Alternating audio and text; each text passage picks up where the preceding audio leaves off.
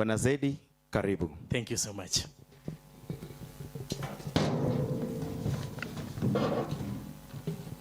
Ladies and gentlemen, good morning. Good morning once again.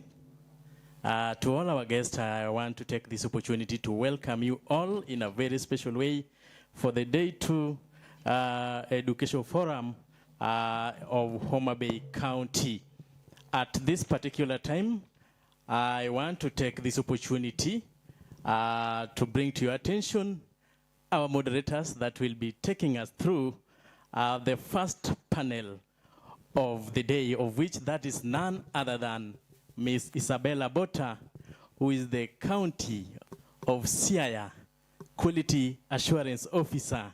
She's here with us. You will hear her voice at the right time. On my far left, I have the County Scouts Chairman, HSC, Head of State Commendation, Eli Kisulu, who will be accompanying Miss Isabella Bota on that particular area to take us through to our first panel of the day. Panelists that will be answering questions in our first panel of the day are the following. Please, if you hear your name, come forefront.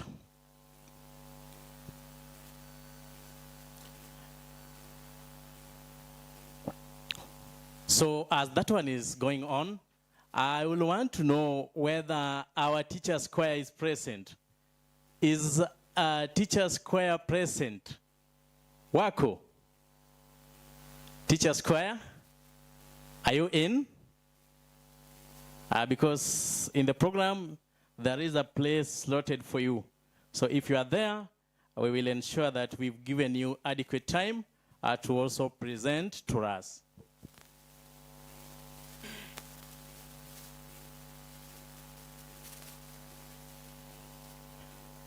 Is our teacher's choir present?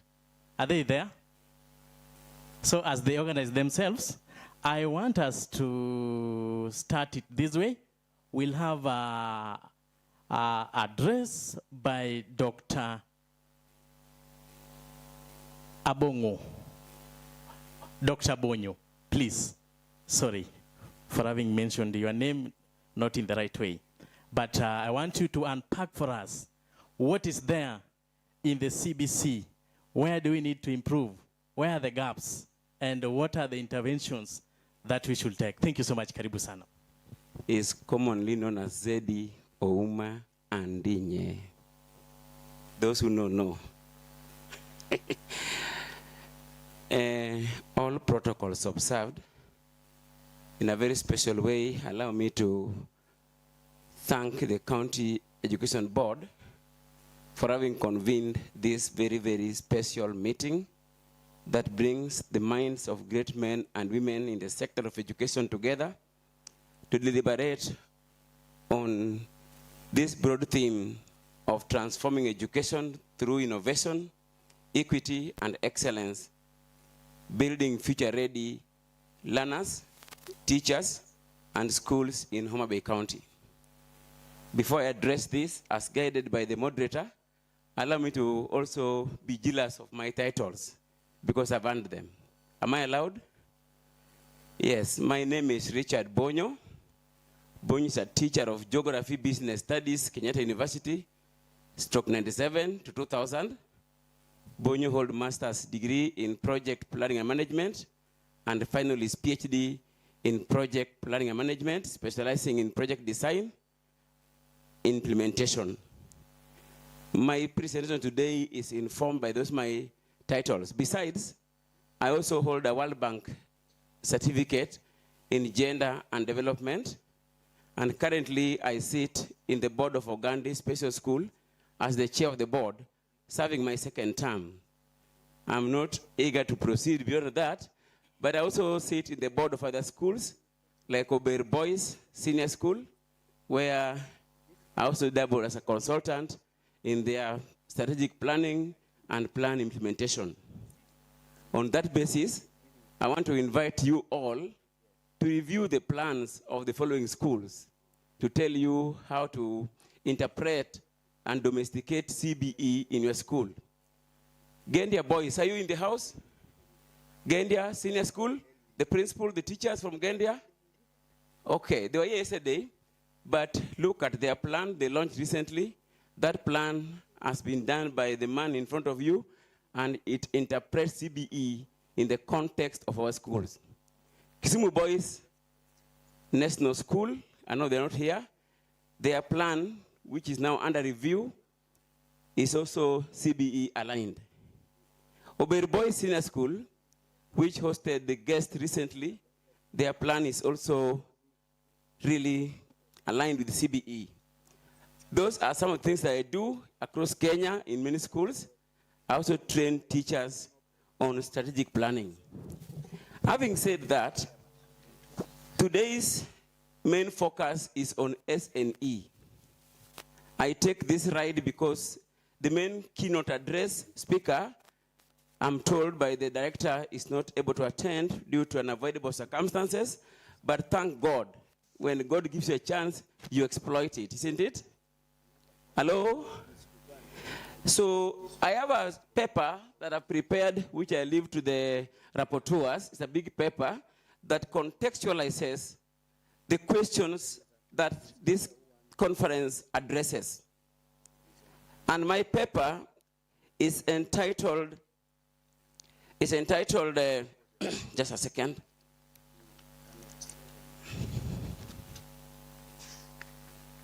Yeah, it's okay. My paper is entitled, Leave No Learner Behind, From Counting Presence to Measuring Progress. What I mean is this. In most of our schools, we mark registers. And in the morning, when you go to the class, you say, so-and-so, present sir, present madam. Isn't it? We don't mark progress until a cut or assessment or a rat is offered. Isn't it? But in the context of S&Es, where we do stage-based learning, present sir, present madam does not matter to us a lot. But the progress from the start to the end is what matters to us. Therefore, my speech is based on that. Very quickly, because I know I've got 30 minutes or less, I want to take us through the context of this conference, which makes it very fundamental. And I move very, very fast because of time, then I leave the paper behind. First, transforming education through innovation, equity, and excellence is not three separate goals. I propound that it is one integrated value chain, whereby the argument is innovation without equity only deepens the digital and learning divides. I repeat, innovation without equity only works to deepen digital and learning divides. And equity without excellence, ladies and gentlemen, only works to institutionalize low expectations for vulnerable learners. Like in our context, we work with autistic children, cerebral palsy children, epileptic children, and children with broad spectrum mental disorders. Those who have come to Uganda, you can bear me witness. These children need excellence holistically. And we are arguing here like this. Excellence without equity is also unconstitutional as per Article 54 of the Kenya Constitution 2010. Therefore, for Homabay County, where we stand today, what does it mean to build future-ready learners, teachers, and schools? These are learners who are competent, resilient, and feeling included. I was here yesterday briefly when they were speaking, the voice of learners, and they were saying that, said we need to be included. We also say that teachers which are future ready are those teachers who are acting as facilitators of learning, not just readers of textbooks, as the girls and boys mentioned yesterday here. They facilitate learning. They make learning to occur. And schools that are future ready, like Uganda Special School, which we are really working to make it future ready, is a school that is safe, number one, adaptive to the learner needs, number two, and accountable to every child. I hope Mr. Tina is in the house. I want to say something in his presence, but I've not seen him around. Now, this my paper, therefore, which I'm going to leave shortly behind, presents a multiple situational level analysis that addresses legal, policy, programming, and action-based inclusivity issues, both globally, continentally, regionally, and also within the Republic of Kenya. And we trickle down up to Homabay. Without doing much, let me say something about planning and inclusivity and how it addresses the theme of this conference, if you allow me. I've moved very fast. We are addressing something called leadership in practice. If we are to make our schools what I've defined in terms of inclusivity, then we must address leadership in practice. What does it mean? I want to use my own example. As a board chair for Ogandi for the last 8 years, and other schools who have been courtesy of this CB of Homabay. We have a vision for this, a goal for the school. And this goal I've broken down into pieces to make you understand why it is good to do planning for inclusivity, not as an afterthought, but as a practice. In Ogandi, our goal as a school is to act as a center of excellence for teaching, learning, training, research, and resource provision for the protection of rights and delivery of equitable, inclusive, quality, and relevant competency-based education, and to empower learners with intellectual and developmental abilities and autism spectrum disorders with functional competencies. Mark those words, because I'm going to explain them down here. Functional competencies, adaptive life skills, and social inclusion for independent, dignified, and productive life. In the next part of my statement, which will set tone for the day as I was instructed, I have broken down that goal into components. The first component is this. When I say Ogandi want to act as a center of excellence for teaching, learning, training, research, and resource provision, what do I mean? I mean this. This clause places Ogandi from being a single focus service delivery point to a system strengthening institution. That's why, Madam Director, I think you're aware of this. In Ogandi, we behave like corporate entity. All our staff work like departmental heads with specific targets and outputs, but they work in harmony to deliver those outputs. Now, teaching and learning in this context means to adapt CBE with individualized education plan, visual schedules, and low-cost learning corners. When I took Ogandi in 2018, Ogandi was a dungeon. It was like another prison of those old days.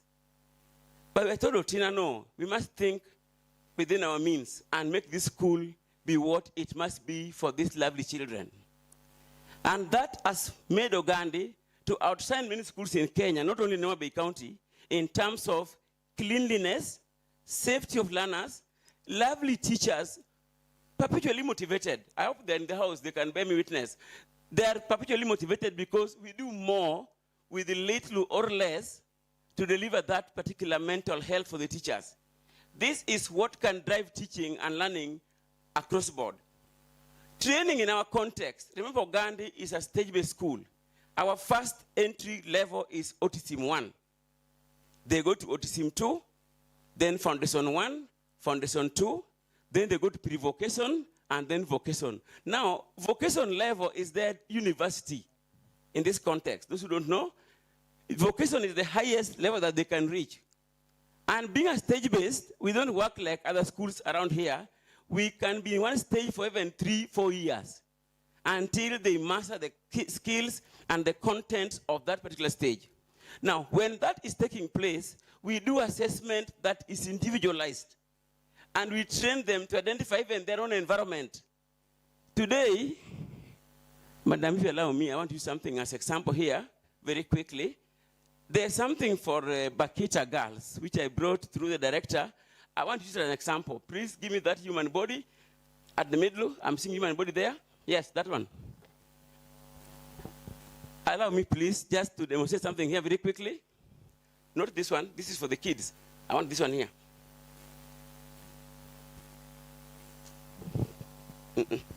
Can I show you? Sorry.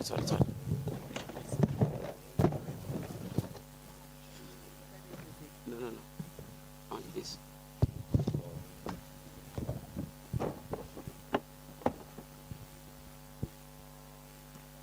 Sorry. What you are seeing here are the kind of learning aids we use in Uganda. Why?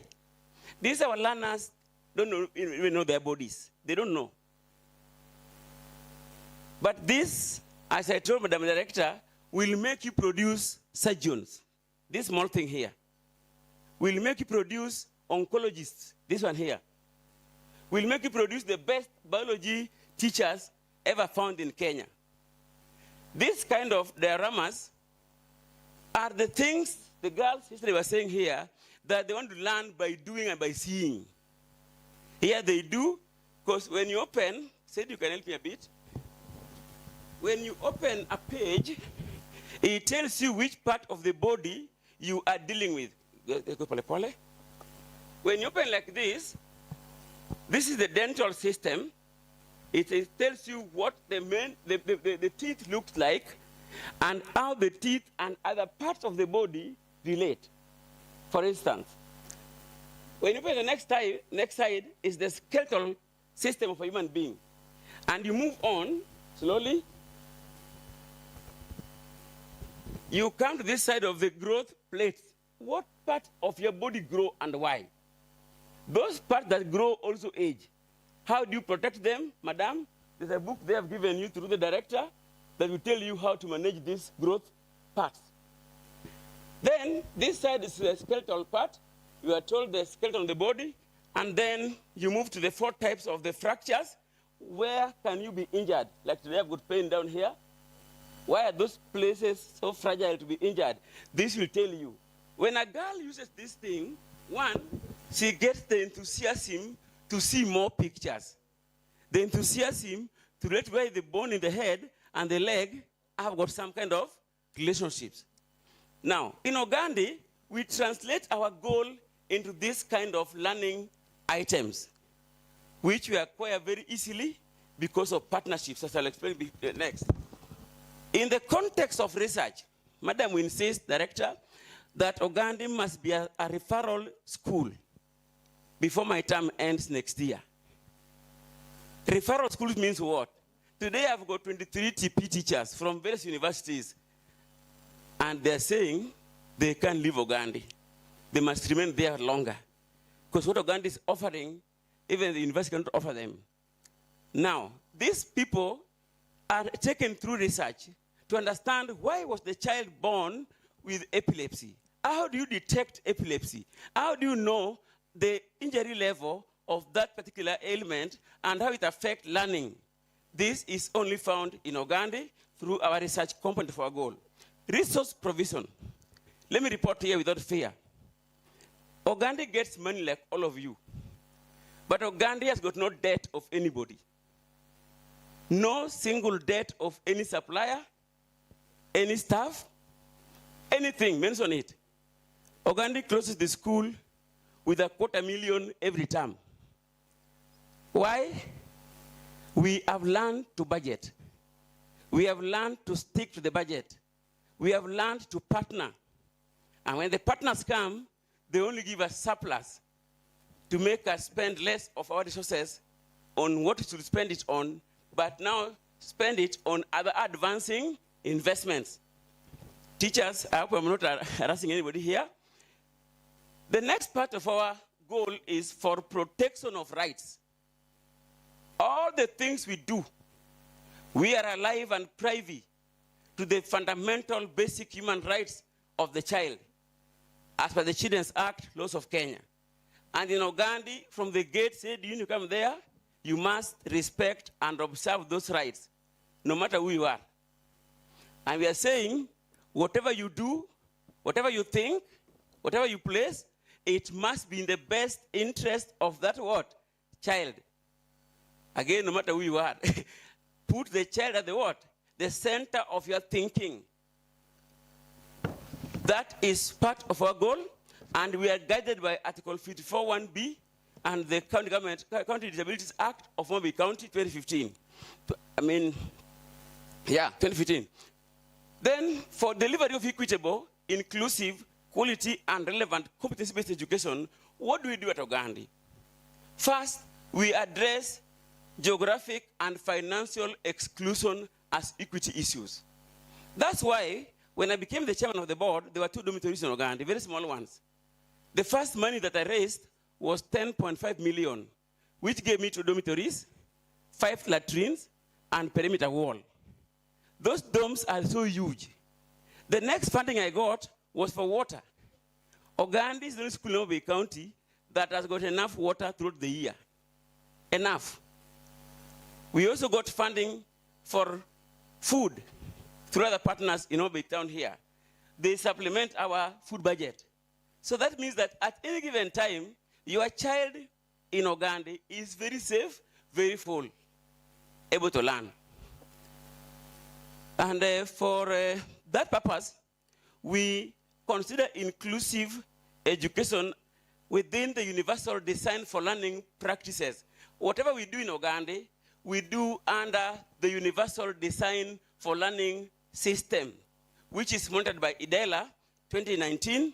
IDELA is a sort of indicators that you must observe in your SNE school to comply with them. Next part is to empower learners with intellectual and developmental disabilities and autism spectrum disorders. How do we empower them? Madam, 2 years ago, we had a graduation ceremony, pass out parade, and we gave our students clippers. Just clippers ya kunyoa nywele. Here in Rodikopany, somewhere Rodikopany here, there are 2 of them working there. And they tell me, Mwalimu, I'm making so much money. I'm making so much money because of this thing you gave me. We also train them to bake cakes, to make carpet like this. Please go buy them from them, and we make them feel happy. Last but not least is functional competencies. How do we look at this? We look at them in terms of adapted literacy, numeracy, communication, and digital literacy. Adaptive life skills, we look at it in terms of their daily living. Can they go to the pool alone? Can they bathe alone? Can they spread their beds? And by the way, our dorms are very clean. Come and see. And they do by themselves. Then social inclusion, we have managed, after a long struggle, to bring parents together to love their children once again. In the past, they could drop the kids at Ogandi and disappear for the whole year. It was very painful. But today, parents are very close to us. They come for our meetings. Lastly, as I conclude, the overall strategic goal integrates protection, provision, and empowerment within a fiscally disciplined, evidence-based, and country policies aligned resource basket. Thank you so much.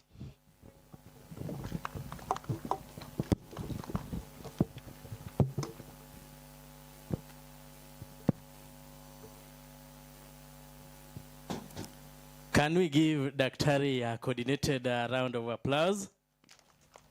Once again? Yeah, he has really articulated it well until everyone now wants to join Ogandi. Thank you so much, Daktari. That was very elaborate. At this juncture, ladies and gentlemen, I want to take this opportunity now to call on stage my moderators of the day that will take us off in the first panel, and that is none other than Ms. Isabella Bota, together with County Chair of Scouts in Homabay County, Mr. Eli Kisulu. They will be taking us through the first panel of the day, and the panelists will be the following.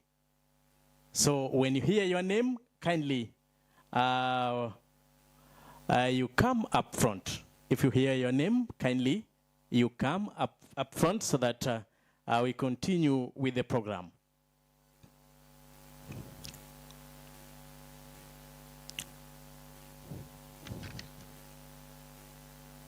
They will be tackling issues to do with advancing equity and inclusion in education for vulnerable and marginalized learners.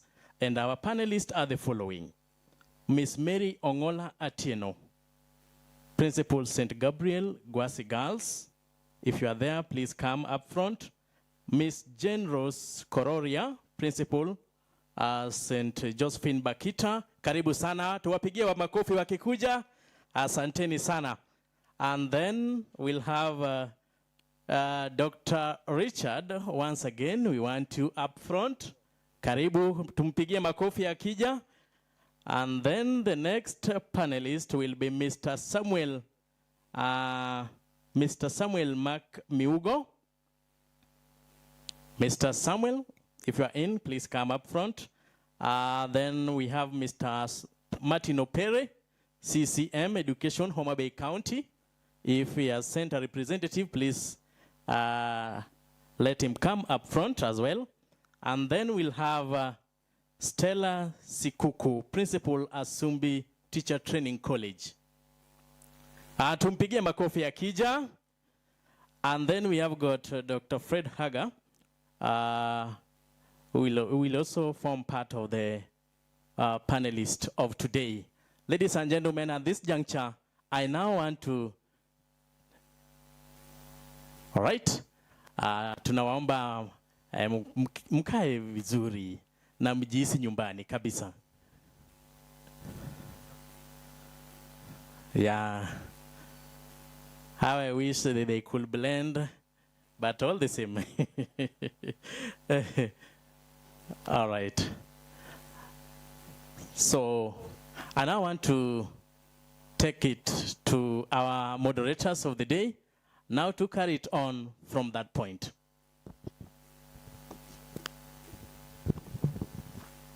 Thank you, Zeddy. We are requesting an extra microphone. Wow. Thank you. Ladies and gentlemen, good morning. This is another day that we are going to learn. And in that regard, the sub-theme of today's, or the first panel, is on advancing equity and inclusion in education for vulnerable and marginalized learners. We know that Homabay County continues to face challenges related to poverty, orphanhood, teenage pregnancy, disability, inclusion, and educational participation among vulnerable learners. And I believe that the team that is here on the stage is going to unpack and tell us some of the issues that are related to those challenges that are faced here, with a view of improving education, equity, and quality in Homabay County, a county of endless potential. Now, my question goes to Mary Ongola Atieno, Principal. Yes, the first question. Despite the gains in enrollment, many vulnerable learners in Homabay still struggle to complete school. What practical strategies can schools adopt to improve retention and access among marginalized learners? Over to you, Madam. Yes, because the challenges are unique to given regions within the county, the approach we need to take need to be school-based, in the sense that every principal needs to adopt strategies that can make us retain the learners within the school. Because much as we are celebrating the enrollment and 100% transition, are we able to retain these learners in school? Some of the strategies that we can employ include making learning as interesting as possible and the school environment as inviting as possible. Because some learners leave school not due to poverty, but due to the fact that they see schools as some form of prison because of the rigid programs that we have in school. For instance, learners who have to wake up at 4, and the programs begin and they last up to 10:30. So these learners see school as some sort of a place that is so imprisoning. Another thing that we could employ is to make learning interesting. You see, in the 844 system, I'm glad that in the CBC we are changing, but in the 844 curriculum, it was so rigid that learners, for example, chemistry is compulsory, mathematics is compulsory, biology is compulsory. Then we have these learners who are not endowed in some of these subjects, and they feel they are out of place. These learners, when they go to class and they are not clicking, and maybe the school, we have not put strategies to accommodate these learners. So these learners may leave school. Another thing that makes our learners not to stay in school is lack of school fees. But the approach in Homabay, much as we have the bursaries and all that, I feel that as a school, we need to empower our parents. We need to educate them. Because some students are brought to school by sponsors. But come, for example, our members of county assembly. An MCA may take a student and bring to your school. Year one, the fee is fully paid. In the second year, is nowhere to be seen. But you see, the parent has been made to believe that he is not able, and therefore he can only pay fee through the leaders. So we need to tell our parents that whatever little economic activity you are doing, you can use it to pay fee. And as a principal, you can allow them through paying fee in kind. Not only through cereals and firewood that is so common, but tell this parent, for example, if you are in a big school, and this parent is keeping a lot of cows, like in Suba, they have so many cows and bulls, but they don't know that even without taking these cows to the market, you can approach the principal. If the learners are using meat, this cow can be brought to school to pay fee. Some are keeping chicken. Even without selling that chicken, we give our teachers staff meals that comprise of chicken. This parent can be told that you can pay fee through bringing that chicken to school. One thing that we have also noted that makes girls keep out of school is lack of these simple personal effects. You find that when girls are reporting to school on the opening dates, for example, some may disappear for 3 days. And I've noted this is very common in Suba. So they may disappear for 3 to 4 days. When you ask them, where were you? That you see, I was not given enough pocket money. Then I met somebody and he told me he can do for me the full shopping and all that. So some of our girls disappear because one time it will be the shopping. The next time it will be now, come we stay.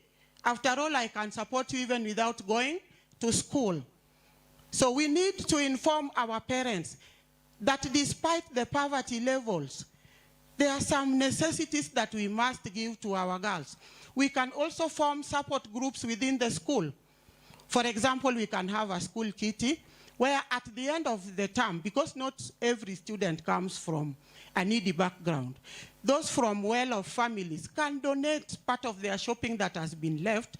You just put a box by the gate or by the room, and then whatever is left after they have used it for the term, it is kept there. Now, how do we identify these needy girls? Because for us to retain them, not just girls but boys, we need to identify these learners before they leave the institution. But what is there is proactive. We wait until the learner is not present, and that is when we go into a panic mode and we start tracing them now. Where is this girl? Where is this boy? When the signs were there quite early, and some of these signs include chronic absenteeism, lateness in day school. They are constantly late, but nothing is done. So we need early intervention to address this, so that we be in contact even with the community policing. Some of them are not disappearing because they lack school fee. A long route, yet they can earn an early income. So this boy will come to school on Monday, on Tuesday is doing boda. So it means this is an issue which should involve the larger community, so that we even liaise with the boda people. If you see any student coming here with a motorbike, please report this to school. Thank you, Madam. Just Yes. to ask on, you have mentioned about the telltale signs. Yes. Now, who is mandated to find out on these telltale signs? Is there a particular person to check on the signs, or we just assume, or it is the principal, the guidance and counseling? Maybe you answer that in 30 seconds so Yes. that we can go to the second person. The telltale signs can be done through the class teachers. In every school, there are class teachers. We have the class reps, and then we have the guidance and counseling. Wow, thank you so much. That is from the horse mouth. Thank you so much, Madam. We have heard it. Mr. Kisulu, he has mentioned about those strategies are school-based. Now, over to you to assist us move on to the next panelist. Thank you very much, my sister Isabella, for such a wonderful insight and information. Daktari, I was very happy when you talked of inclusion so passionately in this system. Rita Person once said that every learner deserves a champion in his or her life, an adult who will never give up in them. We are talking inclusion, and teachers, this is our day as the champions in these learners' lives. I want to pose this question to Madam Principal Jen Rose. Teenage pregnancy is one of the greatest stigma that contributes to the school dropout in Homabay County. One of the greatest challenges that we have that contribute to the dropout in our schools across the county of Homabay. How can schools strengthen implementation of re-entry policy while reducing stigma on these affected learners? And again, on the other hand, how can we use this data as school leaders to address inequalities in attendance, achievement, and transition rate to the next level? Now, Madam Principal. Thank you so much. I'm Jane Rose Kororia. On that one of re-entry, I want to speak from experience that this happens. I have been a principal in 3 girls' schools. And in each school, I was there for 5 years. And I've experienced these dropouts and how we have corrected it. Most girls, some of them get pregnant even in Form 1 those days, or grade 10. Like now in Bakita, we have about 4. One we admitted when she was already pregnant. Then we were like, hey, no, unaleta mwanafunzi mwenye ako pregnant. Someone asked like that and I said no. Huyo ni mwanafunzi tu, admit. Sindio, we can't say go back. So we admitted, then after that, there is that sickness that comes. So we get them in. When they become sick, the first thing we do is test for pregnancy, not in school, in hospital before treatment. And when we identify that there is pregnancy, we don't send them away. We involve the parent. We call the parent and we dialogue. Nani alifanya? Unajua fulani. Before the parent comes, mtoto atakuwa amecommit in that one-to-one discussion. Atasema mtu mwenye alimpregnant, ampatia pregnancy, atasema wapi, so that it informs us on how we shall be guiding our girls. Wapi ndio hii inafanyika. Then after that, we let the parent know that this one has been confirmed pregnant. Sasa chukua barua ya chief, go and inform the chief. Mtoto fulani amefanya hii na uchukue measures kule. Then we sign. We involve also the administration.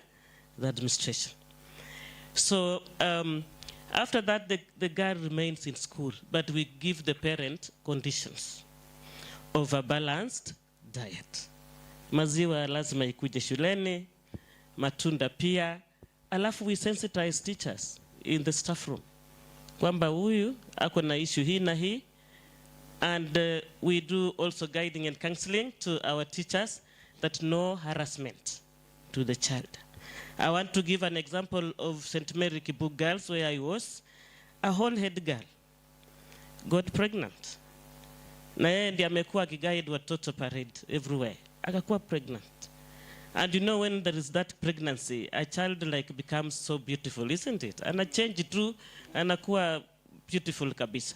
And one of the teachers I'm speaking to teachers.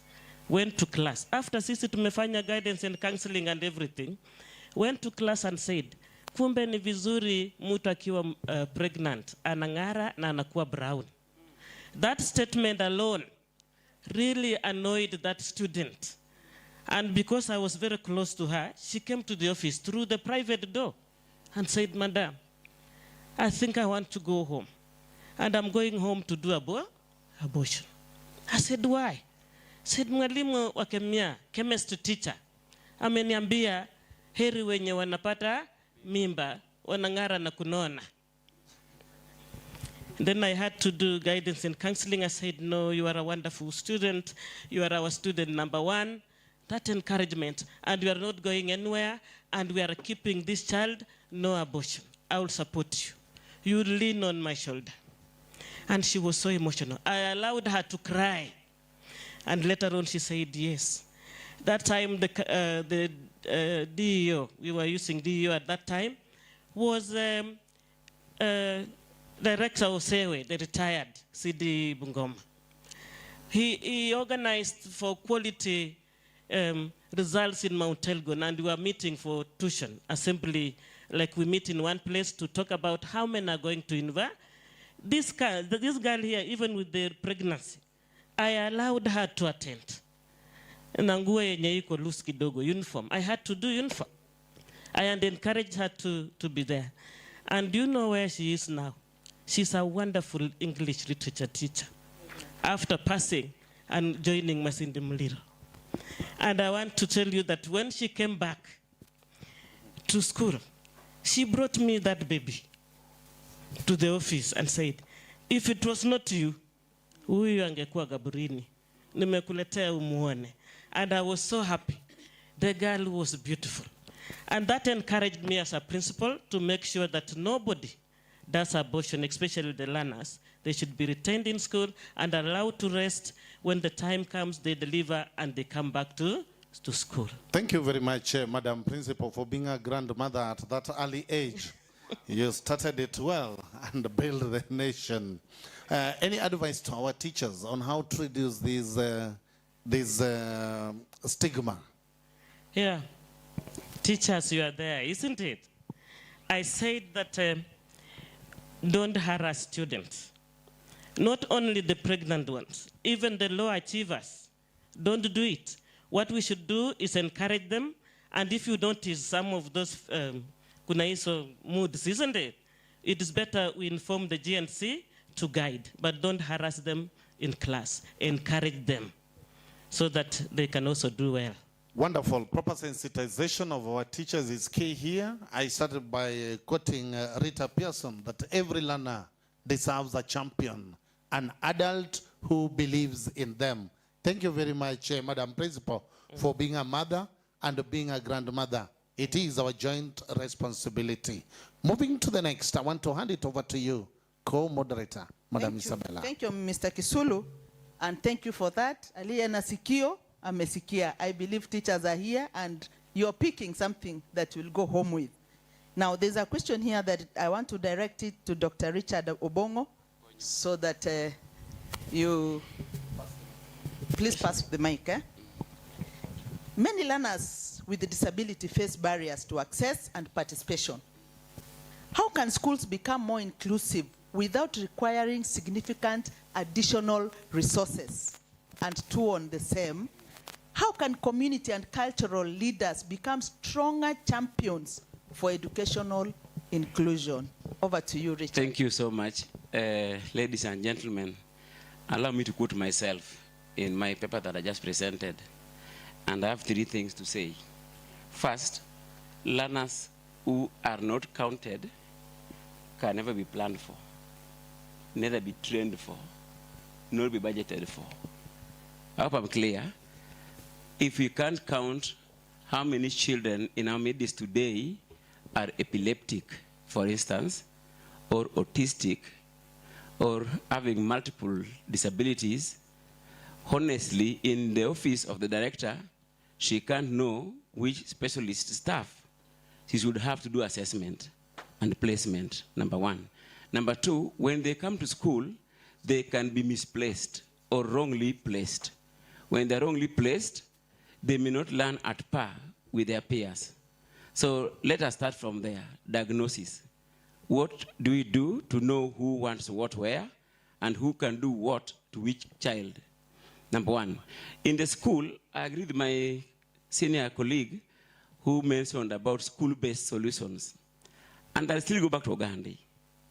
First, no child in Ogandi has ever been sent out of school for school fees. I've never met a child. Mr. Tin is around, I've seen him around here, I can bear me witness on that. For the last 8 years, I've never seen a child sent out for school fees. Why? The school is so ingenious to raise resources, to use them prudently in the best interest of that child. That's number two. Number three, how is the classes modified? TSC, are you in the house? TSC, please. I don't want to speak rumors. TSC, anyone from the TSC? There's a time we went to the TSC in Nairobi, first as chairman of the board, to go and educate the former TSC secretary, Nancy Macharia, about Ogandi and similar schools like Ogandi. And I told her, don't see Ogandi like any other school around. Here is a school where one teacher must only handle up to, kama mbaya ni 8 learners. Kama ni mbaya, 1 to 8. For you, 1 to 45, it's okay. Then she told me, go and call the principal. When the principal went and gave her the same version, she gave us 24 teachers. They are there in Ogandi. So let the schools be conducive, habitable for the learners, where the learners feel the touch, the presence, the availability of the teacher. In my slides, you will see my photo with my children. For the parents out there, be available for your child. Make them know that you are there for them. I like what you have done. You acted like a mother, a grandmother, I don't know, a chief. You did everything. Thank you. Now, thank you. I wanted you to respond to the second part, whereby now being a member of the community and you are a leader, plus other cultural leaders in the community. Now, how do they become stronger champions for education inclusion? I want to say this, and this is something very serious. What do we speak outside there about our learners with disabilities, for instance? What do we tell their parents? Because right now, I'm sure, Homabay County, where we are sitting, there are 2,400 children with disabilities still out of school, as we speak now. Reason being, the parents don't know what they should do with those children. To them, they are outcast. Ogandi has taken a lead through the principal to go to the press several times, to take every available opportunity to discuss there's an opportunity for the learner. Wow. So the committee members have come on board to inquire and to find that truly there is an opportunity. Today they are taking messages through the chiefs, the clan elders, we call them Jodongo. They are taking messages to the parents and other members of the community that it is possible, it is doable to help this child become a better he or a better she. Wow. And in Ogandi it is happening. Thank you so much. So, ladies and gentlemen, you have heard that advocacy is the key. Let us not discriminate against these children. You are also a member of a community somewhere. Advocacy is the key. They also matter so that we can avoid that stigma that they face. Thank you so much. Over to you, my co-moderator. Thank you very much, my sister Isabella. I want to say education, inclusion and equity is important for us as teachers to consider whenever we are handling different kind of learners. This question I want to pose it to the principal at Homabay Teachers Training College, DTE, currently with us here. The number of our learners with disability in the Republic of Kenya, particularly Homabay County, is on the rise. How are you modeling your program to incorporate our educators that are coming up to handle and meet the challenges that we face in our learning institutions? Thank you so much. My name is Joseph Wandiek of Homabay TTC, Teacher Training College. I want to respond to that question by saying that the teachers have a great role as somebody who has enhances learning, and they are the ones who will carry us to the next generation.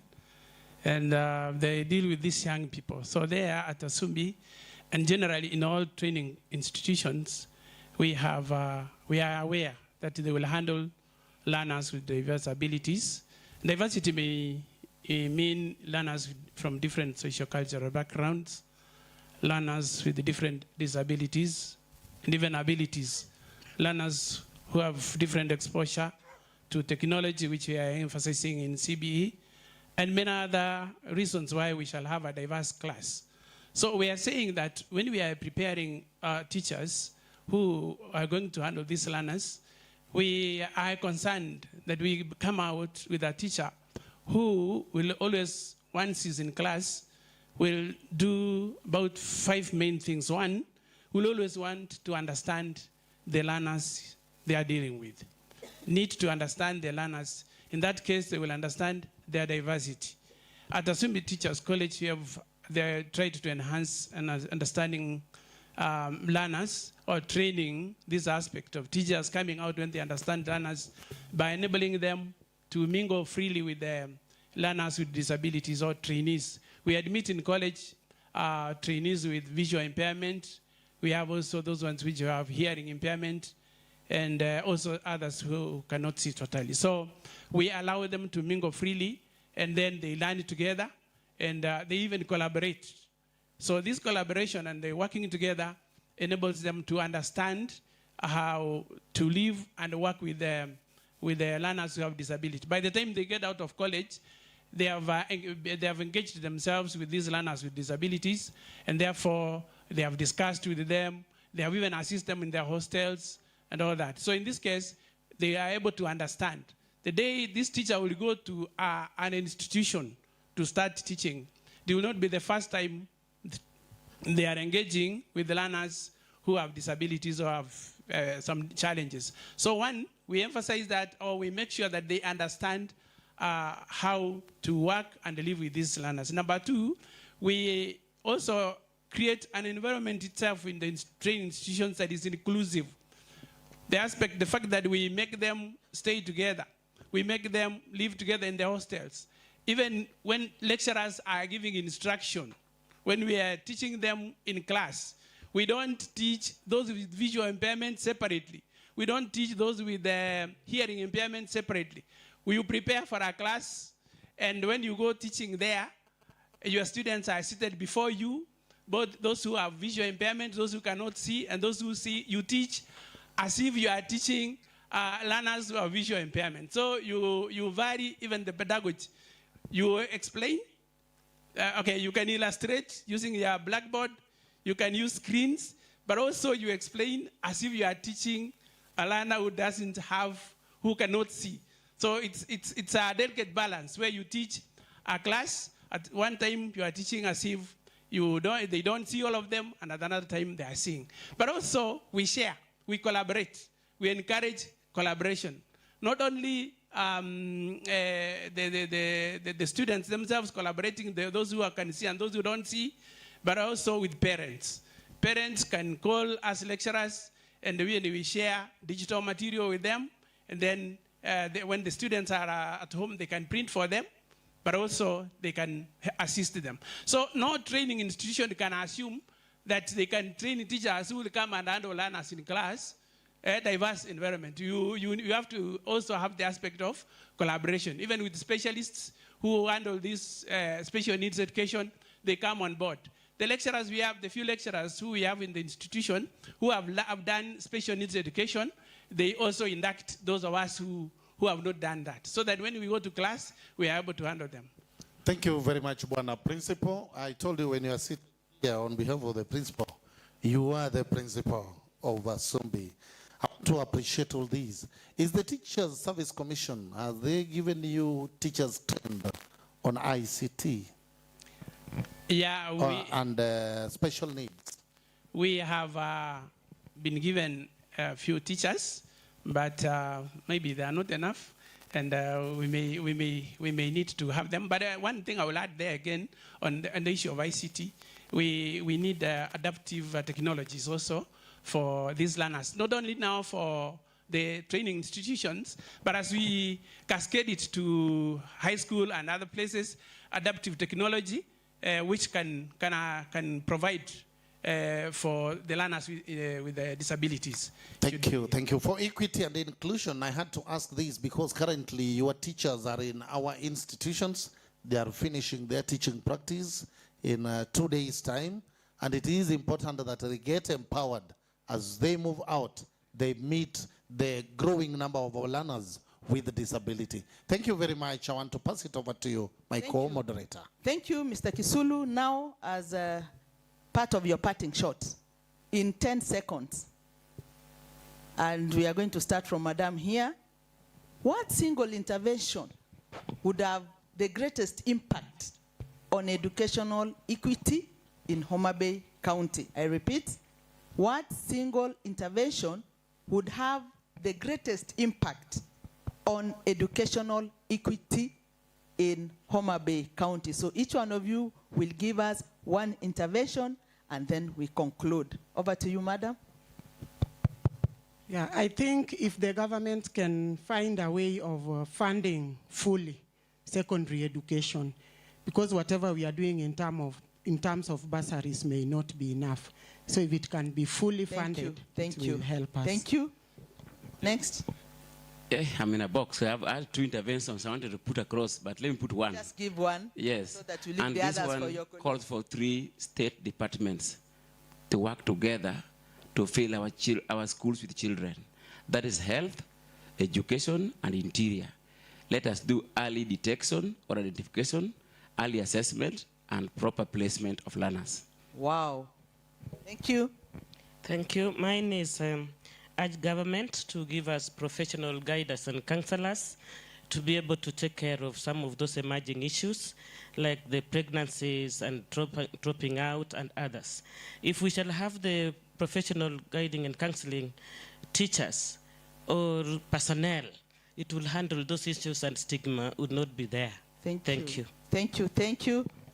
Thank you so much. I'd recommend that as it is, CBE is a very good curriculum we have, but we implement it in large classes. I wish we'd have very small classes and sufficient staffing. Thank you so much. Very healthy input. Our co-moderator and I know our reporters are picking this so that our government can be fully informed. Ladies and gentlemen, as we started, we said this from Henry Adams: a teacher influences eternity. He can never know where his influence stops. I want to appreciate all of us. We've heard how we can work and how we will work to include our learners with the special needs. I want to put these for an open forum.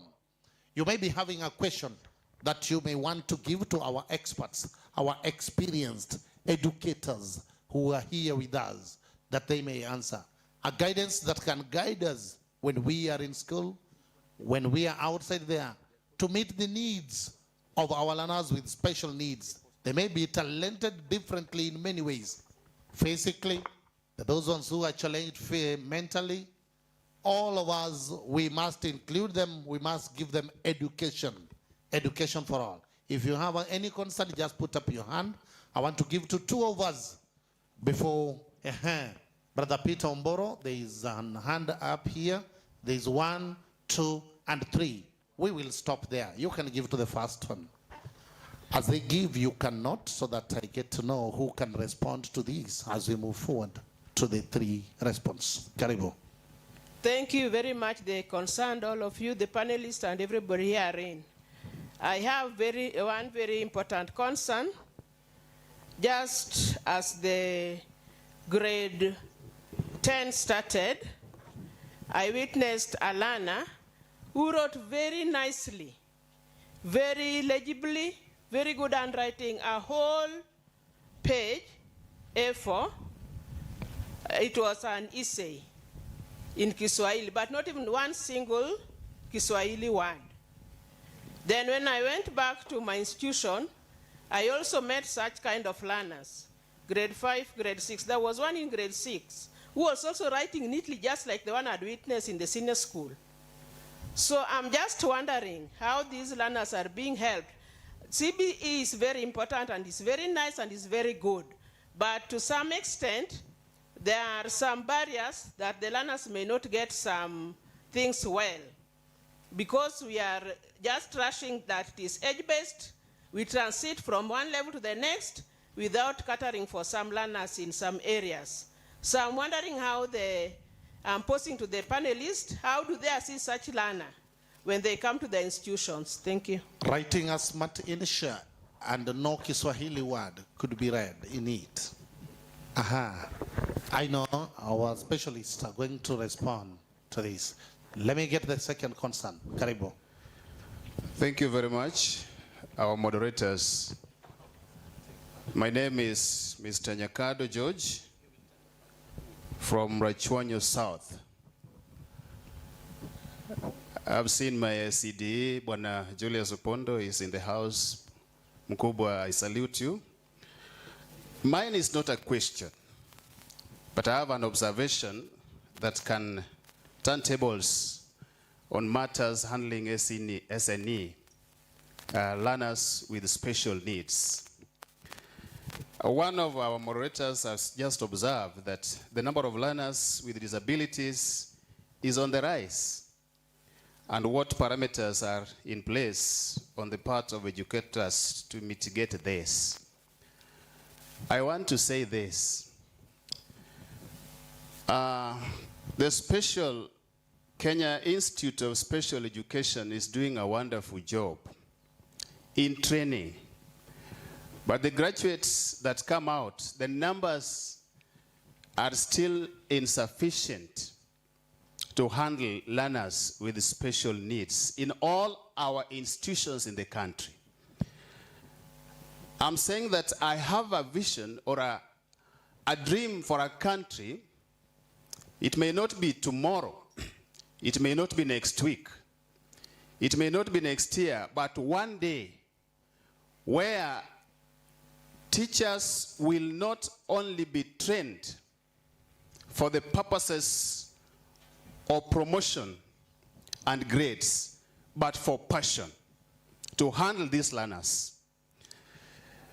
And even if it means, for example, in the line of law, once somebody has spent years at the university, they have to go through diploma school, school of law. If it is possible that one day the Ministry of Education and stakeholders can have this, that every teacher that has trained must go through some trainings of SNE. Because when we talk about special needs learners, we have them even in our regular setups, and so many. But the teachers that have been trained are few. The case that Madam has just talked about, that's learning disability, and we have them in our schools. Correct. So one day, if the ministry can have this so that it is actualized, that teachers, all teachers, have a time to go through this SNE training to handle our learners in our institutions. Thank you. Thank you very much for that valid concern. We are coming to the last question, which is here. This is the last question because of time. Thank you so much to the panelists. Madam Esther Sevin of Gutkokesh Primary, and my concern goes to the panelists who talked about the girls' pregnancy. Is there anything that can be done to curb girls' pregnancy instead of, I can use the term, babying them or handling them with a lot of love and care that makes other girls also admire the situation where the pregnant girls are in? Is there a way we can do it such that these people or the perpetrators or the persons who are impregnating the school girls run away when they see school girls instead of seducing them and making them pregnant? I think we should look for another solution of curbing it completely. Maybe by giving a very serious punishment to anybody who is found doing the same. Thank you. Shika member upate kiboko. Okay. Good. Our experts are listening, and we are going to get right responses to these. Thank you, thank you. I'm Mr. Kirina Morris, Head of Institution, Kirambo School, Soba Sub-County. Now, since there is an inclusion of learners with special needs in various institutions, but these learners with special needs, some are being stigmatized. What best measures can the government do so that these learners cannot suffer from psychological trauma when they are being traumatized? Good. I'm told there is a comment from one of us who is also with special needs. Now talk on behalf of your people. Thank you, Mwalimu. So much. My name is Michael Agukosum, a teacher at Sekedio H Comprehensive School, Rambira Zone, Rachuonyo North. As I stand here, you can see that I'm one of the disabled teachers around here, and those who have talked, they have no disability. Now mine is, I want to say that our pupils, our learners in our various alma maters, they really suffer from toileting. And I want to believe, my dear colleagues here, back there in our schools, there are no friendly toilets that can accommodate the learners with disability. So I want to appeal to the government, please do something so that our schools can have those toilets to accommodate. Even we teachers who are disabled, we are really suffering. You know very well something comes in through the mouth must come out from somewhere. Thank you. A challenge to our heads of institutions to ensure that our institutions are learner-friendly. I want to give responses to only 2 of our officers. I would like to start with you, Madam Generose, or Principal, to mention something on pregnancies. Thank you. I want to say that we are not encouraging. What we are saying is that it has happened. What do we do? That re-entry. I've explained what we do so that we don't exclude the child from school, that's a student from school. But I also said that that letter that goes to the chief, at one point we have taken action and some people have been jailed for having destroyed a learner at that early age. So we are not saying that we are not doing anything. In fact, if you came to Pakita Girls, it's a school of choice. We have done mentorship, we have talked to parents and engaged them in academic days, in AGMs, to tell them to be available for these girls, to encourage them, to discipline them. And in school, we do the same. And when you see those ones who came for re-entry that are doing well, we are only saying, let us not destroy them. Let us mentor them and bring them back to school. We don't encourage them, but we want to give direction and support. Thank you. In 1 minute, please. Thank you so much, Madam Generose. In my village, last year, November, the whole government came when we had 84 girls pregnant in a neighborhood. 84. That was last year, November. Back to... Is that still Homabay County? Homabay County. Last year, November, the whole government was in my village. It's okay. Tracing those men, and they were jailed. Some for 15 years, 25 and below. Thank you. Proceed to your 1 minute. My question goes back to my primary English teacher, Mr. Jagero, retired. He could come to class as far as that goalpost is shouting spelling. Spelling. And when he reaches the class, he's marking. If you get 2X, prepare for something better for you. Teachers, let us teach children spoken English, written English. Mr. Bosire Bwanyeni, they are both retired. My Kiswahili teacher could teach me Kiswahili until I say, wow, this is the best language. In short, let us embrace those 2 languages. And when it's time for Kiswahili, talk Kiswahili. Don't make Kiswahili and Luo and English. Let's just be pragmatic. Finally, publishers. I have got special dictionaries there from baby class to grade 10. Let us embrace them and give these learners what they can rely on to build their grammar, spelling, punctuation, etc., as they also do vocabularies. Thank you so much. Thank you very much. I want to hand it over to my co-moderator to guide us. Are we taking a photo before we move to special opening? Thank you so much. As we are winding up this session to go to the next session, I want to give one statement that as much as those dictionaries are there, let's ensure that whatever books we buy, they must be approved by KICD. So I kindly request the front bench, kindly you come, we take a photo with these wonderful panelists. And our audience, thank you so much for being keen and for listening. I hope it has added value. I request kindly the front bench, you come over.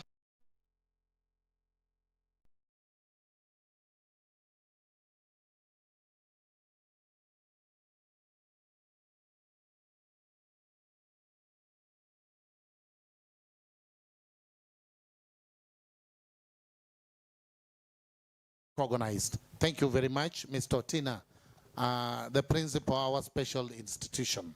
Karibu, cameraman, the best photo of the year.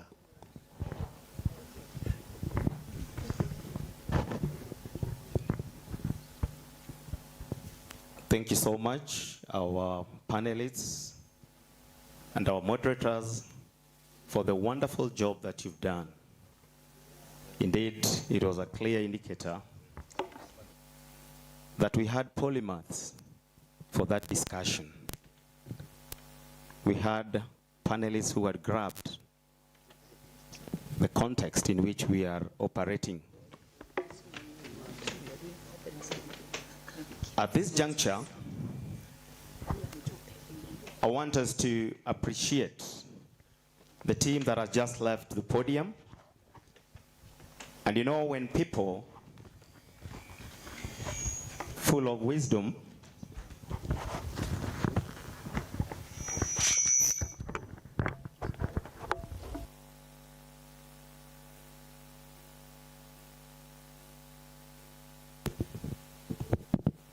we don't need to clap that much.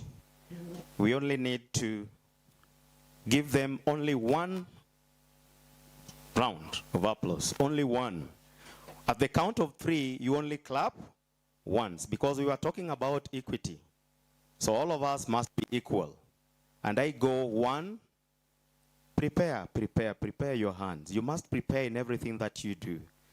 1, 2, 3, we go. Good. Others were late, others came fast, and that is what we call inclusivity and equity. I was asking one of the teachers, how do your students interpret this thing of equity? Then he told me that whenever they are running for lunch, when the bell goes for lunch, all of them run at the same time. But he equally told me that whenever he asks a question, all of them, the heads bow at the same time and not to have eye contact. It depends on how your learners interpret equity. Before we move for our first break, allow me invite Dr. Ndegwa, the Director, Policy, Ministry of Education, to give us a keynote address as a prelude for our break. Then we shall be told what our program shall follow. Dr. Ndegwa is well established, well grounded in master's education policy, and I know by the end of it all, is going to edify everything education. Karibu sir. Thank you very much, MC, County Director of Education, and members of County Education Board here present, education officials, principals, teachers, ladies and gentlemen, good morning. Good morning once again.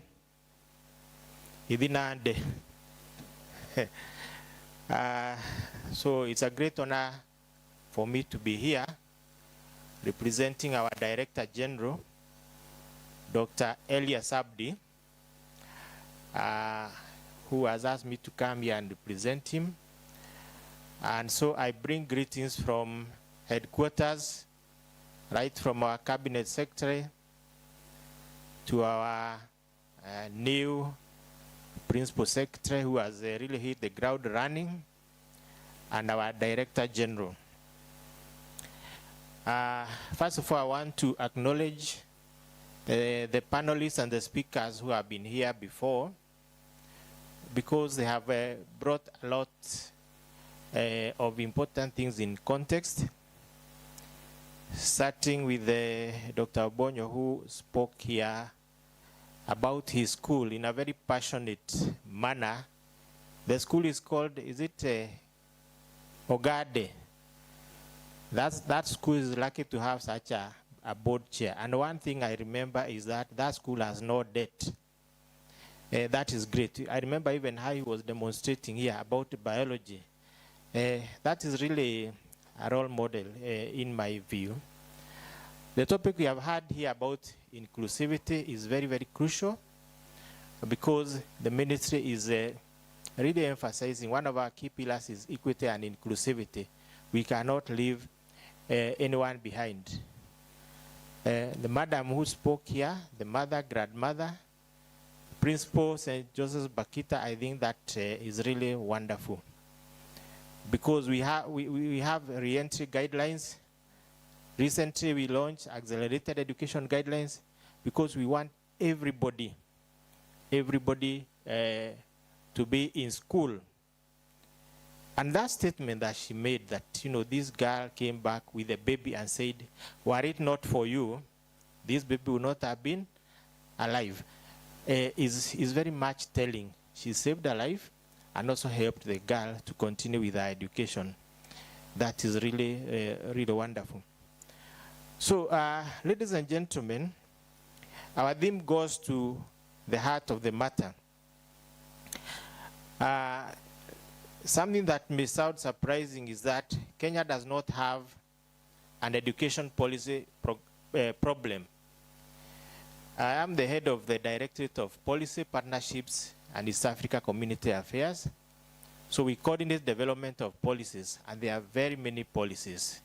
And we hope that all policies reach the ground. But that notwithstanding, the problem we have is lack of implementation of the policies. From policy to practice then becomes very, very important. And I note that in the panel discussion, which is coming next, we are going to talk a lot about that. What can we do? To put our discussion in context, let me say that successive governments, especially our current government, have made deliberate, substantial investments to expand access to quality education and training under the bottom-up economic transformation agenda. Access to quality education and training. So not just education, but quality education, which is also in line with the Sustainable Development Goal number 4. Then we have the free primary education and free day education policies, which opened the gates to millions of Kenya children who would otherwise have been excluded. You recall when late President Kibaki took power, and he kept his promise of saying that all the children are going to school for free, something which before then was not impossible. And what happened? The following day, 1 million learners stand up in schools. And the then President of the US, Clinton, said that I want to go to that country where, after the education was made free, 1 million learners stand up in schools. That is really telling. But I'm happy about the discussion we have had here about retention. Madam Principal has elucidated on that very well. Yes, they are coming to schools, but how do we ensure that they remain? A very, very good discussion, because transition alone, 100% transition alone is not enough, but retention is critical. So what has government committed? I've talked about the free primary education and the free day secondary education, which goes along with the capitation. Then further we have a commitment for School meals, this is under NACONEC. It's not for all the schools. We hope it could be for all the schools.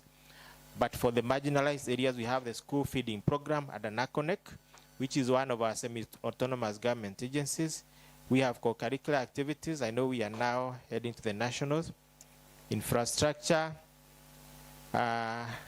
we don't have enough to cater for all the needs, but in a small way, and also in conjunction with development partners, especially the World Bank, and the Cape Hill program, SECIP, we are doing something on infrastructure, Elimu scholarships, teacher training and remuneration, teaching and learning materials, the issue of textbooks are now available, quality assurance and system strengthening.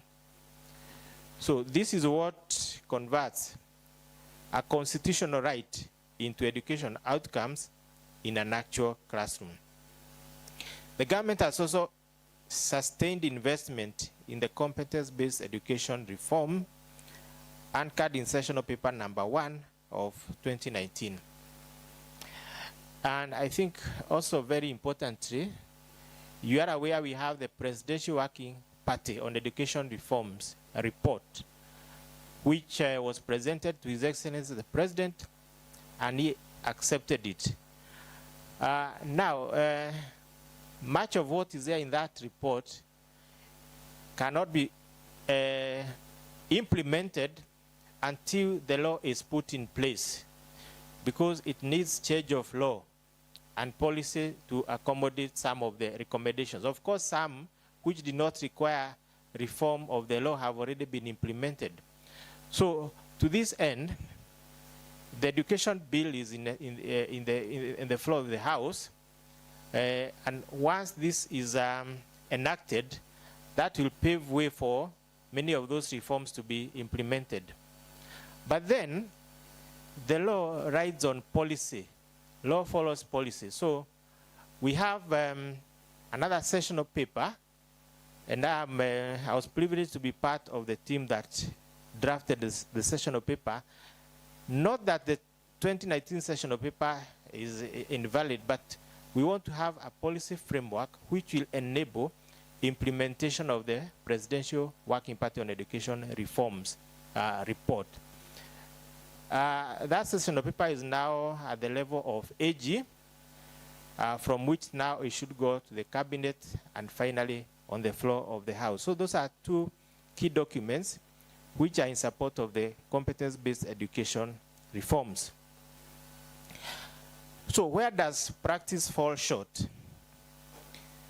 To be candid, we face real documented challenges, especially in foundational literacy and numeracy in the early grades, where we have a situation where learners, many learners are not able to read fluently by grade 3, what we call the learning poverty. And there is a lot of investment and interest, even among partners, to put focus on foundational learning, because once we set the foundation right, then everything else is going to work out. But if they cannot read, you can imagine they cannot read, they cannot comprehend by grade 3, and then they move on like that. Are they really going to do mathematics? Are they really going to do the science we are talking about when they cannot even read, when they cannot comprehend? So if they miss that stage, then that is going to be disastrous. So that's why we have the investment and the focus on foundational learning. Then many teachers still face implementation challenges and must build confidence in CBE pedagogy and its assessment demands. We must change from the 844 mentality to the new system. So when you talk about assessment, competence-based assessment, the issue of ranking does not apply. The issue of saying you are number 1, you are holding the tail, that is not important in competence-based education. You compete against the standards which are set. You attain a competence. And if you are not able to attain within a given time, then you are given more time. So you are either competent or not yet competent. You are not foolish. the way we used to be told when you were in school. So we need to change mentality. Alongside this, we have socio-economic realities that no education policy can solve alone. For example, poverty, absenteeism, teenage pregnancy, learner vulnerability. These are the conditions under which our schools work, and a strategy that ignores them is written for a country that does not exist. And there are examples of areas where you have sound policy, but uneven enforcement.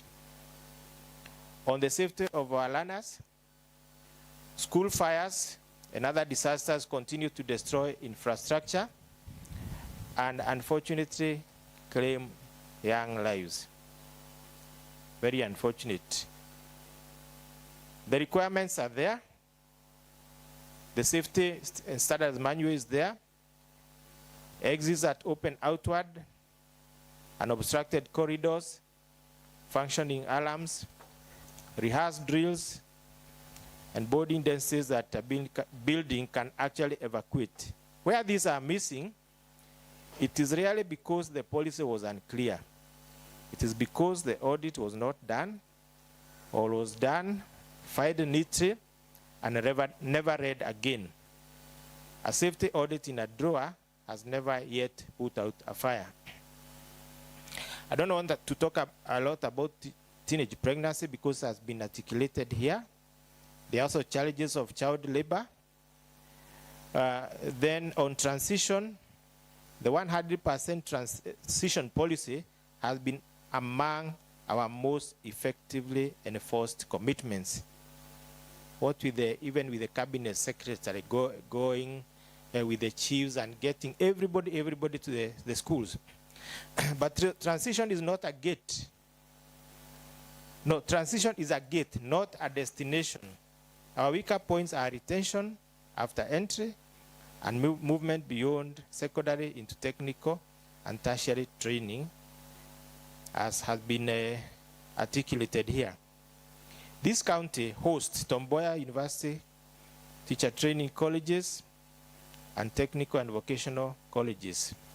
Few counties are better placed to build a deliberate pathway from senior school into further training.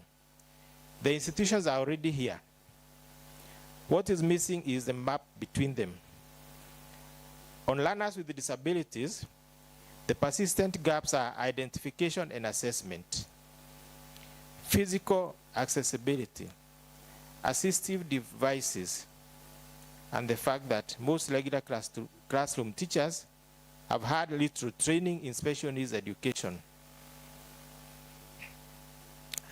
On this one, I am happy because I am aware that KISE is doing something in this county in terms of assessment. And congratulations, Madam County Director, for getting KISE on board. This is very important.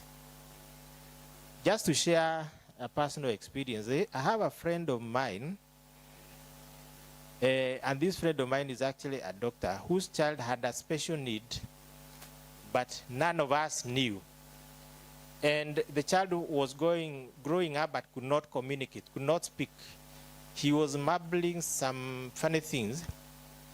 And then we kept saying as friends, and everybody believed, that in the locality where I was living, there was a lot of Somalis. So we are saying, this child, because he's playing with the Somali, he's speaking Somali language. And we are satisfied that it was a problem. But when it took too long, the child was not speaking. That is when an assessment was done, and it was realized that the child could not hear. And that is why they could not speak. So then the interventions were done. And now the child should be by now he should be in grade 10 in a special school. These are a real life experience. So the assessment is very, very important. Sometimes parents are afraid, or there is a stigma. You can suspect, but you don't want to face the reality. let the children be assessed, and that is why KISA is there. And then assessment becomes the first step. Now, on the competence-based education, the challenges are practical, teacher capacity and confidence, assessment, literacy, equipment and learning resources for the practical pathways, and a digital divide that falls hardest on under-resourced areas. Finally, on the what should we do in order to close the gap? If we are to move from policy to practice, I would urge this forum to hold 4 things in view. 1 is the teachers. Number 2 is the leadership. Number 3 is evidence. And number 4 is equity. No curriculum reforms survives contact with the classroom where the teacher is absent, unprepared, or unsupported. But now we have moved to the understanding that it is even more than the teacher being present. The teacher might be present, but not teaching and saying very many things and giving ministries which are not relevant. So it is a commitment. It is more than just present. We are talking about learning outcomes. So learning must take place. A principal who understands the curriculum, protects instructional time, and uses data will improve outcomes even in difficult conditions. I know I'm speaking to principals. When I was a teacher, my principal used to tell us about MBWA, management by walking around. Don't just sit in the office. Go walk around and see what is happening in those classrooms, in the staff room, and so on. Be in control. Boards of management are governance instruments with statutory responsibility under the Basic Education Act. I say this with affection. A board that meets only to approve the budget is really not discharging its mandate. You have seen a board chair here. Eloquent, the vigor, the commitment. They even told us they are also engaging partners to support the school. This is really the way to go. Because resources are not enough. And a board is a very powerful organ. There's a lot that a board can do. To a county, sub-county, and school level management and quality assurance teams, let us be deliberate in ensuring that holistic, competence-based education reaches every child in this county. Mental health and psychosocial support, positive discipline. Principals here, have you ever seen positive discipline manual? Have you ever seen such a policy document from the ministry? Yes, we do have a positive discipline manual. So we are talking about that positive discipline, gender responsiveness, including the eradication of school-related gender-based violence, mentorship, prevention of drug and substance abuse, and support for vulnerable learners through bursaries and scholarships. All these are already enshrined in our policy and legal frameworks. They are available on the ministry website. Let us be conversant with them and own their enforcement. I want to talk about the issue of mental health, which is becoming a concern. Yesterday I was in a meeting where we were informed that many of the mental health challenges are starting by the age of 18. So we need really to strengthen the guidance and counseling in schools so that we are able to address this challenge, which has become very rampant of late, the mental health issues, and can also be related to the unrest in schools and the drug and substance abuse, all these things. They are things which are a big challenge, and we need to do something about them. The Kenya Education Management Information System, that is KEMIS, which was recently rolled out, exists so that we plan on the basis of what is actually happening rather than on assumptions.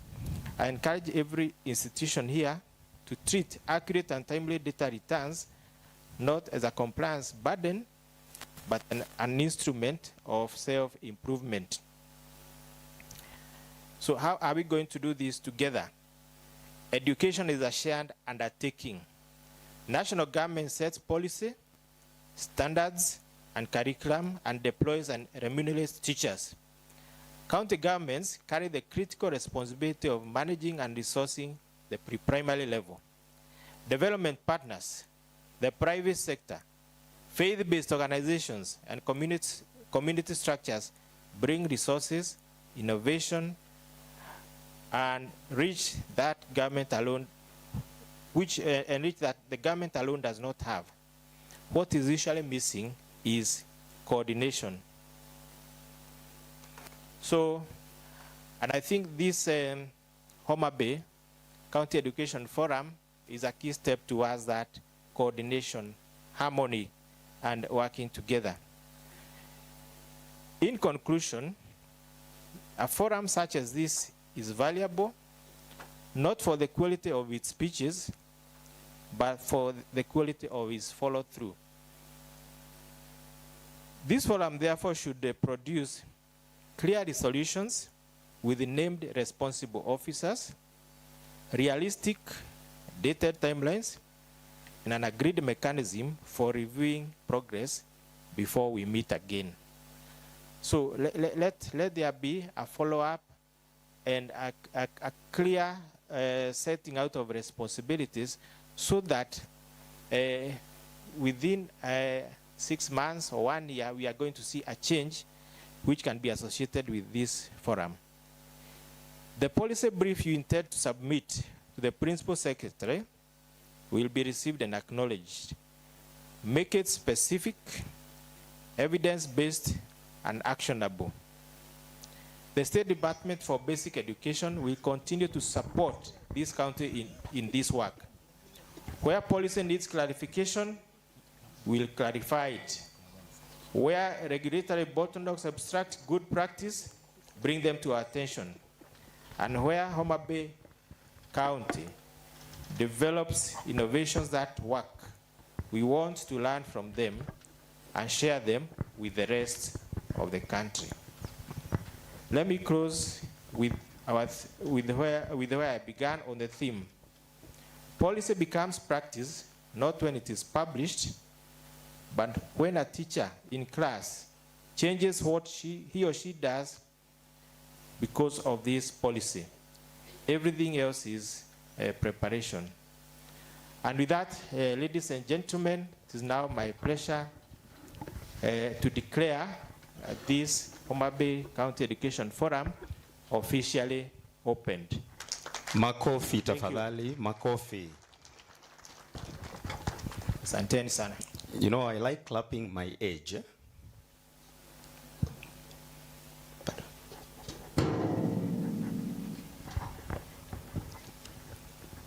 Thank you so much.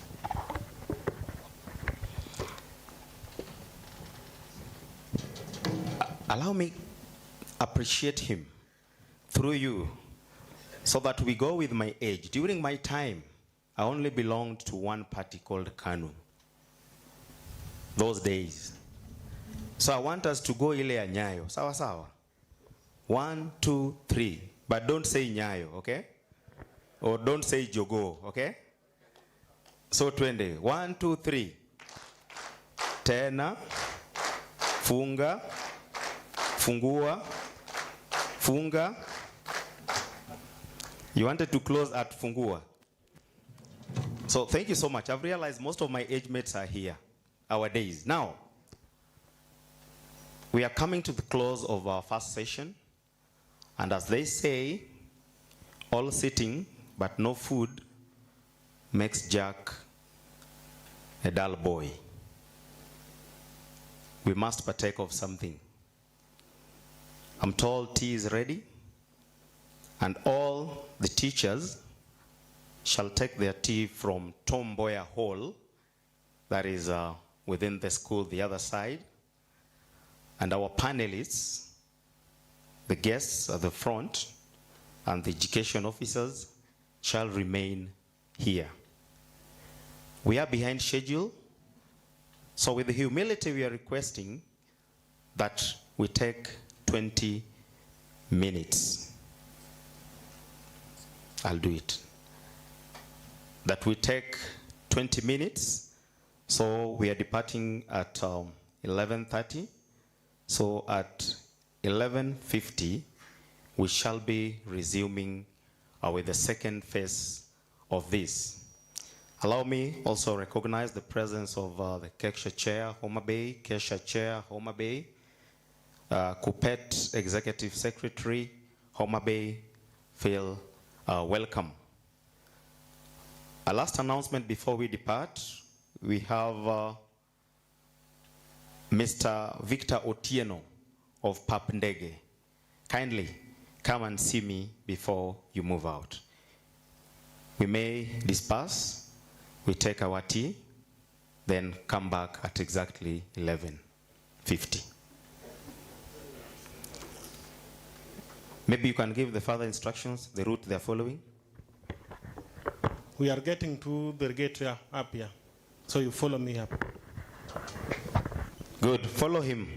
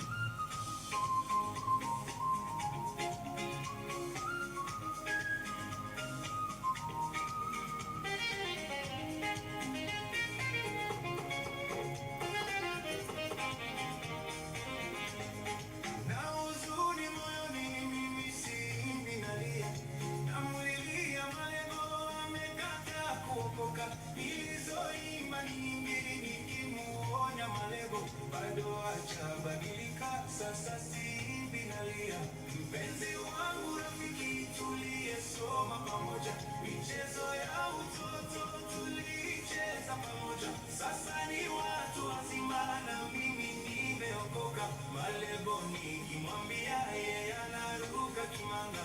Si yeye peke yake, ninao wengi rafiki, niliwaimba kimbele kwenye gazeti ya pili. Wengine wamekubali, wamemwamini Mwokozi. Yesu amewasamehe, amebakia malebo.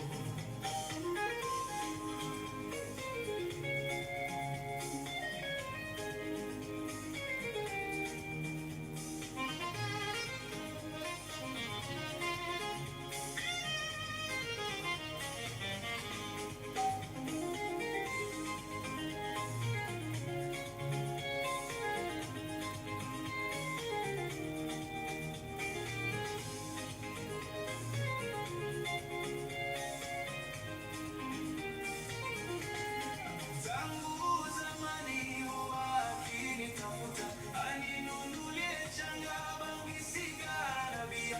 Nikimwambia malebo ninunulie chakula, matusi atanitukana, amelalia masikia. Amenitusi malebo, uongo kuninenea, mimi nimemsamehe, najua tatizo lake. Yeye mfungwa wa dhambi, anataka ukombozi. Atakapokubali Yesu atamkomboa. Na kuita malebo, uje kwa Yesu tu.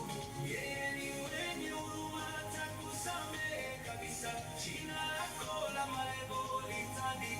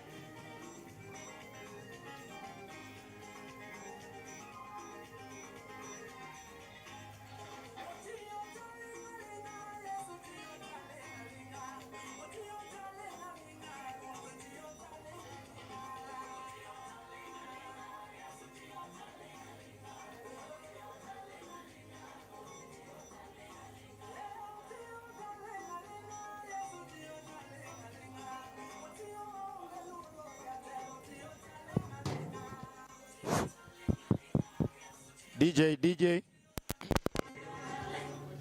nipe microphone. Hello. We are requesting everybody that we settle in. Those in the field, kindly help us call your friends who are still the other side so that we settle, we move on with our second session. I'm requesting all the distinguished teachers in the field, help us call your colleagues who are in the secondary section so that we can proceed with the program.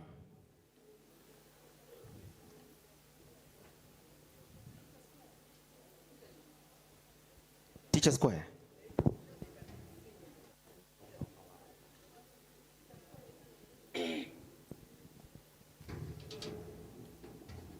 I'm again reminding all of us that if your colleague or your friend is still the other side, kindly just give them a call. We save on time.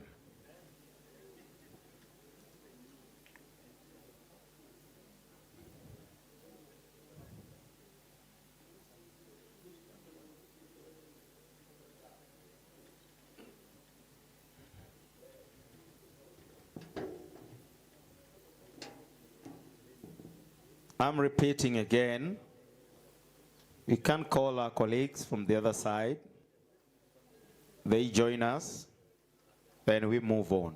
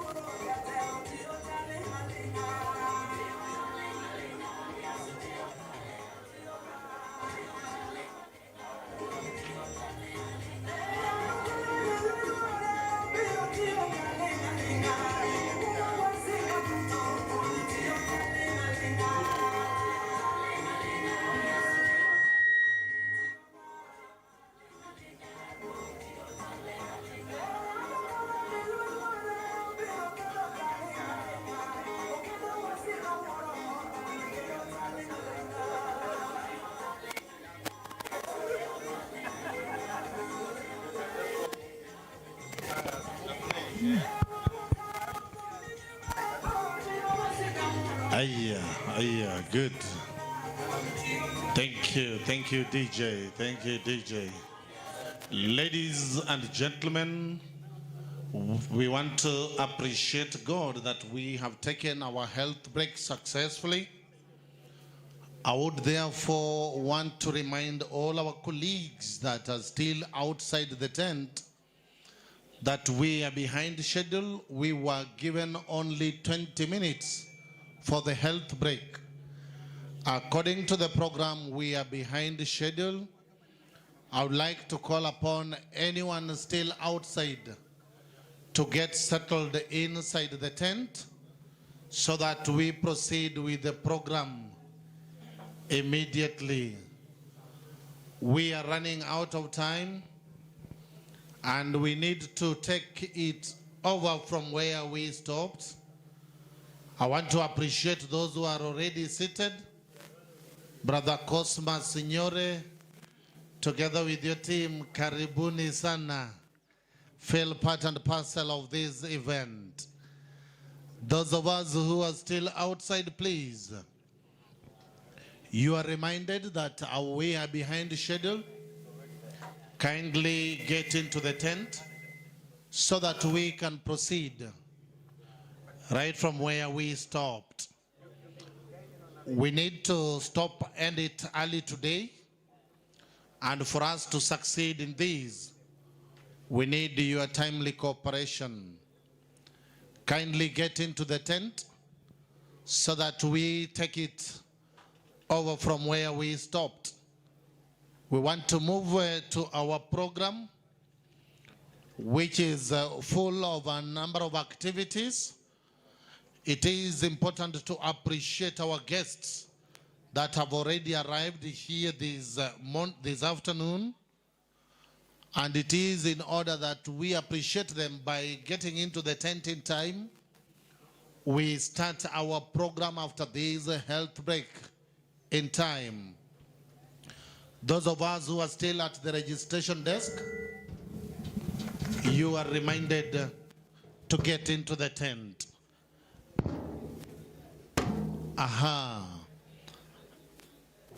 We need to move straight away to to the end of this event.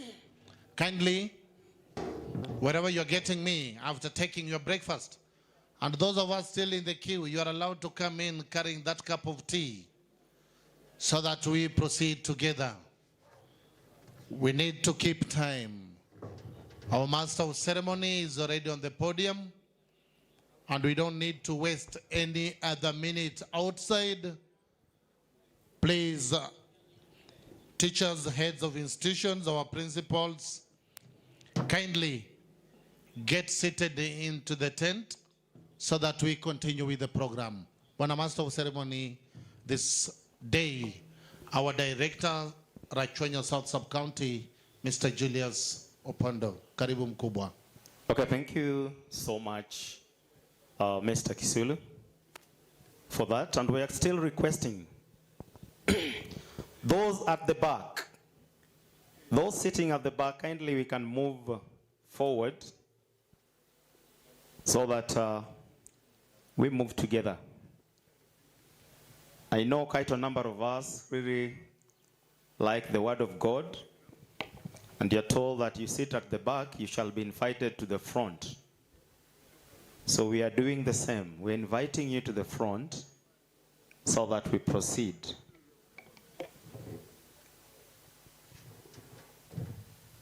At this juncture, allow me to welcome you back to the second session of our day. The first session was quite nutritious. The first session was quite active. The first session was quite interactive. And what was thought-provoking on the same note. We are moving straight away to our fifth panel.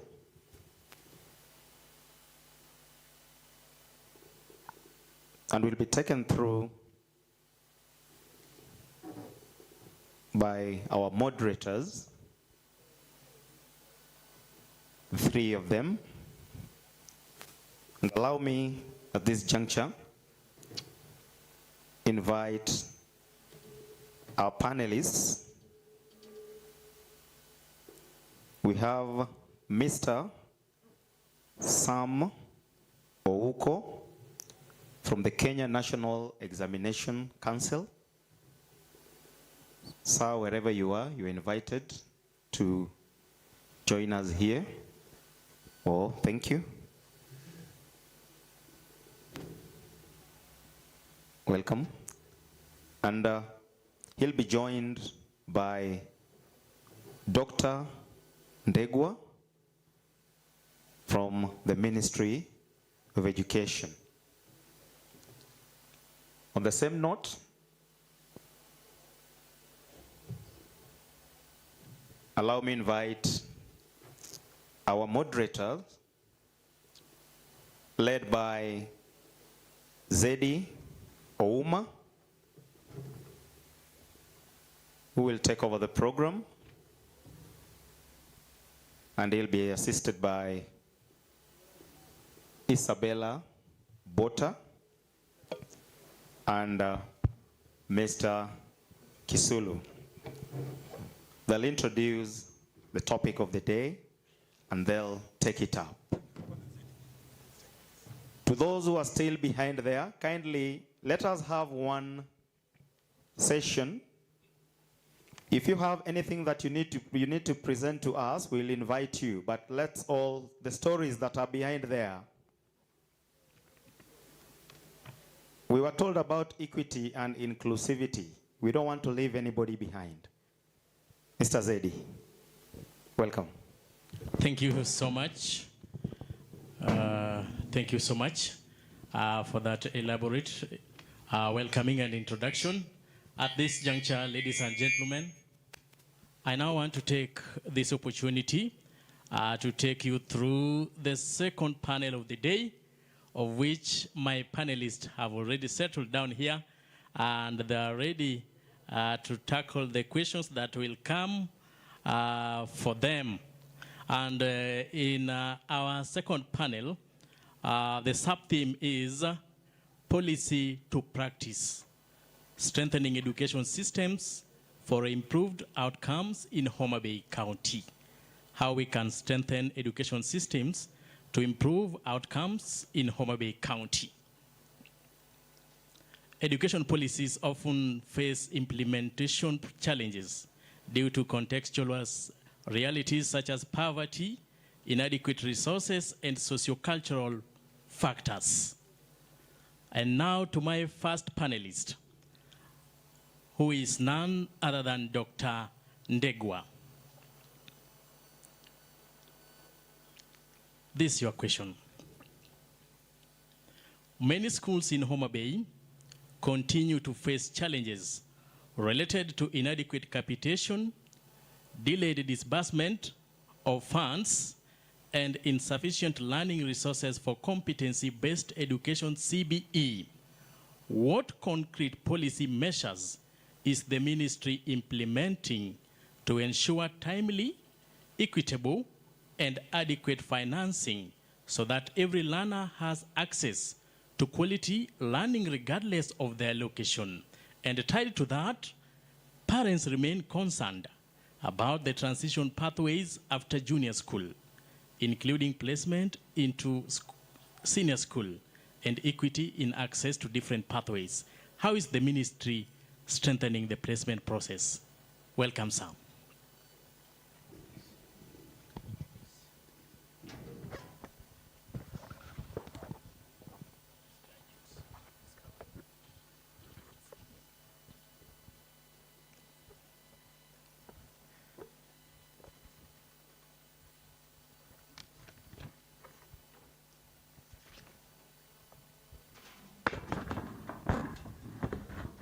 Oh, that's better.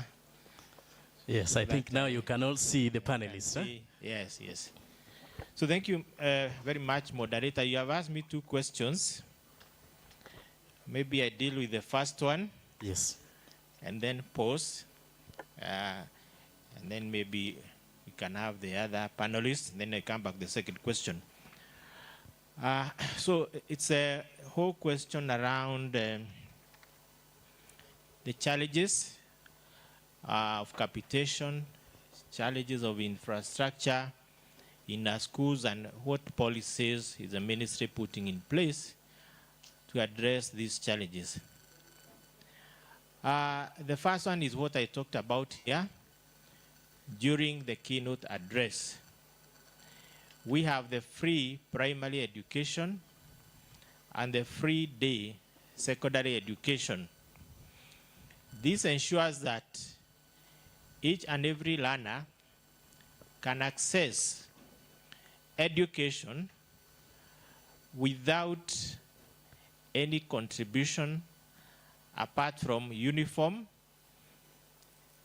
and lunch, if it is a day school. And we further said, especially when we are doing junior school guidelines, that no learner should be excluded even because of uniform. Let them even go without uniform. Because we are talking about the Constitution. The Constitution says that it is a right. So there is no excuse that you can give to keep the learner out of the constitutional right, which is the right to education, which is also compulsory. So that leaves the problem of lunch. The learner can even be in school without lunch, again, because of he has a right to access that education. But of course, that now brings the other questions. How do they survive without lunch? How do they feel when others are taking lunch and they are not taking lunch? So that now becomes another question to address, which, as I mentioned earlier, the government has been doing an intervention under the school feeding program to provide lunch to learners in the ASALs and marginalized areas. Intervention which is carried out by NACONEC. This is the National Council for Nomadic Education in Kenya. This is a state department, this is a semi-autonomous government agency in the Ministry of Education. And as you are aware, some members of parliament have also supported learners in schools with the lunch program. A case in point is the case of Kiharu County, where with the Mheshimiwa Dede Nyoro, where with as little as 1,000 shillings, the learners are able to get meals throughout the term, including chapati. So that's an initiative by a member of parliament. Because there's what the government is able to do and what also other people, CDF and partners can do. We have developed a school meals policy, and the idea is that in the long run, this will be rolled out, subject to availability of funds, to each and every county in this republic, so that we remove that bottleneck of the lunch being what is keeping the learners out of school. Now, when you talk about that free primary education and free day secondary education, of course, it's tied to the capitation. And we know there are challenges with the capitation. Number one is much as it is supposed to be, for example, 22,244 per learner in senior school, for example. In the end, the government is not able to provide that, and it has been giving less than that amount, year in, year out. Why does this happen? Because the commitment is this figure, but what actually hits the school account is less. Why does that happen? I think it's important for you to understand that the money that the ministry is giving to the schools is actually coming from the taxes that are collected That's the source of that fund. That's where the money comes from. And therefore, we ask this money from the National Treasury, and they give according to what is available. So sometimes when you see that the funding is less than what it is supposed to be, the reason is with the taxman. They are not being able to collect enough taxes to meet this particular demand. So they give what is available, and therefore that becomes a challenge.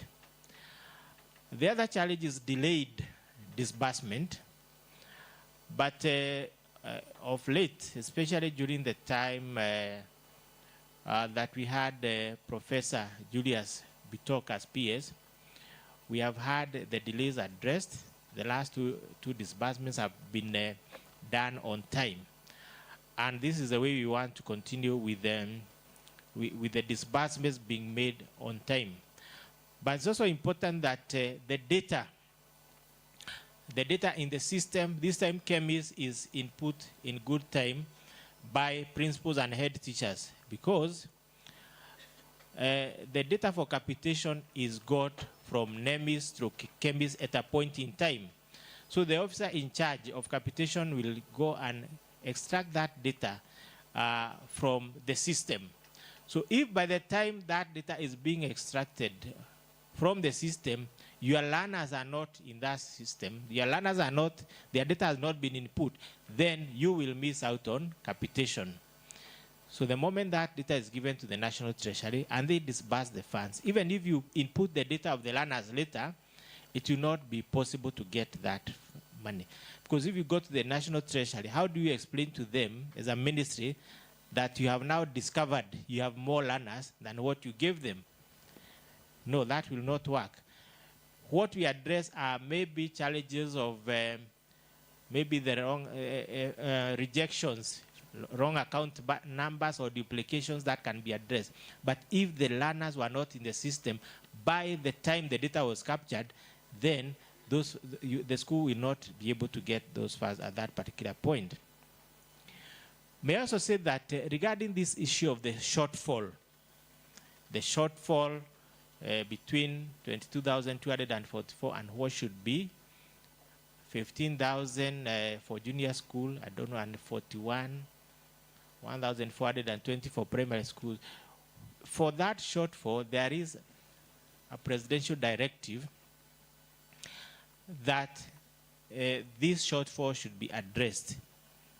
And when we got this presidential directive from the head of public service, what we did was again to write to the National Treasury, informing them that the president had directed that this should be the case, that this shortfall should be addressed. So National Treasury must work harder to make sure that these funds are available as directed by His Excellency the President. Because the Ministry of Education does not have the funds, we get the funds from the National Treasury. And we have done that.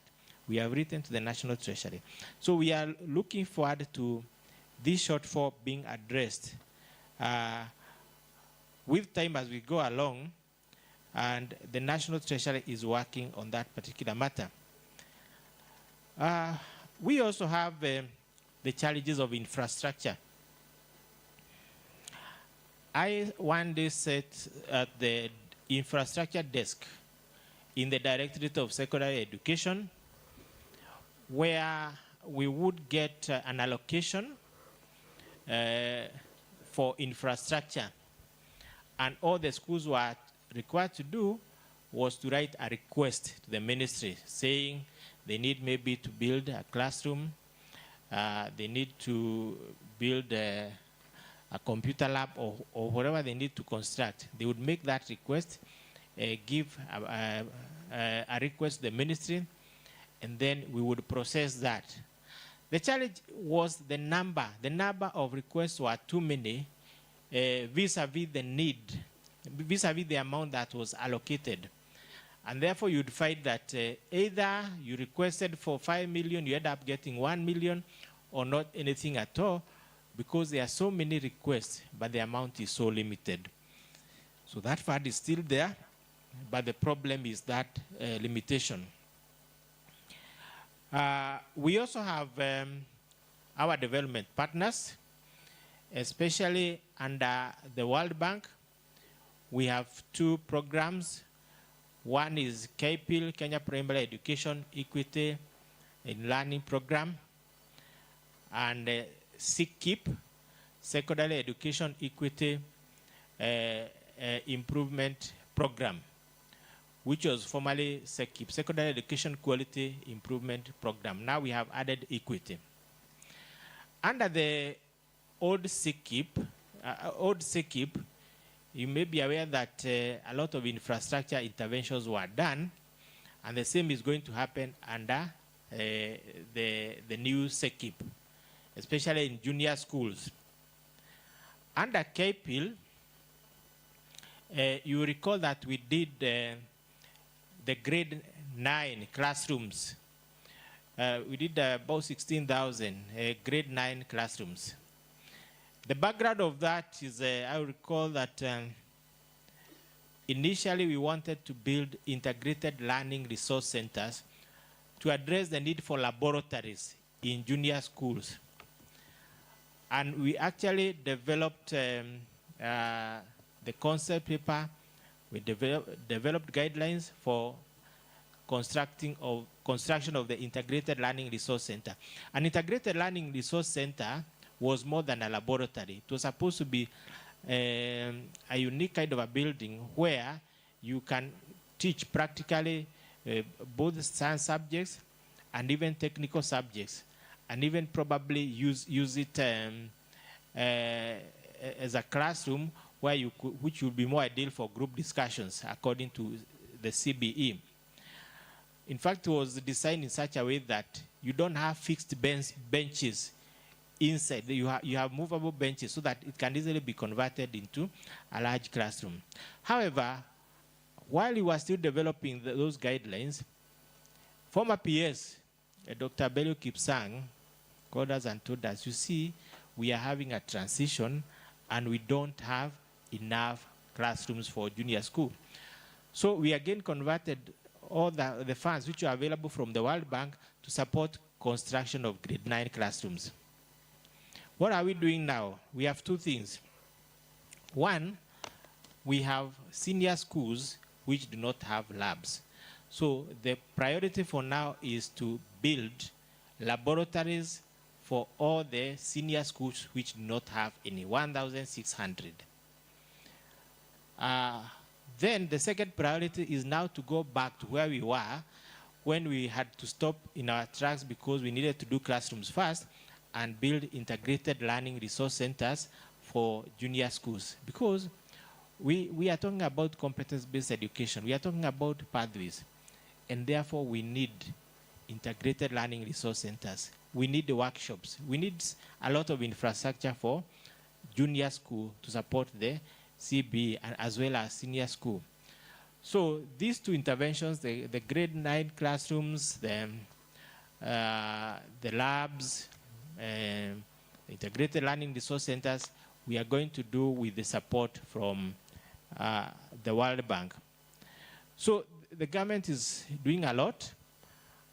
We're from National Treasury Kitty and from World Bank and even other partners. For example, I know there are some of our partners who are supporting scholarships for needy learners. These are among the civil society organizations, NGOs. So there's a lot that is happening, but still the resource challenge is still there. It's a big challenge, and it's not a challenge that can be overcome by government alone. It is government in partnership with all these other agencies. So thank you very much. That is my response to the first question. Thank you so much, Dr. Ndegwa, for that response. I still have two questions in 2 minutes. I will request you to respond to them. One, we've received complaints from parents in the recent past saying that there are certain schools, the school heads are forcing them to buy school uniforms in those particular schools that their students have been admitted. Is there anything the ministry is doing to protect the parents? Because parents are saying those schools overcharge them. And then tied to that, is there misprioritization when it comes to the Ministry of Treasury? When you say that at certain points, you can request for funds from the Ministry of Treasury, and then you are told that we have this amount of funds. Is government not prioritizing education? Kindly, in 2 minutes, respond to that. Okay, let me start with the first question, the question of uniforms. Our problem as a ministry with the uniforms is mainly the insistence by some principals that the uniform must be obtained from a certain vendor. And this vendor happens to be giving the uniform at a very high cost. That really is a problem because we are trying to make education affordable. And if the government has given a free day secondary education, free primary education, then the uniform should not be the bottleneck that prevents a child from going to school because of being too expensive. This is an open market. Parents should be allowed to shop from the one who is giving the best at the most affordable cost. So the ministry is against principals insisting that the uniform must be obtained in school from a certain vendor while there are so many others. If you allow competition, that is how the uniform would be cheaper. You know that there is a discussion which came up during the education conference, which was held in Naivasha and attended by His Excellency the President. And even the suggestion was that, can we have a uniform? Can we have the same uniform for students? And the only difference will be maybe a badge showing that this is school A and this is school B. There was that suggestion. And Kesha came up very strongly during the recent Kesha conference in Mombasa, saying that no, this is not the way to go. The uniform is very important. It's the identity of the school and so on. So the discussion is still going on, which is the best way. But for now, what I would say is, let us not force parents to acquire uniform from specific vendors. Let it be let them be set free, as long as they have the right uniform and the right quality. Let them be allowed to buy from wherever, so that in that competition, in that open market, then the cost will be affordable. Now, on to the next question of how on earth can government say that they are going to give this capitation, and then National Treasury says that that money is not there. Well, you know, this was a reality check, even for me sitting in an office in Jogo House, that yes, this is your requirement, this is what it's supposed to be, and yet the National Treasury says that this is not available.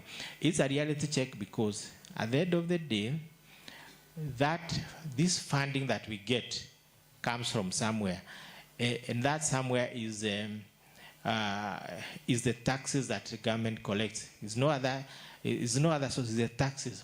So when the KRA collect the taxes, and when that money goes to the National Treasury, there are priorities. There are a lot of issues. Of course, the capitation is one of them. There are salaries. There are so many things that money has to do. So those who sit in Treasury have now to allocate what they have according to their various needs. And that is why sometimes you see there is that kind of flexibility and you are not getting what is stipulated.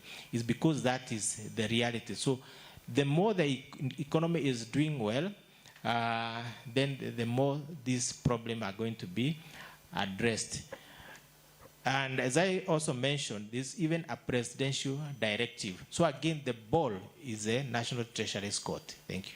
Thank you so much. Thank you so much. As we digest The part 2 of that question about the transition concerns, I will move to my next panelist now to take us through on how many teachers observe that classroom assessment is gradually becoming examination-driven, encouraging theoretical teaching instead of competence development. My question goes to Mr. Samuel Ouko of Kenya National Examination Council. Karibu. Thank you so much. I think your question is quite in order. It is true that if you look around our schools, you are likely to find such scenarios in our classroom. So where do we begin from? I think for all of us, before we conduct any assessment, we are guided by the competency-based assessment framework, which NEC has developed. This particular competency-based assessment framework is divided into 4 pillars. There are 4 pillars that we need to understand so that the implementation of the competency-based assessment becomes meaningful. The first pillar that we must all understand is the pillar of purpose. Before we conduct or administer any form of assessment in our schools, as a staff or as a principal or the head of institution, you must have the answer to the purpose. Why are you conducting that assessment? Do you have any reason for conducting that assessment? If it is an opener, what are you intending to achieve? Do you need that opener assessment? If yes, do you have a well outlined reasons as to why you are conducting that particular assessment? So once you understand and you bring all the teachers in your staff to a common understanding as to why you need to conduct that particular assessment, then it becomes clearer even to the learners. They need to understand, why are they sitting that end-term assessment? What are we looking for in that assessment? Once the purpose is very clear and you are all in agreement that indeed we need to conduct this particular assessment, then you move to the next pillar of the mode. And in the pillar of mode, you are simply asking yourself, okay, we have agreed we want to conduct this assessment. So how do we do it? So the mode answers the question, how? The purpose is about why. Then you go ahead and answer the question, how? How are we going to conduct this particular assessment?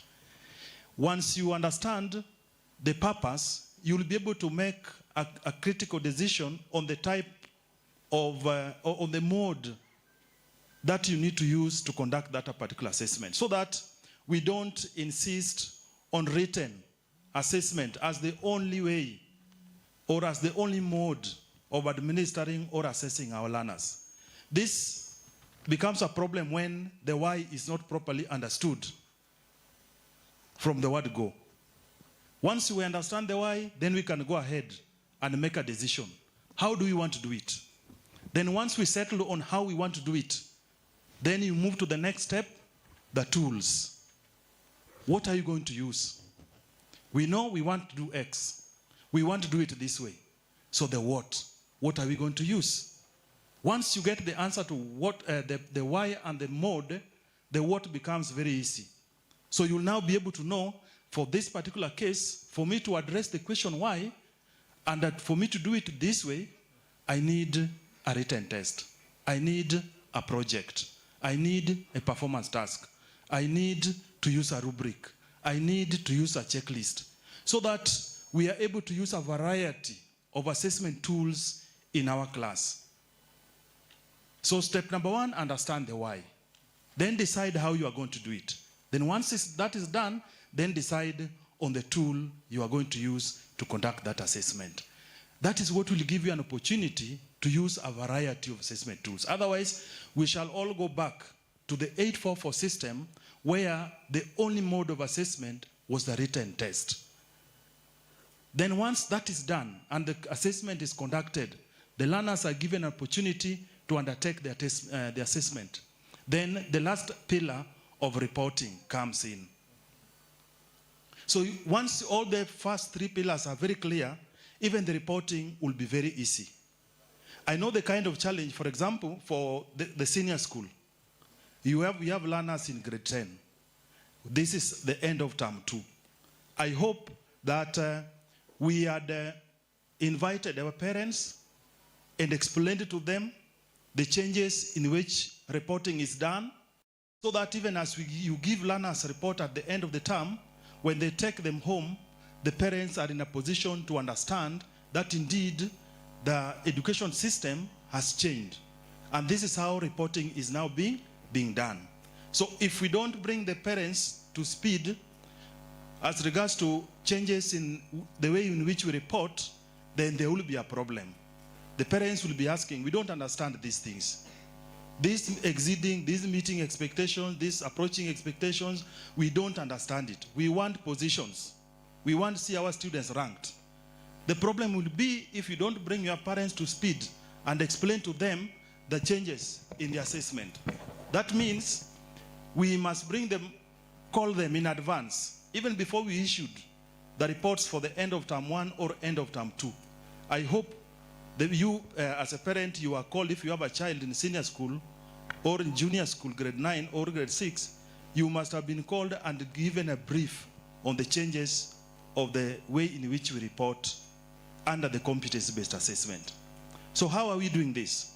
The first thing that we must all understand is to come to an agreement that education system has changed. And once the education system has changed, even the mode of assessment must also change. So now insisting on using the 844 practices, in fact for a teacher who is moving from a grade class from 4, for example, and going to grade 10, a lot of things must change. Even the approach, as you even the way you enter that particular classroom, there should be a change in mindset. So the first thing that we must all agree on is that the education system has changed and the assessment modalities must also change. Because if we don't agree, then we shall all keep on complaining. These NEC assessments, now the SBS are in our schools. I hope that as a head of institution, one, you have invited either the head of subject or the curriculum, dean of curriculum, and he has explained to you as the head of institution the requirements of each of the project. For example, if you take physics, I want to believe that if you are a head of institution, then the teacher of physics or the head of physics subject has explained to you that for this particular project, this is what is required. The learners are required to come up with an alternative source of energy. That means the teacher must first of all go through the project. He must read the project, understand the project. What is it assessing?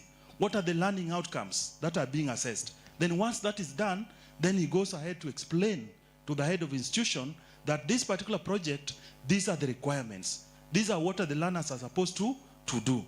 Then you don't stop there. You go ahead and explain to the learners that for this particular project, this is what is needed. And therefore, once we all come to the understanding that indeed there is a change in the education system, and therefore there must be a change in assessment. That again calls for us as the teachers that we, in our assessment, let us use a variety of assessment tools. Let us not insist on using the written test as the only method of collecting evidence about what the learner has achieved in our classroom. And when we talk about collecting evidence, where the problem comes in, if you don't use the right tools, if we don't use the right tools, and you don't use a variety of assessment tools, you only rely on one written test done at the end of the term. If, for example, you are a grade 9 teacher here, you will be collecting an evidence which is not sufficient. And therefore, we are advocating that use a variety of assessment tools to collect sufficient evidence so that when that learner is now making a decision that I want to follow this particular pathway, then the evidence is sufficient. Otherwise, you are going to create problems to the senior school. Because when the junior school teachers do not collect sufficient evidence, the learners are not properly placed. And when they are not properly placed, then when they get to the senior school, they want to change subject, they want to change the pathways. Up to this time we're speaking, some schools are still calling that we want to change. The learner, this had already registered this, he wants to change to this particular pathway. So where does the problem begin? The problem begins at the point of collecting evidence. If we don't collect valid or credible evidence, then there will be a problem. The other thing that we have done, or what we are doing to ensure that these particular practices is enhanced, is the creation of assessment hubs in our counties. Homabay County has assessment hubs. Through these assessment hubs, what are we trying to achieve as NEC? We are trying to create an environment for teachers to understand, to come together as a community of practice, to understand and unpack some of these issues. There is a change in the system. Everybody, we are all joining this particular new change. And therefore, nobody has a single answer. You cannot go to one particular school and get all the answers. The answers can come from amongst us. And therefore, when we come together as a community of practice, we shall be able to unpack some of these things. So through assessment hubs, NEC is capacity building teachers. The only thing that we need to do is for the assessment hub to organize for a meeting. I don't know whether Homabay has done one. We have gone to a number of counties where either the director of studies have been called, we are invited, we go and capacity build them. Either the deputies or the heads of institutions are invited. If we all come to an agreement through this dialogue, then we shall be able to overcome the challenges that we are facing in our classroom. Thank you so much. Thank you so much. What we've taken as takeaway is that we have to understand the purpose of the assessment. Why do we need to carry out that kind of assessment? And two, we need to onboard all the stakeholders and explain to them what we are required to do and concerning the changes so that they can properly align and adapt to the changes. Now we will be back to our Daktari on the final bit of our question about the parents' concerns about the transition pathways after junior school. Take it over. Thank you. Thank you very much, moderator. And I want to say that one of the most critical things as far as transition pathways to junior schools is concerned, as after junior schools, we are talking about placement in junior school, is career guidance. This is one thing that was envisaged that should be happening, but maybe is not happening as it should. Because as we tell learners, those children to select their careers of choice together with their parents, do they have the knowledge? As you tell them about STEM, as you tell them about arts and sport pathways, and humanities and social sciences, do they really know what that is, what it entails, where it is leading them to? So there's really a really urgent need for proper career guidance for learners. I remember when I was teaching, we used to have career days where we would invite universities, people from TVET institutions, and so on, COOPs, that time it was JAB, to come and enlighten the learners. I don't know whether these career days are still there, but this is something which is very, very important, so that they understand from the word go about where they are going, what it means, what these pathways are about. So that career guidance is very, very important, so that the parents are not the ones choosing career pathways for their children without even involving them or even without listening to what they aspire to be. We also need to have a change of mentality, all of us, about the value of the traditional courses. In this country, everybody wants to be a doctor. For example, I remember some years back, it was not just a doctor, but they wanted to be a neurosurgeon. Everybody. Everybody wants to be an engineer, a lawyer. Now some want to be teachers. But come to think of it, the way the world is moving, there are other courses which are coming up, other areas which are coming up. They are not part of the traditional courses that are known to be very marketable, but are equally important, especially in the era of artificial intelligence. The CD was sharing with me yesterday about what the learners were saying here yesterday, and I felt that I really missed.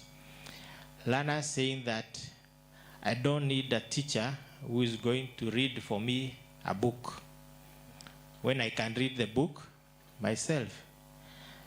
And as we go along, they are going to tell you, I don't need the teacher who is going to just read for me what I can also access from the internet, for example. We are in the era of knowledge, this explosion of information and knowledge. So that's not where the problem is. So the teachers must reinvent themselves, be able to articulate issues, guide, mentor, and assist, not just that teacher of reading notes. Like I remember a teacher of mine who from the first minute to the fourth minute, he was just reading the books, his book, and he was writing down. He was not doing anything more. We have really to get out of this. So you find that in the era of artificial intelligence, when the knowledge is available, and many people are coming up, applications are coming up to do what would traditionally be done by a human being, then we really need to focus especially on the digital areas, the digital course, the ICT related. They are becoming more and more relevant and more marketable. That's where the jobs are going to be, software engineering and so on. Somebody needs to tell this to the learners so that we don't have all of them again, all of them struggling to be doctors, lawyers, and they are forgetting some other very important disciplines which are coming up, and that is where the world is going, that is where the labor is needed. So that guidance is very, very important. That change of mentality is very, very important. Arts and sport pathways. For long, it has been put in the background that you don't need PE, focus should be on mathematics and physics, but now we have a whole pathway of arts and sports. And maybe the challenge we have as a ministry is maybe we don't have adequate facilities or equipment or teachers in some of these areas. But these gaps will be addressed as we go along. So we need also this pathway to be encouraged because it's also a very, very important pathway. And looking at the world of sports, that is where the money is. That is where the billions are rolling out, the world of sports. So we need to encourage our learners who have talents to move into those areas. So again, the issue of guidance is very, very important. Now coming to the placement issue, moderator, the ministry does its best to place the learners according to their choice and also merit. And the ministry places each learner in a school. But of course, the traditional problem is the parents don't want the schools in which their children have been placed. Because of ranking issues, they feel that there is another better school which is better ranked. And so we have so many parents competing for the same schools. And this is what we really want to run away from and say that all schools are good, because 70% of the schools in this country are actually day schools. The big schools like Homabay High School are actually very few. in every 10 schools, maybe there will be 3 schools or 2 of this standard, of this magnitude. So what about the other schools? We need to encourage our learners that all schools are good. As long as a school has teachers, it has books, it has the facilities, that school can deliver, so that we move away from over-reliance on a few schools. When I was teaching, it's also good to give real-life experiences. When I was posted to Bishop Gatimu Gandu Girls in Nyeri, when I was posted from KU to teach, and one of our neighbors had a daughter who had chosen that school but could not make it.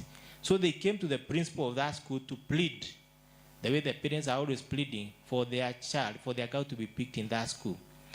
That principal told her, the mother, who is a good friend of mine, Kahuhia Girls is an equally good school.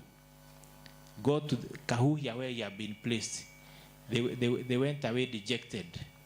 Today, that girl who went to Kahuhia instead of Bishop Gatimu Gandu is a doctor, a good friend of mine. Yet there are many who went to Bishop Gatimu and they got D's. I was teaching there. There were many A's, but there were also D's in that school. So it's not so much the school. Let us, as much as possible, preach this language to our parents, so that this issue of the ministry has placed you and you are looking for another school becomes a thing of the past. Thank you. Thank you so much. Thank you so much for that response. Things that I've taken. One, we need career guidance. To both our learners and parents. They also need to understand whatever the course their children are going to pursue. Then the second one is change of mentality. We need to change with the technology. We need to change with all aspects that are there, so that at least we understand the curriculum and can embrace it appropriately. Now, as we go to the tail end, I have a general question to both of you, of which I will start with Mr. Samuel. This is the question. If you are given the opportunity to introduce one immediate policy or operational reform that will have the greatest impact on improving learning outcomes in Homabay within 1 year, what will that be? In 1 minute. Thank you so much. Since we are all focusing on improving learning outcomes, the most important thing that should be done from the word go is to capacity build these teachers to understand the why. Once that is clear, the rest will fall in place. Thank you so much. Capacity build our teachers so that they understand whatever they are delivering to our learners. Thank you. Over to you. Thank you. One thing that is there on paper, but I think we are yet to achieve, is the issue of value-based education. I believe that if we implement and support and actualize value-based education, that is going to address the big headache we are having of unrest in schools. So I am for promotion of value-based education and implementation of value-based education as a first step in addressing the unrest we are seeing in our schools. Thank you. Thank you so much. Value-based education. If we can embrace that, shall have addressed a number of challenges that are affecting a number of our schools. Now, as we head to the end of this our panel, I will now give a room to the floor. If there are questions, we'll pick 3 so that we close this chapter. We'll have 3 questions directed to my panelists, and then after they have answered that, I will give them 1 minute each to give their parting shot.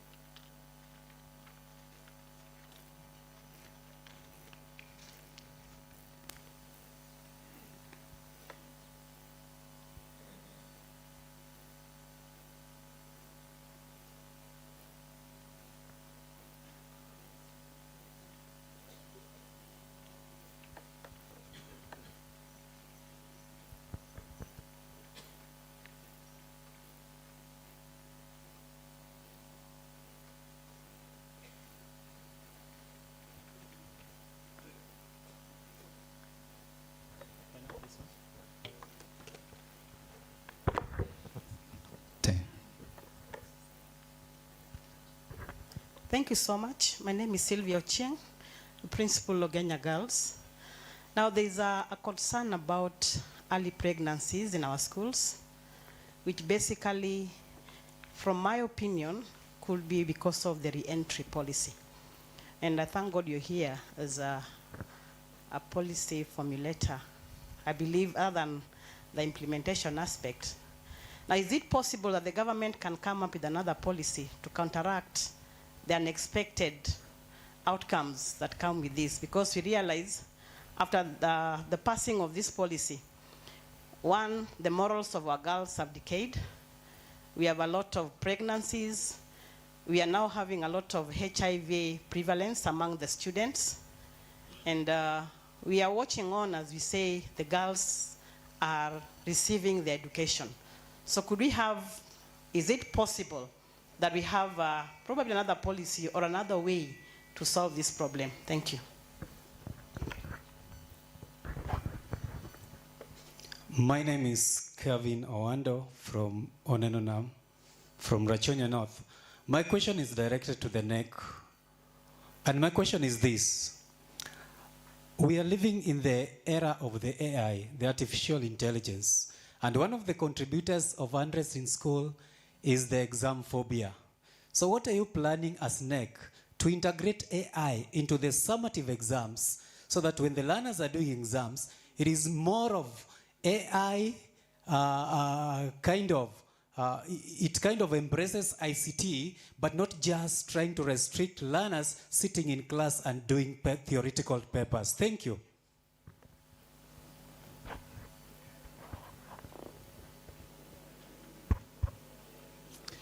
Thank you.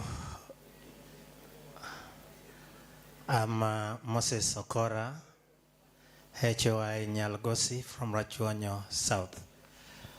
My question is addressed to our panelist from NEC. Now, in the past, when we were registering candidates, they would choose schools as at that particular time. Today, as at June, we were not sure when we shall be allowed to choose schools for our candidates. What went wrong with the old system to an extent that we are 4 months late in choosing schools for our candidates, because this disorganizes us in some way. Thank you.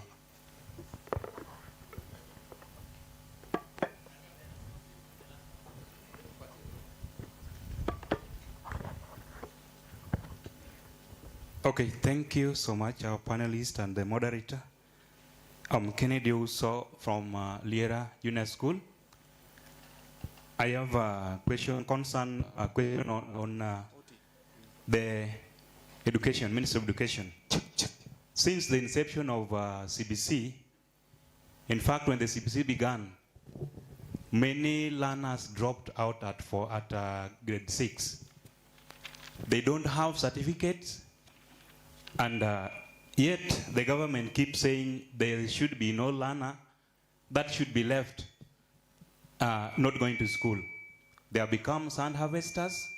And now, what action do the government do? Because they talk, but there's no action.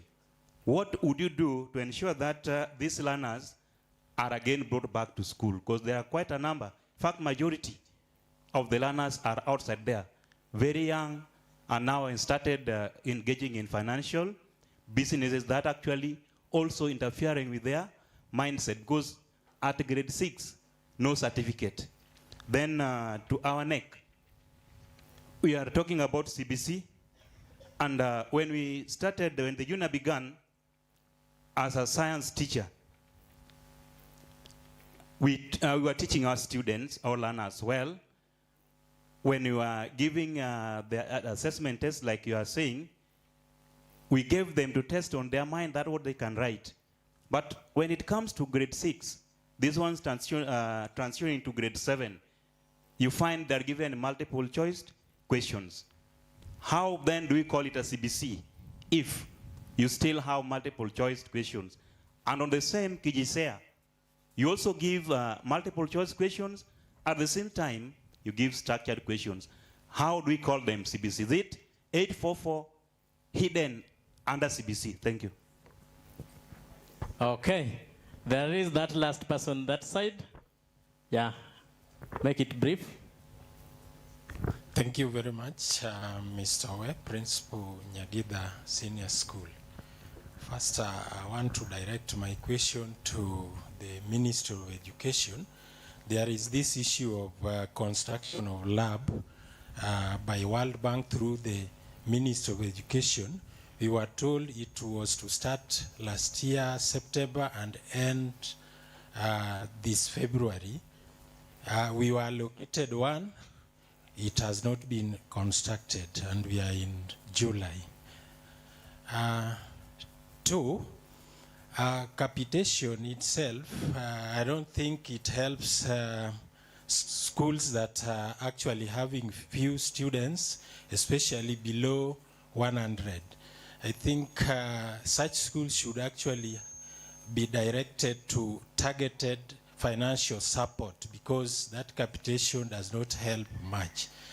Then lastly, on NEC, that is Kenya Examination Council, if we are talking really about CBE, this body should be abolished. It does not help. If you see about the assessment and the rest, we don't need NEC anyway for this system. Thank you. Thank you so much. Let's respond to those one first. Let me now give the opportunity to my panelists to respond. Kindly let us have order. Let's remain silent, kind. Thank you. First question is on impact of re-entry policy, like is encouraging early pregnancies and so on. One, why do we have the re-entry policy? It's again going back to the Constitution, the right to education for every child. So even if they get pregnant, they should go back and continue with their education. However, this is not to encourage this kind of a trend. So what policy is the ministry putting in place to counter that, or what can be done? We have, for example, the mentoring policy, which can address that, mentoring of learners. We also have guidance and counseling in schools, which can also go along with to support that, because we have to have all learners going through school and receiving basic education. So the re-entry policy remains important.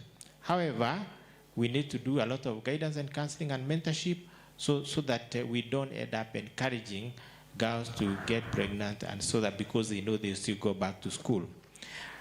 Now, the second question directed to the ministry is to do with dropping out, the learners who drop out at grade 6. Very unfortunate, because grade 6 is too early to drop out. They don't have the basic education.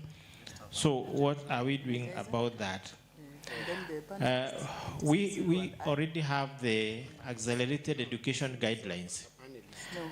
The reason is we want now to get all these people back to school, but it becomes a challenge because they dropped out and their age mates are far ahead. So if they agree to come back, what can we do so that we can help them move fast through the remaining cycle? So the accelerated education guidelines is supposed to address that. For those who are now in the 844 system, it's even becoming very, very challenging. If they came in now, then they will be able to do KCSE next year. But after that, they will not be KCSE anymore. And they cannot go back to CBC because CBC is a different system. So there is a big challenge there.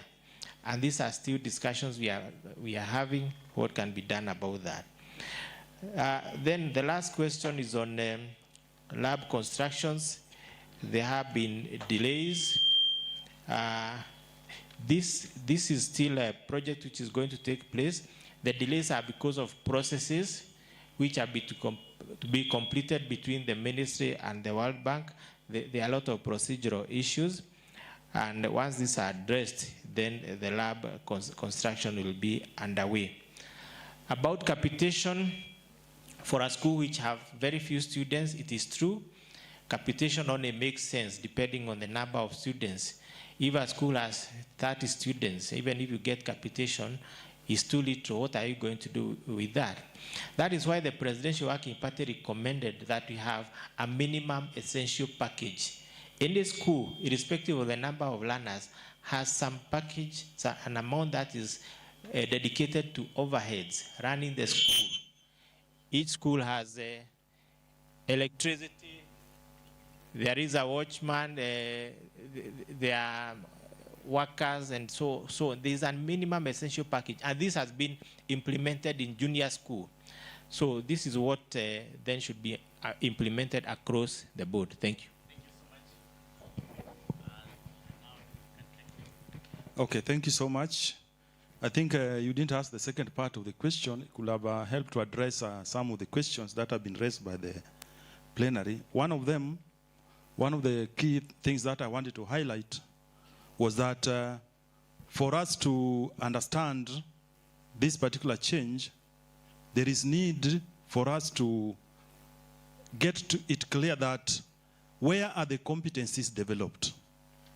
Are the competencies developed at grade 6? Are they developed at grade 9? Or are they developed at grade 12?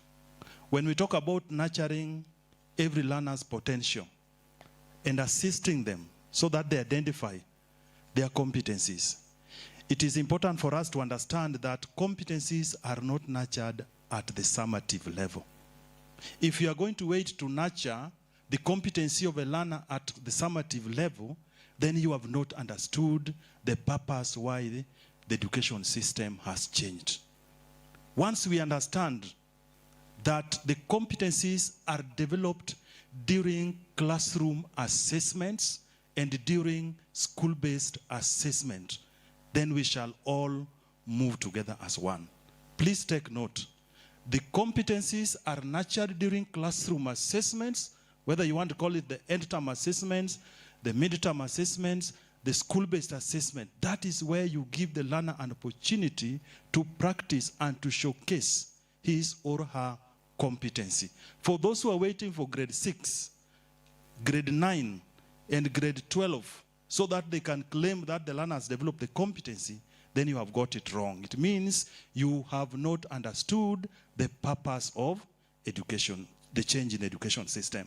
The other thing that I talked about, or I wanted to say, is that the use of a variety of assessment tools.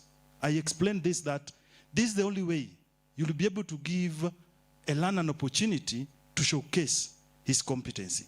If you are just going to use one tool, you're only going to wait for NEC to send the SBS. You're only going to wait for NEC to send the summative assessment. Is when you want to claim that the competency is being built, then we have also got it wrong. All this must be done in our classroom through usage of a variety of assessment tools. I said that once you have addressed the purpose and you have gotten it very clear why you want to conduct the assessment, you ask yourself, what do I use? Or how do I do it? And what do I use? Then how do I report it? Once we get that very clear, then we shall all get it right as far as the education change in the education system is concerned. The other thing is one of the questions is are we hiding the CBC 844 under CBC? It was actually one of the questions that was asked, that a number of teachers are moving back to the way the 844 system was being handled. And I explained that, one, we are encouraging all the schools to adapt to one of the key changes in the mode of assessment, what we are referring to as authentic assessment.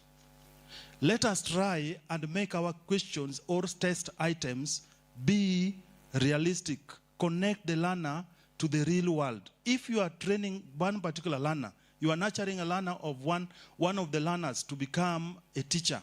For example, to become a teacher of physics. What are some of the things that you need to do so that this learner gets a feel of the reality or an actual practicing teacher? If you want this learner to become an engineer, can you bring the questions which connects, that makes this learner to connect with actually what is happening in the real world of an engineer?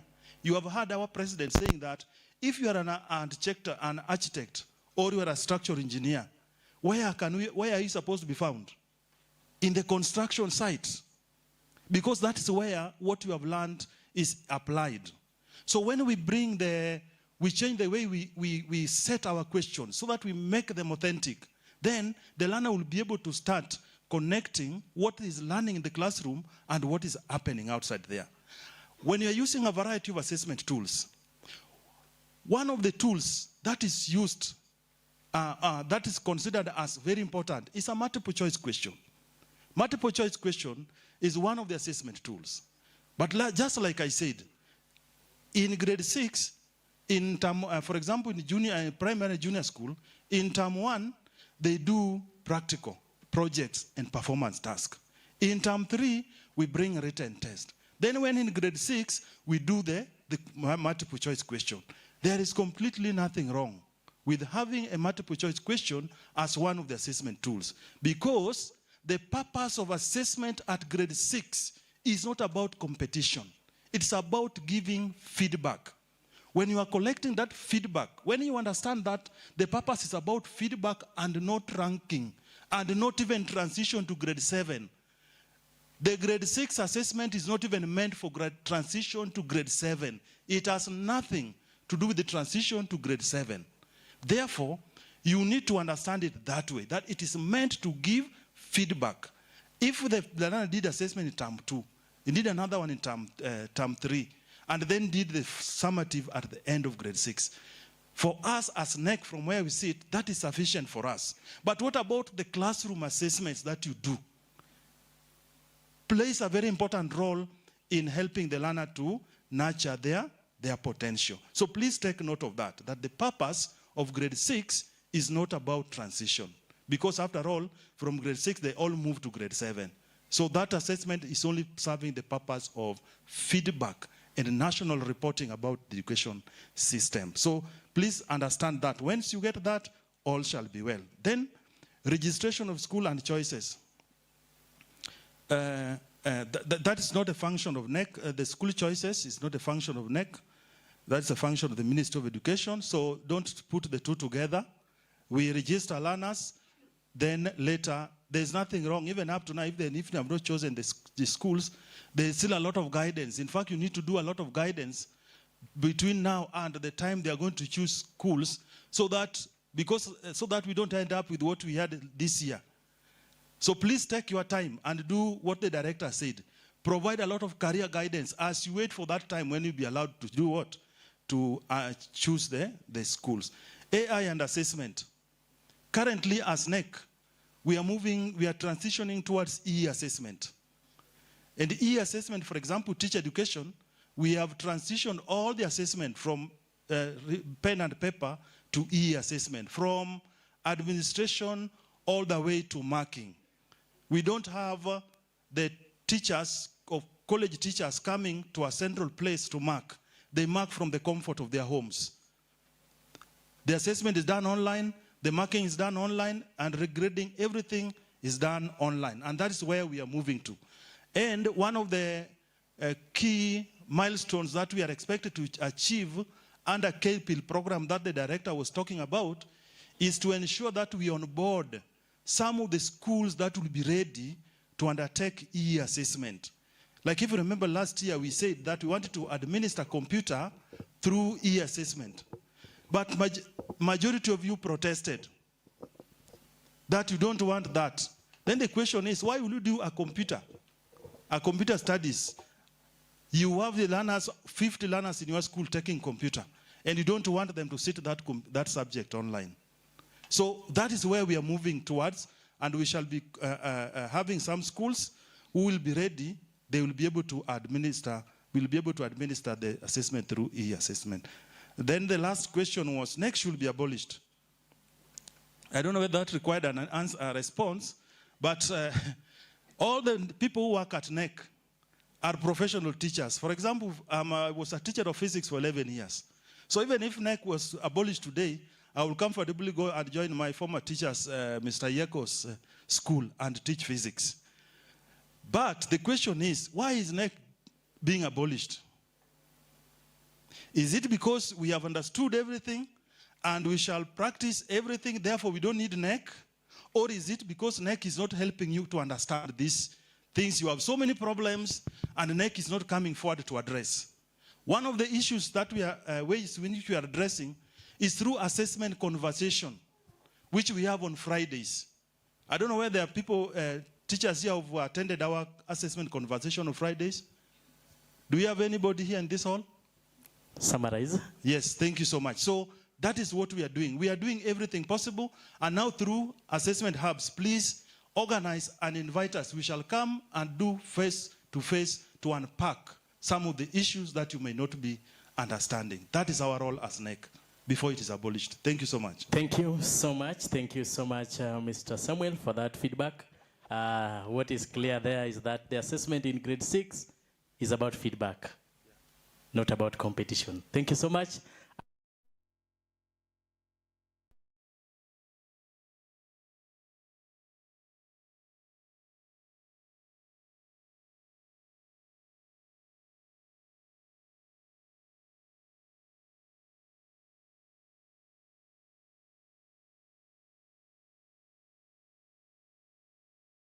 They should be adapted by other counties. There's a lot of knowledge exchange here. My parting shot is something I mentioned during my keynote address, that we should now lay a lot of focus on foundational learning so that we are able to address the issue of quality education. It has to start at the foundation, and foundational learning, I mean from early years all the way up to grade 3. That is the new focus. Thank you very much. Mr. Samuel, take it over. Thank you so much. I think I've explained what we needed to do. Just to bring to your attention about the registration of a senior school, there's a question that has been coming on and on about a learner taking chemistry, physics, and biology, or 2 sciences. Is he allowed to take general science? I think the circular is out giving guidance. A learner who is taking 2 of those sciences cannot take general science. Thank you. Thank you so much. Ladies and gentlemen, we've come to an end of our panel that we had. And in a very special way, I want us to appreciate our panelists in a coordinated clap. Can we have it? 1, 2. Again? Again? Thank you so much. Now I will call my front team here to come for a photo as we release our panelists. Thank you so much, my panelists. That was articulate, that was comprehensive enough, and I now believe that the changes that are necessary will be effected. I'm waiting for my front team here to come for a photo shoot. Then we move to another program. Thank you so much, our panelists and our moderator, panelists from NEC, our panelists from Ministry of Education. That was quite a wonderful job. Quite erudite presentation. Quite a profound presentation. Mind-provoking. To an extent that we decided that at one point we may need to move a motion to abolish NEC so that our mothers-in-law may die hungry. Apart from the assessments, they're also feeding families. Allow me at this juncture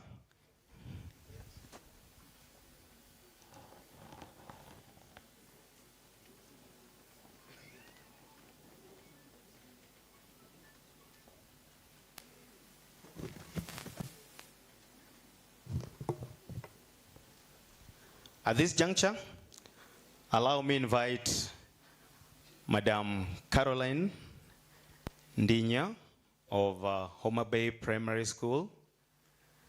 I don't know what she's going to do. I don't want to preempt what she's going to do, but what I want her to do is to do something. Madam, are you ready? Yes. What are you going to do? Something. Something. Okay, welcome. I will request that we all rise.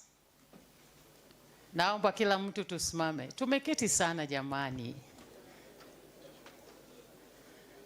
Okay, we're just going to stretch a little bit, so please, just for some fun, all right? But you're going to stretch with a little bit of a dance. You're going to move our body in front, behind, left, and right. Enjoy the fun, please. DJ, twende.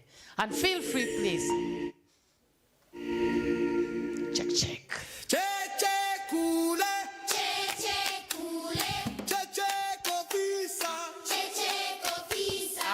DJ, higher. That is what you're going to do, but you're following my instructions, okay? Are we ready? And then can we smile? Can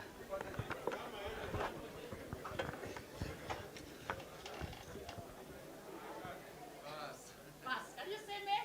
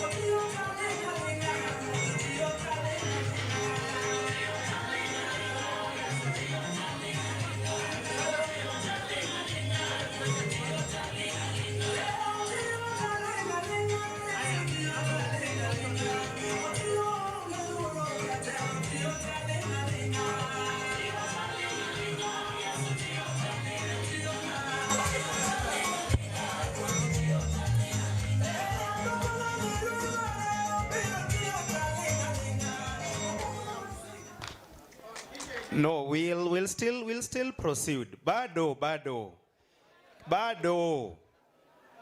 Kindly, the following, if they're around, any representative from Tom Mboya University, Rongo University, Joost, Gluck, Kisii University.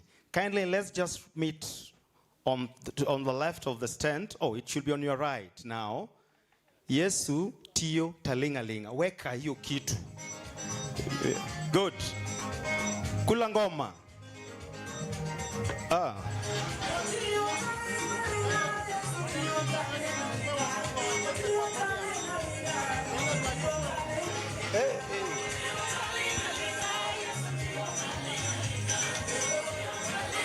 Kama wapo, you call those panelists wale wa nini? Sasa unajua your sister keeps on taking her left, right.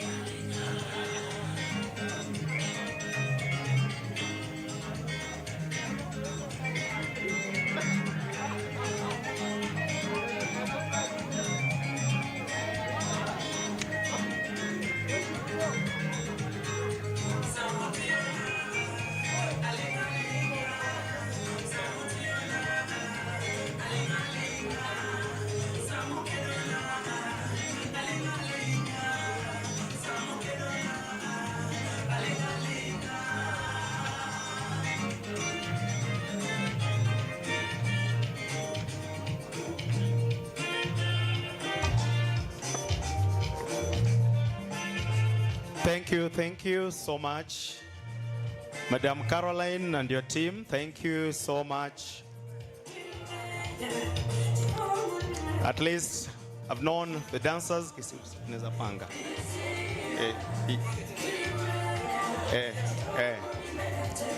Thank you so much. Thank you so much for the interlude, the energizer. I realized that we were really punishing you. And I've seen people who have talents. And that is why competency-based curriculum, competency-based education must be put in place. If some of you can dance like that, until I thought some of you were snakes who do not have waistlines. Nikasema na sasa ingekuwa usiku.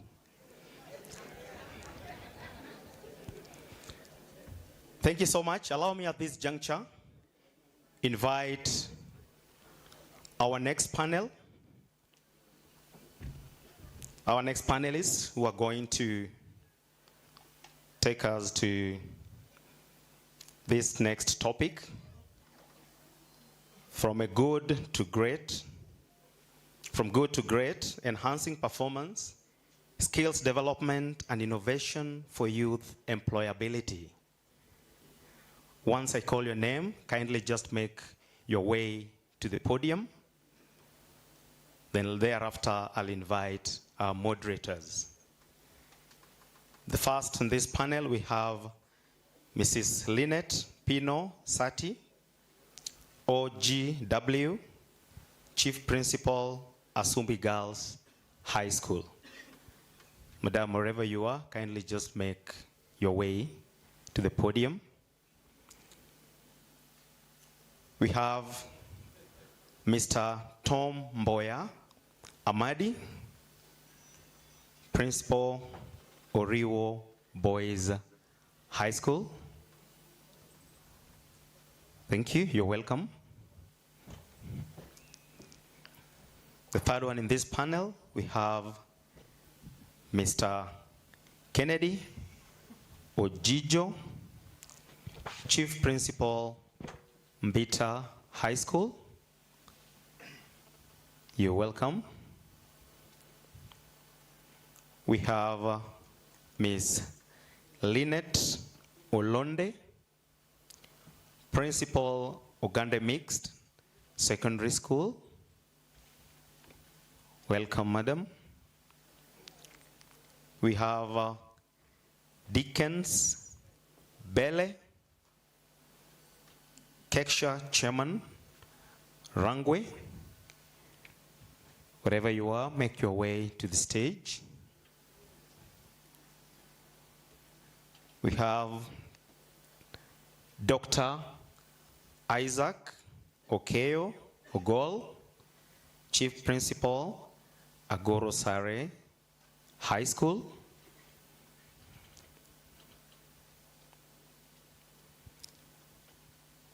You're welcome. On the list, we have Sister Alice Wamboi. Is also a head of the institution, of an institution. Alice Wamboi, you're welcome, sister. We have Miss Millicent Ndinya, who is a county trainer on SMASE. Miss Millicent Ndinya.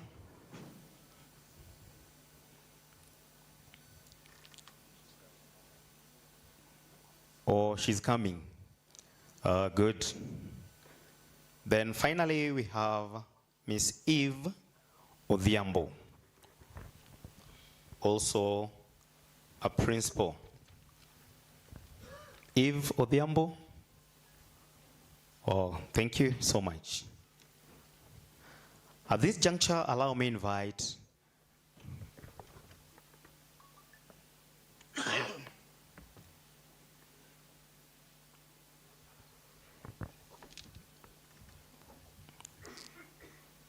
Thank you. Bwana Collins Orwa, you're welcome. Allow me to invite our moderators who will take us through this panel discussion. And I'll first invite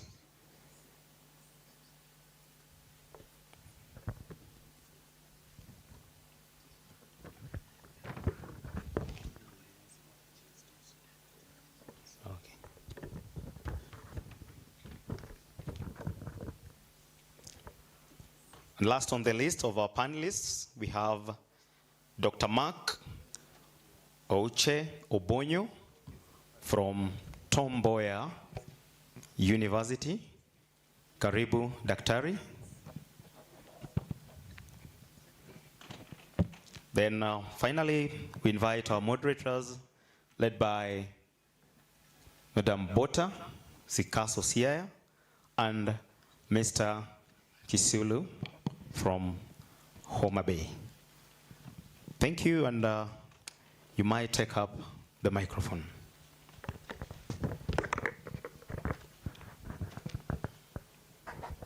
Thank you, the MC of the day, panelists, ladies and gentlemen. Good afternoon.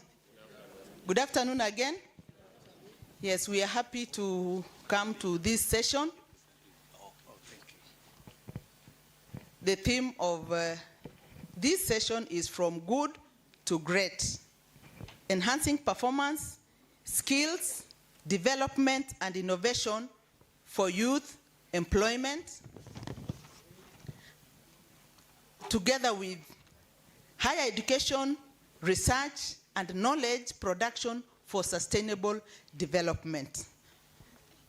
In this, despite facing similar contextual challenges, some schools consistently achieve strong academic and holistic learner outcomes. So ladies and gentlemen, we are here this afternoon to learn from one another, and specifically to learn from these panelists, so that whatever they do, if we share it across Homabay County, we are going to move to another level as a team. In that regard, to start us off is Sister Alice Wamboi. This question is for you. What leadership practices have contributed to your school's success? And then what lessons from your school can be replicated across Homabay County? Over to you, sister.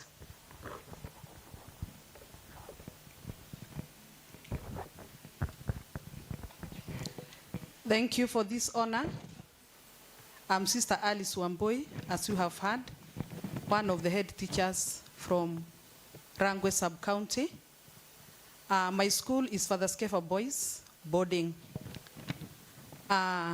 One of the backbone of the good results that we always post is prayer. Our school being a faith-based school, we always put God first in all that we do. As Jesus himself being our model, a teacher who taught from his childhood, right from 12 years old, we at Father Skefa, we put that as number one, so that the learners grow knowing that there is God and there are rules to be followed. The first rules are the rules from God, the 10 Commandments. The second one, we have got our strategic planning in our school, whereby all the stakeholders are involved. And first members of that plan are the learners. We involve the learners in planning. We ask them from their various grades what they would like to give us, maybe at the end of first month of the term, second month, until the third month. And in that, it creates teamwork between the teachers, the learners, and the parents, also the board members. We also set targets for the learners. First, they give us their targets, and these targets are revealed by the teachers. From the teachers, we have got the board of management to approve it, and then we avail to the parents. Like the targets for this year, we have already availed to the parents, and we are looking forward to good results. And we also encourage teamwork, whereby at Father Skefa, each teacher has got a responsibility, that all teachers are involved. And in our school, we call them principals. Principal of junior school, grade 9 champion, achievers, heroes. So each teacher is empowered to be in charge of his own grade. And apart from empowering them in their own grade, I am not only a head teacher who sits in the office waiting for visitors. No, I go to class personally. Personally, I do the lesson observations. And at times, mentoring the young teachers, I pick a teacher whom I feel is not very much competent, especially the new teachers, and I go with them to class. I appoint them that teacher to be my secretary as I observe the lesson personally. And after that, I sit with the teacher and tells me the result of his or her observation. So as one of the panelists talked about, Mbwa, my work is to go around and see what takes place in the whole school. We don't excel because we are the best, but because we have involved the learners. Our learners are also very good in co-curricular activities. We have posted them in various areas, always bringing trophies to our school. Our sub-county director is around, can attest to that. Even this weekend, we are taking some to Mount Kenya for scouting. Others are going to Bungoma. They live on the same date. So we help these learners. And when we come to use of digital devices, we make good use of them. We have a computer lab where we allow these learners to go and interact with their digital devices, the tablets, the computers. This time around, I saw a grade 4, they were given a home fund. We don't call them homeworks, we call them home fund, whereby the teacher expected the learners to write back an email to the teacher how they traveled back home. And I saw it and I followed. Only a few parents complained they don't have digital devices in their homes. They complained that that was a very hard task for their boys. But then, majority of them were very happy. And I witnessed those emails that were sent by those grade 4 boys. Thank Now, you, sister. Just to add on that. Yes. Yeah, I've seen you have really exhausted. You have very good best practices that each and every person can emulate. Now, from your end, before you conclude, that one best practice, that's the lesson that can be learned from your school in order to impact all schools in Homabay. That one lesson that others can learn from your school. Yes, the best lesson the rest can learn from my school is that as a leader, I don't just sit and watch, but I have to cooperate and work with the rest. Thank you. Wow, that is awesome. Therefore, that is what we call community of practice. Thank you so much, sister, for that. And I believe those who have ears have heard. Now, I want to hand over to my co-moderator to carry on from there. Thank you. Thank you very much, my sister Isabella. To Order of Grand Warrior, Sati Pino Lynette. Asumbi Girls is known for quality performance academically. How do you balance this with the learners' well-being?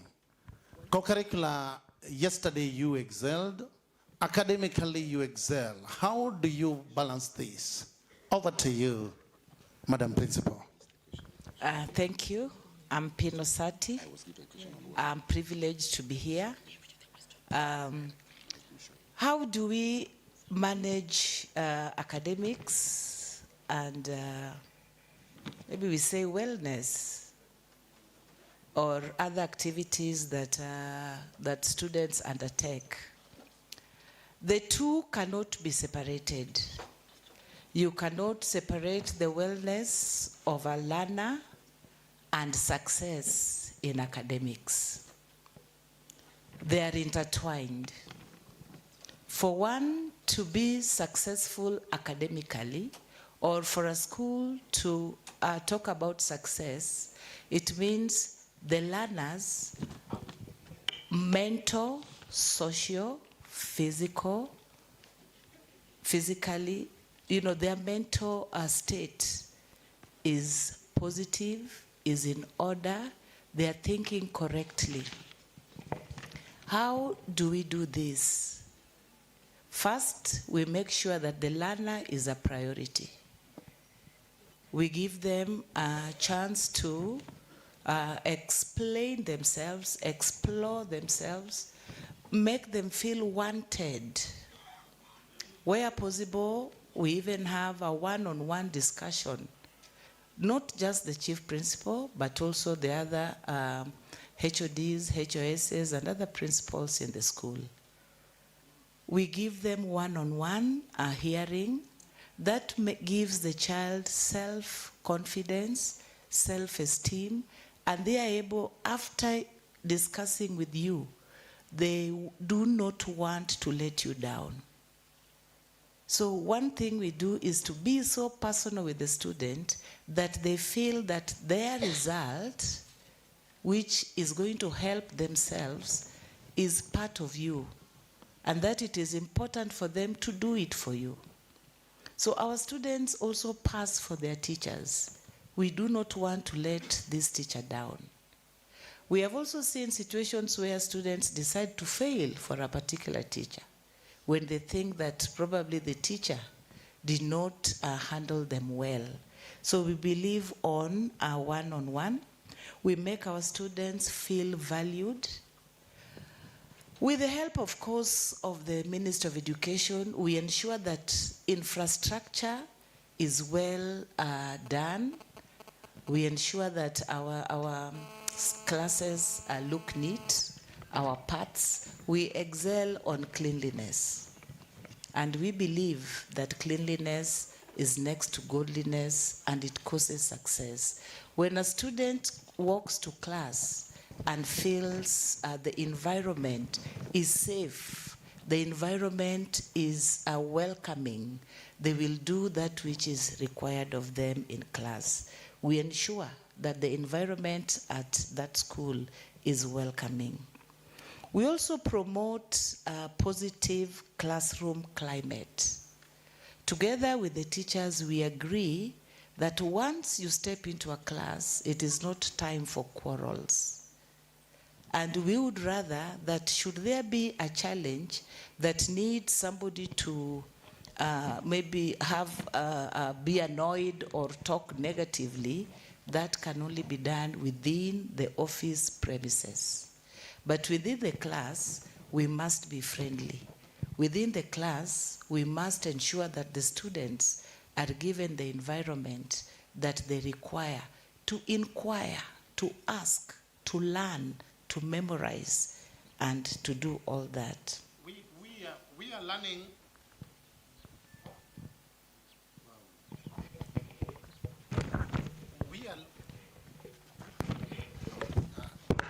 Just give her.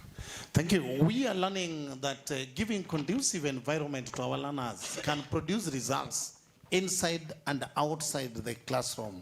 The secret behind your success, just as you summarize in less than a minute, please. Thank you. Well, the secret is, I think the top one I would say is togetherness, having both the teachers, the learners, and the parents, and the community. We have made ourselves to be part of the community.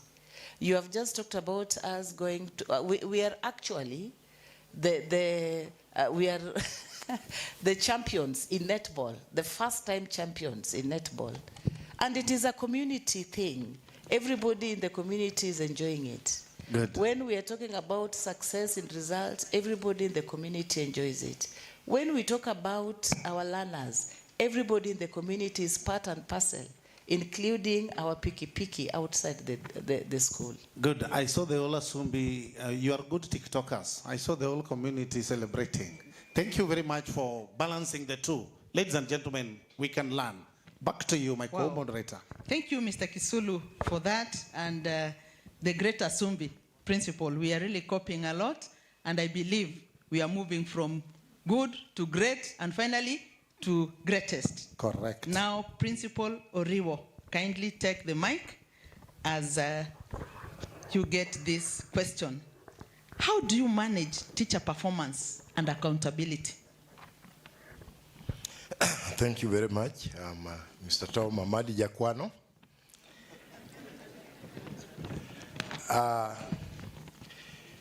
Management of teacher performance. First of all, I want to say that management of teacher performance is very key in our schools for us to be effective, efficient in producing good students who are able to fit in the employment market. You find that one teacher can perform in one school, and when he goes to another school, he cannot perform. Another teacher cannot perform in another school, and when he goes to another school, he performs very well. This teacher that another principal is complaining about is all about the way you manage the teacher. A teacher is an agent of change. And a teacher can bring an influence in the life of a learner. And the way you manage a teacher determines the performance of the teacher. And therefore a teacher needs to be treated very well.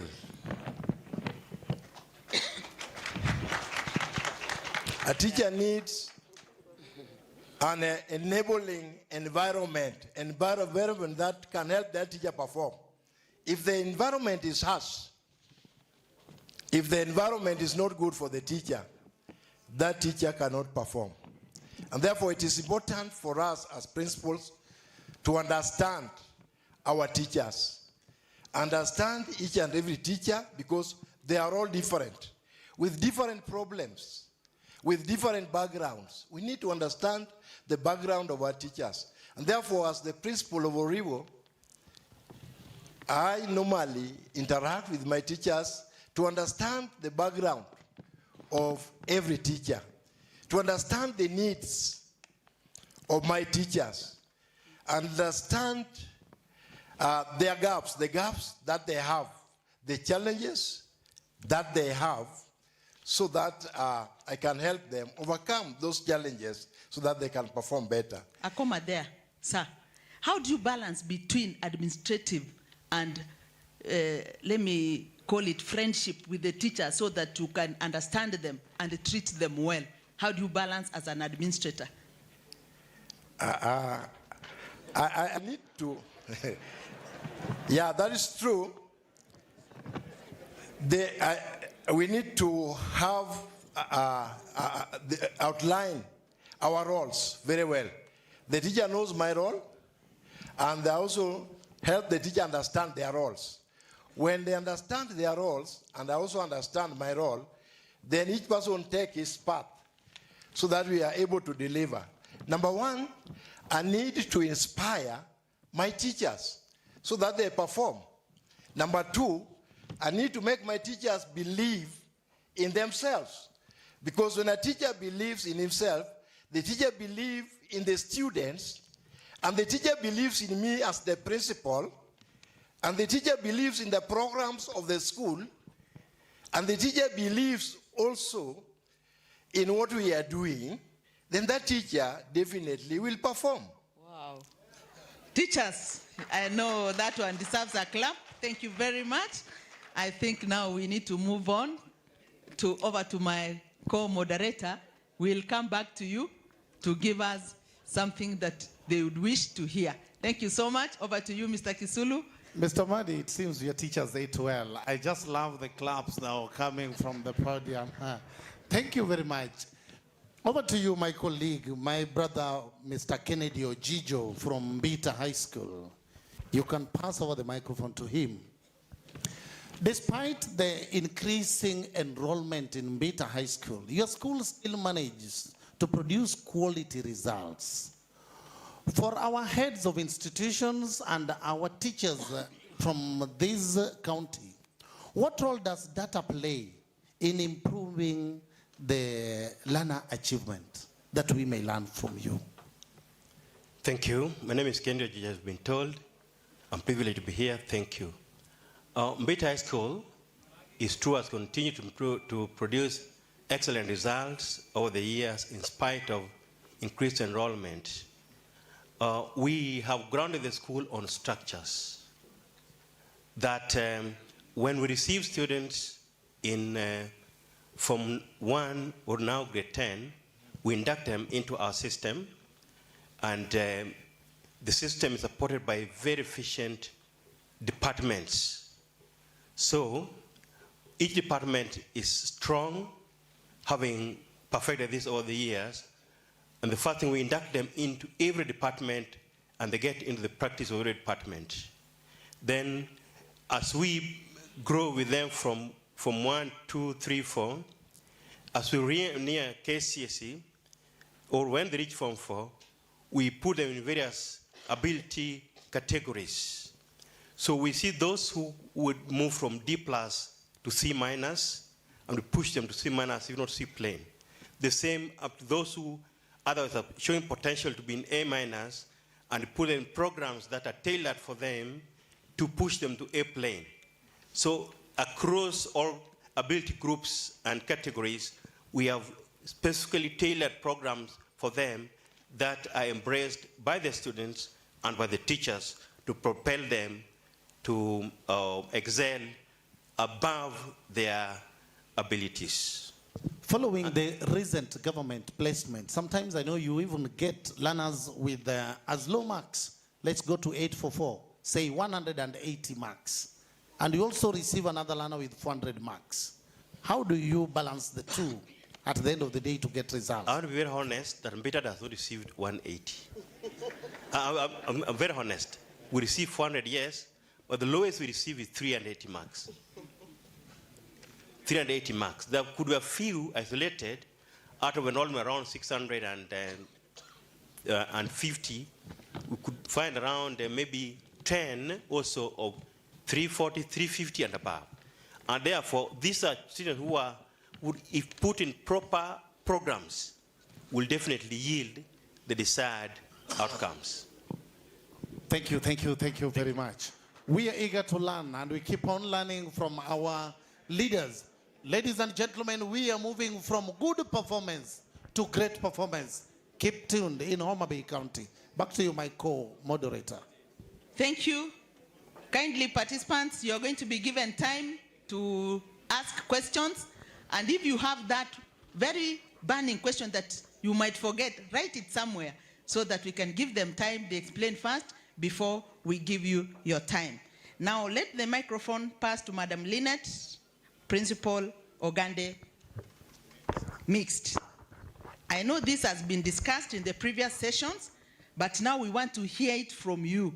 And we had a lot of praise by one of the panelists, every time talking Ogande, Ogande. So meaning there are good things there.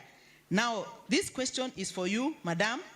How have you addressed issues such as absenteeism, teenage pregnancy, and dropout? Thank you so much, our moderator. As you've been told, my name is Lynette Olonde, Principal Ogande Mixed Senior School. I would first start by saying that we have a unique school. Unique school means we have a 4-in-1 school. We have boys, we have girls boarding, boys boarding, girls day, boys day. So that is 4 schools. We take as low as the mark my senior was talking about, they don't take, and we get some few students who have got the average marks. As a school, we have shared a vision that we want to keep every child in school. And from what we've been told here, we have absenteeism, we have pregnancy, we have dropout. All these totals to dropout in students. They have talked about it here. So with my teachers, we talked and shared my vision that we have to keep these students in school. Keeping them in school is not easy. One thing as a school, we decided, I would put it in quotes to make our school interesting. meaning that we want to keep our students in school.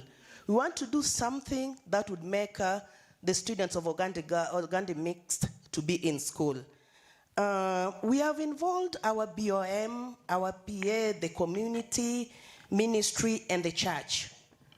Because when we talk about pregnant, we have to talk about keeping these students in school.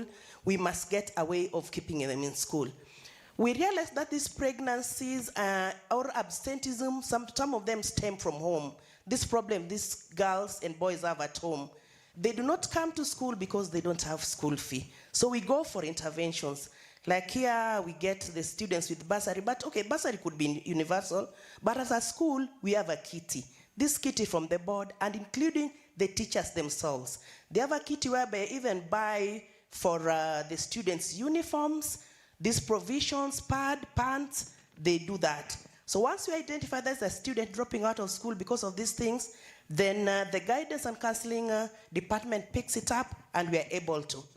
We are also able to be personally, okay, as teachers, we are able to, students who are really, really from vulnerable homes, some of them we keep them in boarding, some of them we adopt them personally so they can get a safe environment. Wow, that is great. A shared vision and also having that kitty to support the vulnerable. That is awesome. Thank you so much, Madam Lynette. Now to Rhoda Omolo. This is for you. Kindly pass the microphone to her.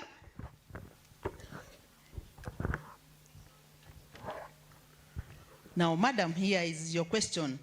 How do you engage parents and communities in supporting learning in your school? Okay, good afternoon. It's an honor to present on behalf of Dickens Bele. And as she has said, I'm Madam Rhoda Omolo from Sindo Comprehensive School. And to start with, I want to say that education is not a school affair alone. It's a community responsibility. And therefore, just as the African proverb says, it takes a village to raise a child.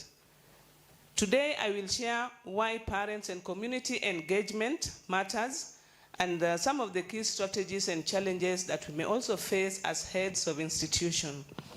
So to start with, I want to say that when parents and the community are involved, there are certain things that we are going to realize within the school setup. One, the learner performance and the discipline will obviously improve when the learners are engaged in our school. We are also going to realize that the attendance of our learners will also improve and go up because there is a coordination between the parents and the community together with the school. Then the school resources will also increase because when the stakeholders are brought on board and you discuss the resources that we have in school, some of them may come up and help us improve on the little resources that we have in our schools. Last but not least, values taught in schools will also be reinforced in school and also at home. In a nutshell, I want to say that engaged parents will produce better learners. And therefore, engaged learners will... I think that is very nice. I think she's concluding that community engagement and parental engagement is key in order to improve learning. Allow me add just a few points that I also had. Just 20 seconds, please. Thank you. In the interest of time. We will also strengthen our BOM and the Parents Teachers Association together with the home school communication improvement. When we improve this, we will be able also to call them. We hold academic clinics and open days within our schools. Then we'll also be able to use community experts as mentors to our school, and then we tackle the barriers together. Thank you very much. That is community engagement and also parental involvement. Thank you so much, Madam, for that. And I believe all are copying notes. Over to you, my co-presenter.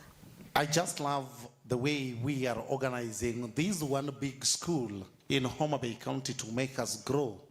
Madam Lynette's school, 4-in-1, day boys, day girls, boarding boys, boarding girls, still disciplined with quality. Now we've involved the community. To our principal, Isaac Okeo. Your learners are very good, very smart, very sharp. Currently, you have got a large number of grade 10 learners. How are you preparing learners for competency-based education and a future career? Thank you so much. My name is Okeo Isaac. I'm happy to be here in the panel. Indeed, we have a number of grade 10 learners, but they joined a school that is very active in out-of-class activities, be it sports, be it music, be it drama, science and engineering. Actually, all those activities participate up to the national level and even beyond. Even now, our drama is going to the East Africa, and basketball also nationals. When they join the school, they must learn the culture of the school. And one of the ways in which the learners can be onboarded in school is to play with their psychology. And their psychology, you must inform them that they're in the best school. You must inform them that they must excel in everything that they do. Actually, it is not only classwork, because students learn a lot in out-of-class activities. They learn how to compete, how to accept defeat, how to win, how to be disciplined, how to collaborate in out-of-class activities. So we have a lot, we emphasize a lot on excellence in everything that they do. The grade 10, when they came first, we helped them to identify areas of their interest. They were there for some time, and by the time they were settling to choose their pathways and the subjects they were taking, they were well mentored on what to do, and their choice was theirs. So when they accepted the pathways they were taking and the subjects, depending on the guidelines that were given by the ministry, they were mentored on how to move forward from there.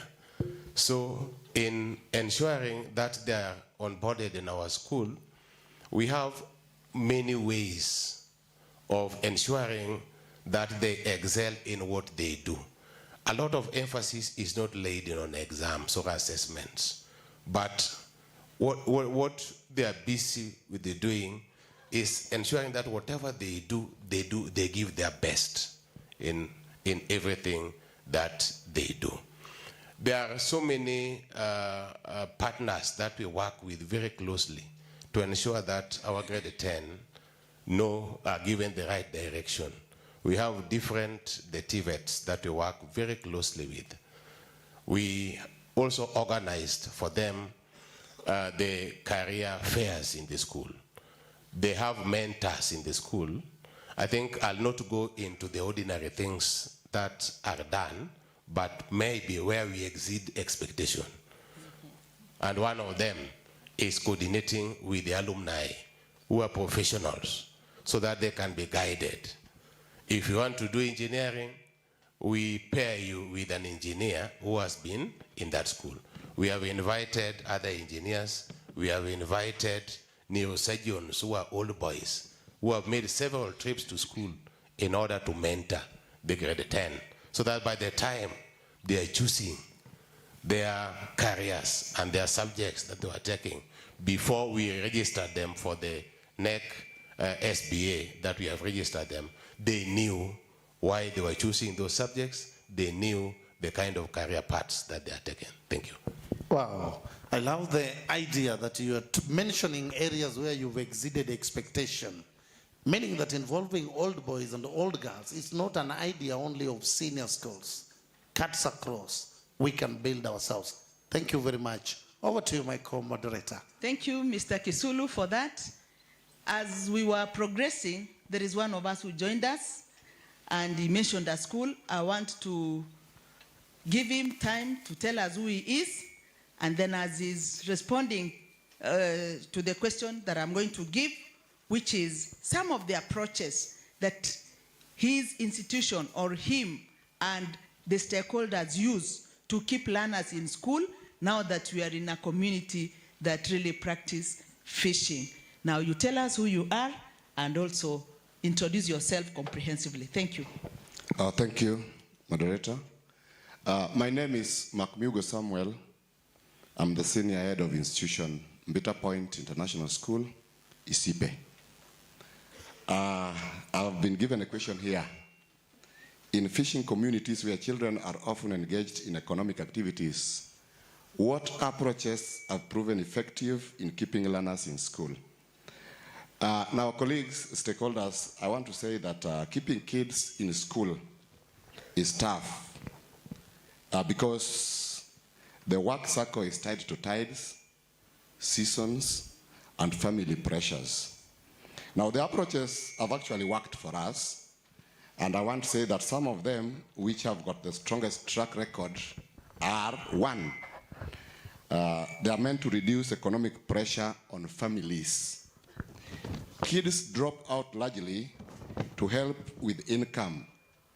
So we have programs that keep learners in school. One of them,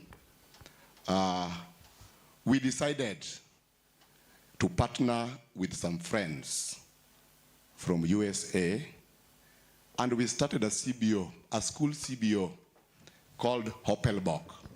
Homabay means House of Prosperity in Education and Livelihood Beach Organization, Kenya. So what this organization does, we identify learners from the fishing families who do not attend school regularly. And then we do what we call conditional cash transfers and school stipends. Kindly, if you can just summarize and name them. Name them, in the interest of time. Thank you. Now, what we do, when we identify them, we, in partnership with the Ministry of Education, we started a low-cost boarding. So we bring them to school and give their parents some upkeep through this organization so that there is no pressure for the learners to go back home to do fishing. Another thing, we started a school feeding program. This school feeding program is very effective. So we decided to run a dairy farming project where we have cows in school, we milk, and to your surprise, from Mbita, the dry land, we produce over 40 liters of milk every morning and every evening. Thank you. This one is helping them because we prepare them tea and good porridge every day. We also have peer mentors. The others can come later on, no problem. Please, just Thank one you. more, and then we move on to the next. One more, we are a sporting institution. Even yesterday, we just represented this county at the regionals, and we were, I can say, the winners, because we played full time, and we did so well, it was a draw, then we were knocked out at the penalties. So our learners and parents are very motivated to come to MPIS Isipe. Thank you. Wow. Thank you. Thank you. I think he has mentioned a few. The rest will get them. Want to hand over to my colleague. Kindly try to summarize, be brief for the... Thank you very much. I love the passion and the love of institution and learners at Mbita Point. Thank you. Now, yesterday we had good learners, Principal Ivo Diambo from your institution. How do you support these learners from low, middle class or low class level, the struggling learners, without lowering their expectation? At the end of the day, your learners perform. But we have got learners with, who are struggling from the entry point. And what innovations have proved that, that can significantly improve the learning outcomes in your school? Thank you, Mr. Kisulu. Allow me to appreciate the opportunity to present in this panel. My name is Eva Odhiambo. I am a teacher at Duty Girls. Now, when we talk about struggling learners, I want to appreciate the fact that the ministry knows there are learners who are struggling in an institution. And Duty Girls being one of those, also appreciates the fact that not all learners are the same. The entry behavior is average to low. Actually, if we are in the category of schools that take up to the lower 200 in terms of the previous system. Struggling is very, I would put it, it's unique in so many ways. We can have a struggling child who is naturally struggling, or a child who did not have the right environment to develop to the point where she is. So we are offering support. The fact that you are asking how we support, it means we have accepted that they are in need and they need to be supported.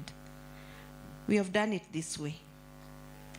We have a very, very vibrant guidance and counseling department in the school, which is also very active in identifying and appreciating the students in small ways. We have also been in a position to identify this special teacher. Colleagues, we must accept, some of us are not very patient with the struggling learners. But we have this teacher who has his or her way around the struggling learner. So we strive to identify such teachers so that the ego of this struggling learner is not disrupted. Again, I will join my chair, Madam Pino. One thing about us ladies or lady teachers, with due respect to the men in the house, is that we cherish beauty. We are working on the silent curriculum of the school and ensuring that the environment is welcoming, and that boosts the confidence of the child to look forward to learning in that environment. And of course, sometimes we give the students special time, especially the struggling ones. Innovations are quite a number. Among the things we have done as a school is that we have involved the HOSs and the HODs in monitoring nearly every week what goes on. They call them several names, TBBs, like the touch-based briefs. They call them damage control, like checking their work and ensuring that it is well done. And as a school, we have now strived to inject certain activities that were not there previously, just to give them an opportunity to see. Like recently, we have just started a bakery where we are baking bread and asking them to come and see what it feels like to have bread come from the farm to the table. Again, working on motivation of the teachers, which is common to all of us. Maybe not all schools are in a position to motivate their teachers to trips and all that, but Dudi also does that. I think very soon they are traveling to Mombasa, for example. And then we have engaged the journalism club to do for us the campaign. It's called Propaganda in a Good Way. That also helps us improve the confidence of the children. So there are so many. Given an opportunity, we would write a whole book. Thank you very much. I hope you're not making propagandists to be goons, but they are working and Dudi is performing. Positive propaganda. Thank you very much, Madam Principal. I hope we are learning from our panelists, tested, tried, and confirmed. Back to my co-moderator. Thank you. Now, we want to hear from the trainers who train teachers, especially in STEM. The government had envisaged to attain 60% of learners enrolling in senior school take on the STEM pathway, a target that is yet to be attained in many learning institutions, ultimately nationally. It is also evident that girls' confidence in STEM-based subjects often drops significantly at middle school compared to their male counterparts. What early stage interventions or curriculum changes have you seen effectively counteract these cultural stereotypes? Over to you, trainer. You tell us who you are, and then you go straight to answer the question. Thank you, Madam Moderator. I'm Colin Sorwa. I train with Semase. I represent my trainer rep, Madam Millicent. Thank you for having Semase on board. Now, let me start with some statistics. The task is a bit wide. You will give me some time. One, government placed about 560,000 in STEM, about 420,000 in social sciences. Arts and sports has taken about 115,000, bringing it to about 1,095,000. Out of that, it means the government has placed about 51% in STEM, a bit below the 60% target. My task is actually narrowed down to the girl child.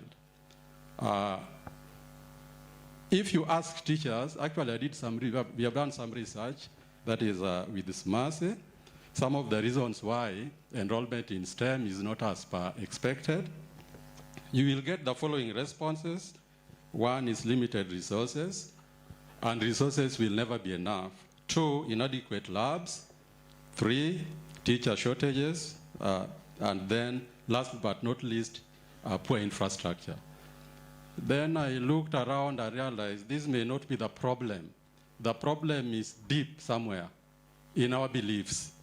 It is actually in our beliefs why the enrollment is down. Now I'm narrowing down to the girl child. When I was growing up, there is a time my father found me in the kitchen with my mom. Actually, I was given a thorough beating. That if I find you again in the kitchen, you will see. I don't know, we have some beliefs with us. As from that time, anytime I enter the kitchen, I have to check around first if my father is around. So it is boiling down on beliefs. It is not boiling down on the laboratories.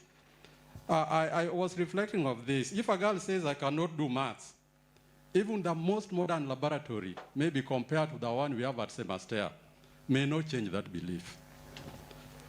If a girl says physics is for boys, or STEM, or engineering is for boys, even the best system like the CBE, which we have now, may not change that belief.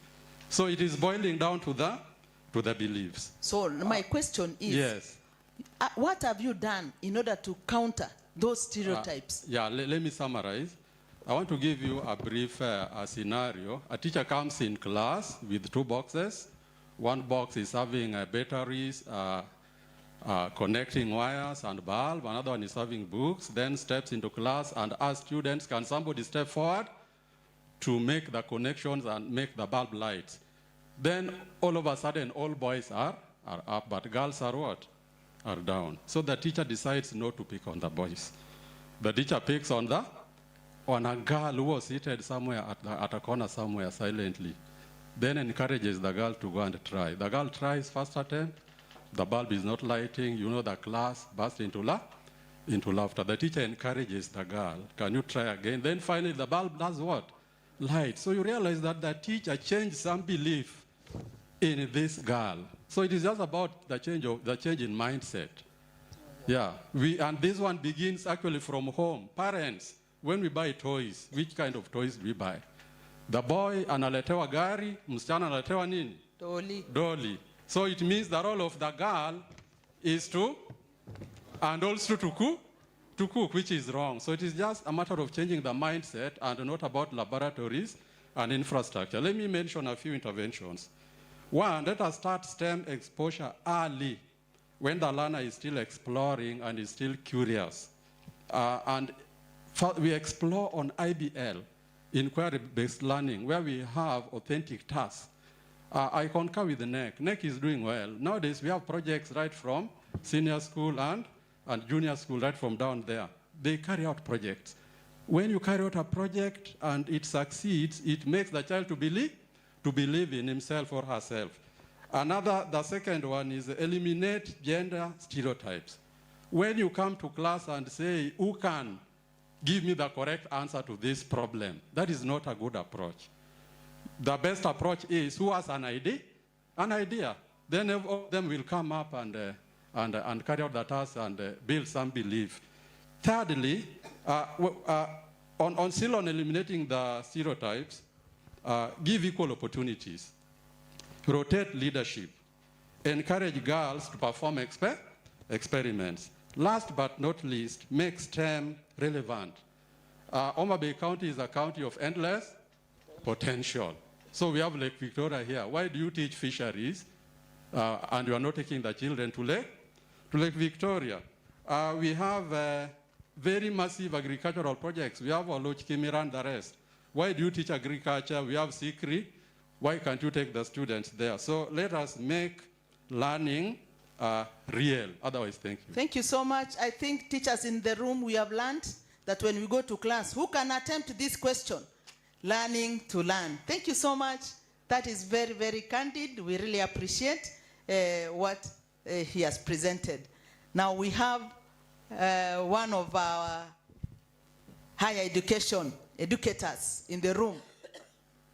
Mr. Kisulu, kindly engage him. Thank you very much, ladies and gentlemen. You can see our panel is comprised of our lead heads of institutions, right from primary, junior school, senior school. Once our learners graduate, they go to these higher institutions of learning, and together with me is Dr. Mark, Daktari Mariko kutoka Tom Mboya University. We value your presence here, sir.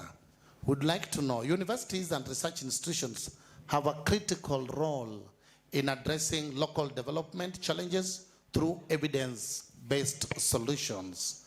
How can universities contribute to solving education challenges that are facing our learning institutions in Homabay?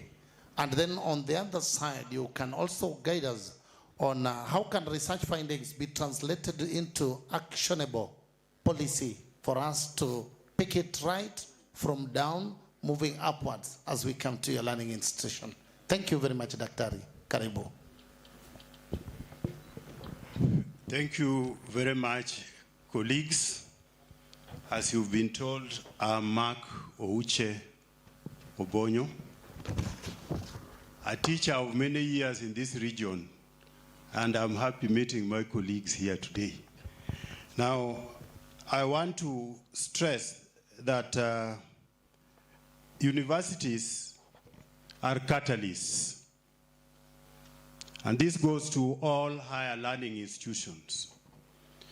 I've been listening to the colleagues responding to their panel questions, and all the questions were raising up challenges. My colleagues have been giving ideas and practical cases that they have used back at home to address the issues that bedevil the learning environment. The first role of universities is to support research so that these solutions are evidence-based rather than being opinions of the leaders who lead the learning processes. So that is one area where Tom Mboya is very ready to come in. When we have research hubs targeting our schools and addressing the challenges as they are. Then, two, we know that most researches that are carried out in higher learning institutions end up in publications and then shelves. We must translate those findings into actionable policies, and then we must break them down into implementable activities that are simplified and that anybody can understand. And this must target all the stakeholders involved in the learning processes in our schools. I think this has not been done very well. And I'm here to testify that Tom Mboya is very ready now to work hand in hand with Homabay County to work with us in the learning process. Let us not base our policies on compliance. We would rather make our policies be oriented to evidence that we have gathered, and then we support the teachers up to the very level of implementation. Then we'll move somewhere. I think I have a whole realm of issues that I thought I would put before you, but for now, I think that will suffice. Thank you. Wow, Tomboya University, Dr. Mark is equally my lecturer, and I value the support you're giving to our people. Back to your co-moderator. Thank you, Mr. Kisulu. Now, there's a neighbor of mine here. He came in when we had already sat. And when he mentioned Isipe, he might feel that I'm kind of biased because his team beat my team from Siaya. Now, lest I be blamed in future, kindly let me give him 1 minute. There are some 2 points he left out. 1 minute, I mean 1 minute. After that, I'm going to give this panelist 20 seconds to give one approach or one factor that has contributed to their success, which these teachers or all of us can take home. Over to you, and when I say 1 minute, I mean 1 minute. Please. Thank you. Thank you. But Homabay County will still beat Siaya next year. We believe in strong community and parent involvement. So in that aspect, we know top-down rules rarely stick without local buy-in. So number one, what we do is parent, teacher, fisher associations created at school level. It helps us a lot. Number two, we have peer mentorship programs and role modeling.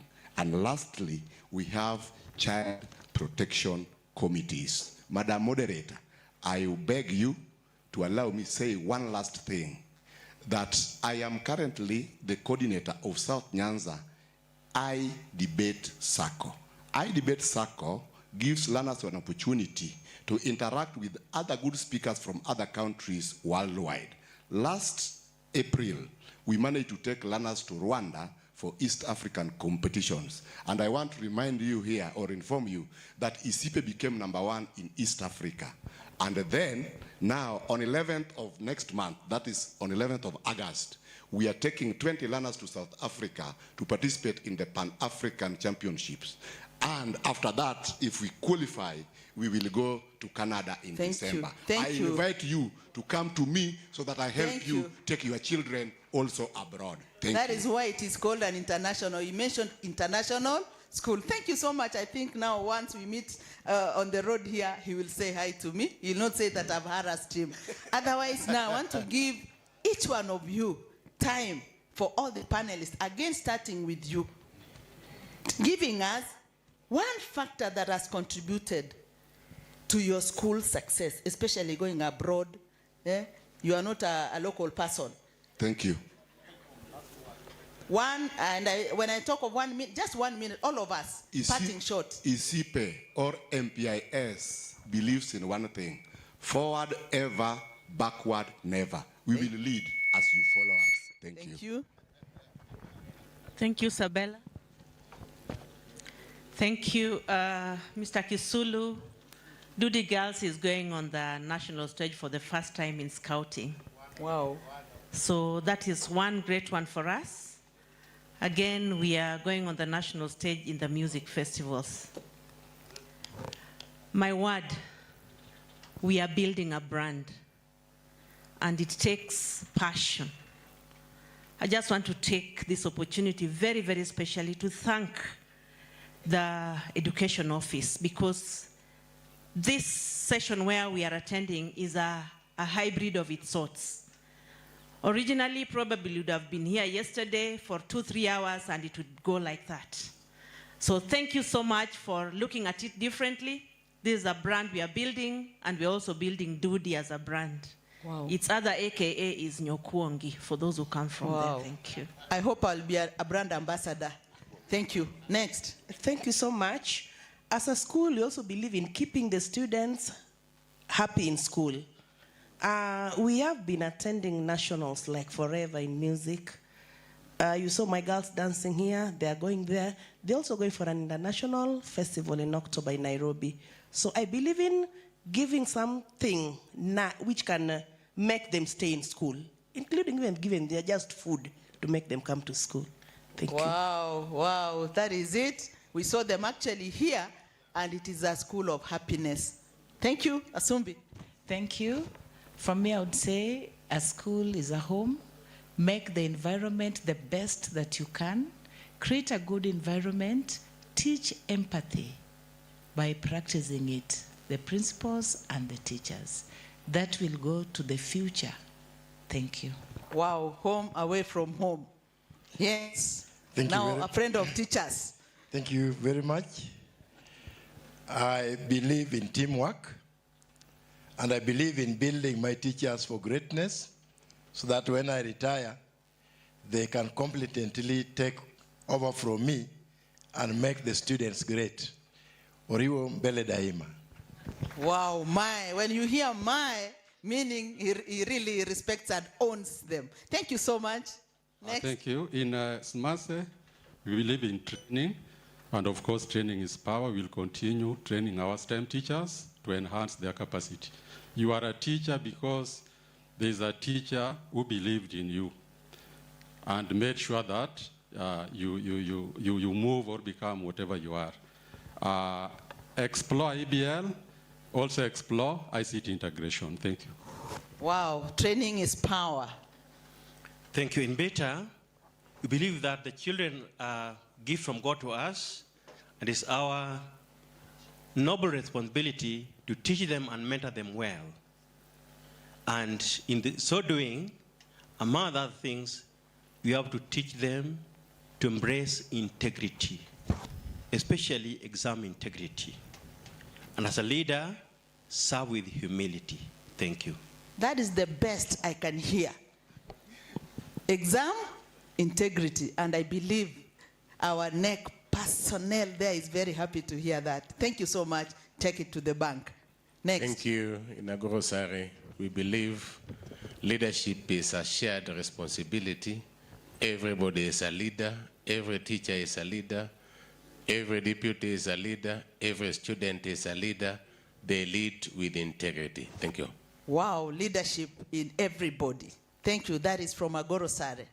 Thank you. The key message from Tom Boyer is education improvement in Homabay must be based on research.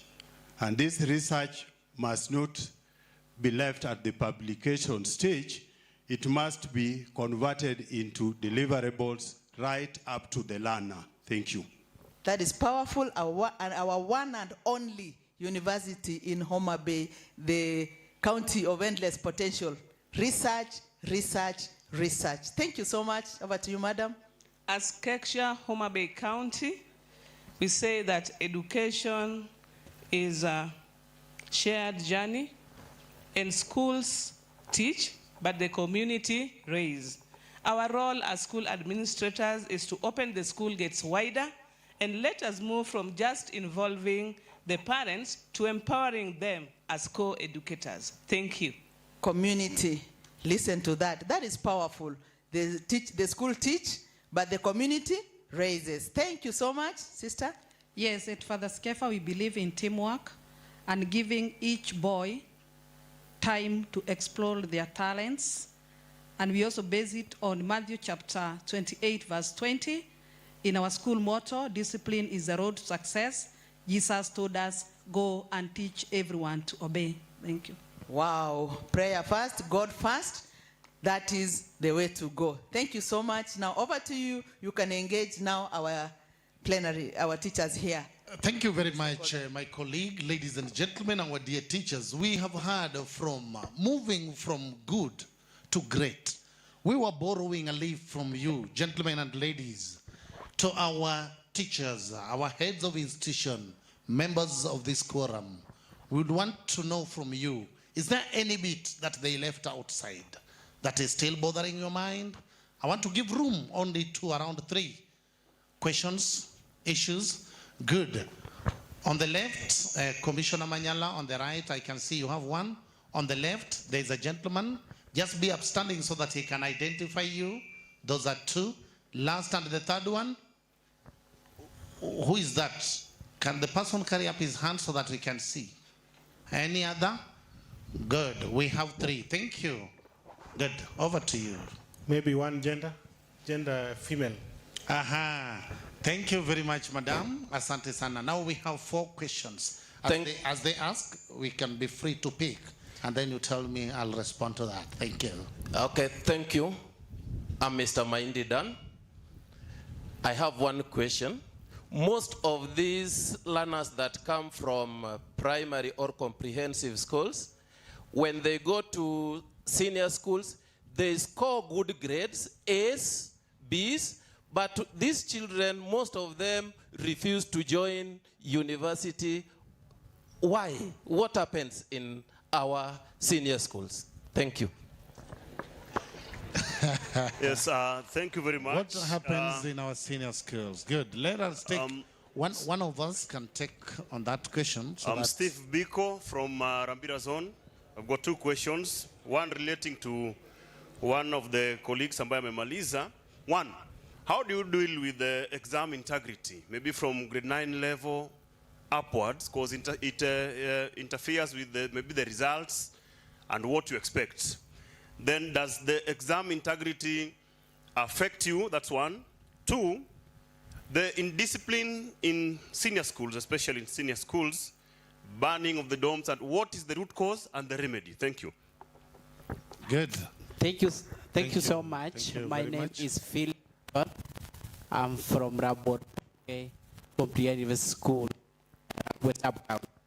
My first question is that you can move closer. The energy in our microphone disappears as you move away. Thank you very much for understanding. Good. Thank you so much. My first question is that we've had a lot of success stories from the great panelists, and kindly may you share with us some of the challenges that you've come across and how you've solved them, because from challenge is when we grow. We grow from negative to positive. Then the second one is that we are handling different generation of learners, and for you to succeed, there must be a certain discomfort. And the generation we have, if you introduce that discomfort, they try to rebel, like the unrest we have. So how do you put into consideration the values of caring, love, well-being, and also balancing that they have to perform through discomfort? Thank you so much. Correct. Finally, the last question comes from a lady. Karibu Okay, sana. thank you. I'm Deborah Okelo, the Curriculum Support Officer of Homabay in special needs. So my question goes to the heads of institutions and the principals. In concerning inclusivity, when we move around, we find that most of our facilities are not adapted to the needs of these learners, because across we find learners with special needs in almost all the institutions. What are you doing about it? How are you trying to adapt these facilities? Because most of you talk of there is no funding for that. So how will you ensure that learners with special needs are comfortable and their needs are catered for in your institution? Wonderful. Secondly, concerning ICT integration in our senior schools and the junior school, what measures are you putting in place to ensure there is that availability of these gadgets? Because in most of the schools, the parents were asked to let the learners taking computer studies come with these gadgets. So to me, it creates insecurity, because if the rest of the learners do not have these gadgets and only a few of them have it, then I think it causes insecurity, or there is a gap there. So what measures are you putting in place to ensure that every learner is exposed to these gadgets? Thank you. Wonderful. Questions home and dry. Thank you very much. Michael, MC, moderator. Now, that is the voice of the members, the participants. Now, the first question, that is on senior schools. Why learners are called to university and they don't go will be answered by Principal Mbita. Exam integrity, and does exam integrity affect you? Agoro Sare. The root cause of banning schools. Madam Eve of Excellence, that is yours from Dudi. Challenges and how you solve them. We had those challenges from Ogande. Now, Asumbi, you will answer that on challenges and how you solve them. Now, different generations of learners and the discomfort and how do you balance? I hope it was copied by Oriwo. That is the different generation of learners that we have and the certain discomfort and how do you balance within caring and loving them. So that one will be answered by Oriwo. Inclusivity, that is most facilities are not adapted. What are you doing, Father Skeva? I know you will answer that. And ICT integration, measures in place, availability of those gadgets. It creates insecurity. The teacher from an international school will answer that. On ICT integration, the measures that you have put in place to address that. I hope you captured it, the question. Thank you. Let's start now. Where do we start from? Who is ready? Let's start from here. Sister. Yes. And then you move. So thank you, Madam, for giving me the question on SNE. And I thank God because that is my area of interest. I've done SNE up to degree level. I also hold a diploma in KISE. Now, what we do to these learners, like in our school, we have a boy without a leg. And the boy is very comfortable because we made sure he can access the dorm, the class, the dining hall. And we also help him to understand that disability is not inability. We allowed him to participate in light games that he can. He tries to play volleyball. Also, we have a learner with low visual impairment. For him, the parents accepted that he learns in our school. So what we have done, he sits in front in the class. I have a learner also with hearing impairment. He's using his hearing aid in school. And we have made the learners to understand all these learners with various disabilities, love them, support them, and teachers are also aware of them. The other support staff support these learners. So they are very comfortable at Father Skefa Boys. Thank you. Thank you so much. I hope all of us, we need to copy notes, especially the heads of institution, thinking of putting facilities that are SNE friendly. Next, let's go to Agoro Sare. Your question on exam integrity. Thank you. I think I want to appreciate the person who has posed this question because it has a major impact in the running of senior schools. I want to believe from own experience that the country is slowly becoming a cheating country where people cheat in everything. Even if you are asked your name, you might say a different name.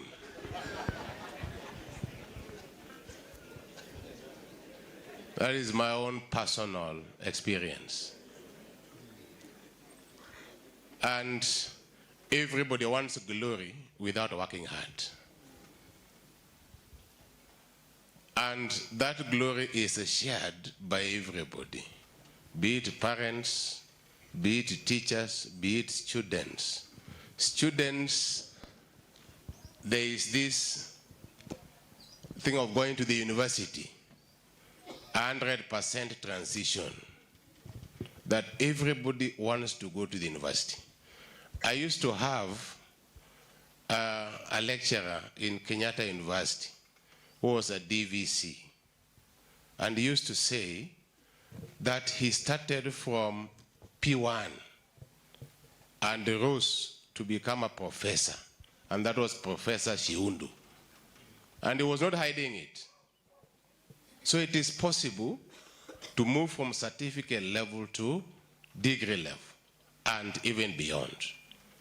But the current crop of not only learners, but even the parents do not want that long route of passing through the certificate to diploma to degree. They want to, when they are asked, where is your child? My child was in such and such a school, A or B, money to get a B+ and join university. That is the kind of response that every parent expects. And that is why, when you talk about integrity, it includes everybody. Be it parents, be it students, be it teachers, be it principals. And that is a fact that we must all pray about. And it is said, I think the person who posed the question was asking, how does it affect the running of the school? It affects the running of the school, and heavily. Why? Once the children know there is an escape route, they will not study. Ukweli ama uongo. They won't study because there's an easy route.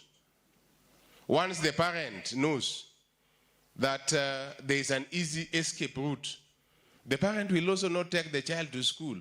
Why pay school fees? So you stay with the child, later on the child goes to sit for exams, and the child gets a B+ or an A- and goes to the university. Okay. So I want to say that some of the students, even as we see today, they are not in school. Because even the parents know, however long they stay at home, they will still make it to the university. Thank you so much. Yes. I think that's the elephant in the room. As Homabay County, we need to look for strategies of addressing it so that we can have genuine results. That is the way to go. Thank you so much. Next. Thank you. I wish to respond to the question on why some students excel at senior school, second school level, but choose not to join the universities. There may be many other factors, but I want to highlight three. One, there are those students who, after my brother has correctly put it, got inflated results.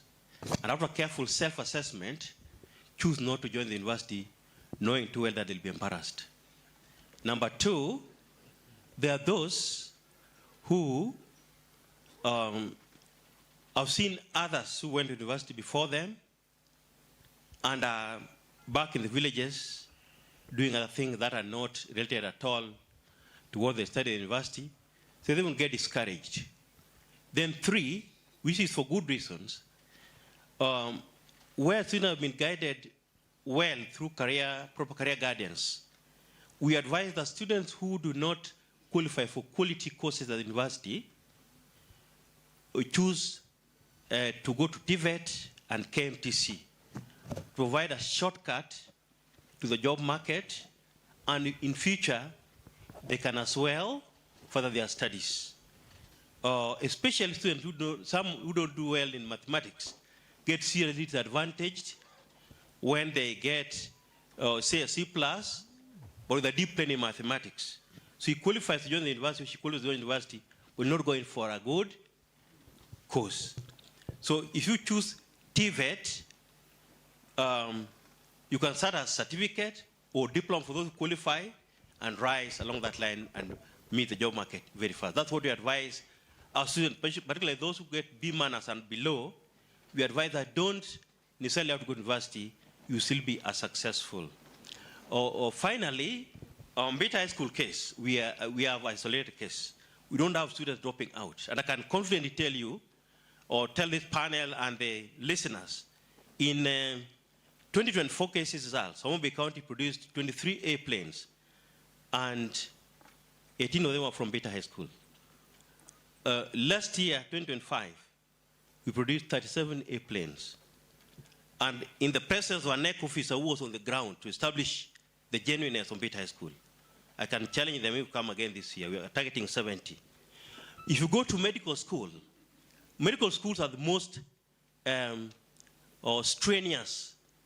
They provide the most strenuous training, very rigorous, and a good number of students who get inflated quality grades, so-called quality grades, drop out easily, even in the first year.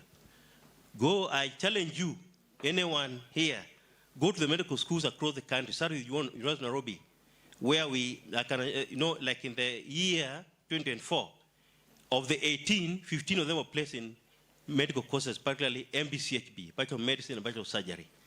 And they are the ones who stand out and continue for the 4 years because of integrity. Thank you. Thank you for the confidence. You have been given a challenge. Kindly take it up if you so wish. Next, Oriwo, tell us about those different generation of learners and the discomfort, and how do you balance the caring, loving, and the like? Thank you very much. We are all aware that in our schools, we have different generation of learners. The first group is the 844, which is Form 3 and Form 4s. And also we have the grade 10 learners. Actually, these learners are different, even in their thinking, even in the way that they behave. You realize that because the grade 10 learners were brought out differently, they are more confident than the current 844 group. And they are very brave and courageous. And they can even face you when they have a problem.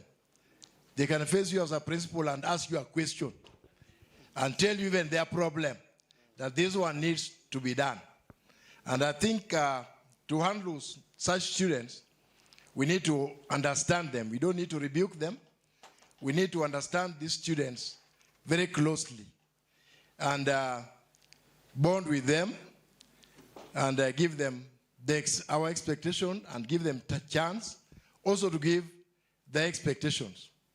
As the principal of River Boys, I have a day on Wednesday.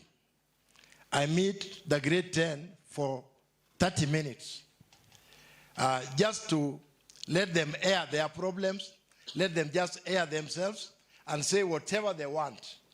And I respond to them, their problems, and that makes them more comfortable. I also have time with the 844 group. I also listen to them. That's around between, because the grade 10 I have between 6 to 6:30 on Wednesday, and 6:30 to 7 I have the other group. I also listen to them because their nature of problems are different. Then I talk to them, listen to their problem. But one thing that I realized, you also don't need to separate them. You also need to bring activities that harmonize the two classes so that they are one. Though we have a CBE school in Oriwo Boys, the CBE as a school, and it is called the CBE school. They have a principal, they have head of departments, and they are treated differently because even the teaching of the CBE is different from the teaching of the 844. And it's the same teachers. And given that they are also handling the 844, they may forget to teach the same way. Thank you. I think they need to be balanced. Thank you so much. You have answered. You need to understand them and listen to them. Yesterday we saw how confident they were here. They really challenged all of us. I wish all of you were here. Thank you so much. Next, Madam, kindly in 1 minute. Challenges in 1 minute, okay, but challenges are many. For you to start as a classroom teacher to a HOD to a principal to a chief principal, you have gone through several challenges which cannot be discussed in a minute. We talk about school. Right now, the main challenge at school with the two different groups, the 844 and the CBE, there's a major challenge. Somebody has talked about gadgets. You find that some of our grade 10 students came with gadgets. And now the secondary school also wants the gadgets. And that is a big challenge because you told us we could come if we want. We have brought them. The others are now saying, oh, we are not loved. How come us, we cannot be allowed to do this? When grade 10 came in, we thought, the idea of the good environment. So we told them, well, you can also even just plate some lines. Because they came and said, no, madam, you know our hair, as he says, the grade 10s are funny. They'll come and tell you, madam, we want to have hair like yours. So it is either, am I cutting mine so that the students can learn to be the way they are? So you look for a scapegoat and say, no, you can make some lines. Then the others are saying, why not us? By the way, that has been a big challenge at Asumbi Girls. And there was almost a big rift between the grade 10s and the Form 4s and the Form 3s. The grade 10s even decided to give the Form 3 and 4 a very dehumanizing name. You know, they were fossils. Nyinyi ni watu wa kitambo. So them, they feel they are fresh. They are the people who know everything.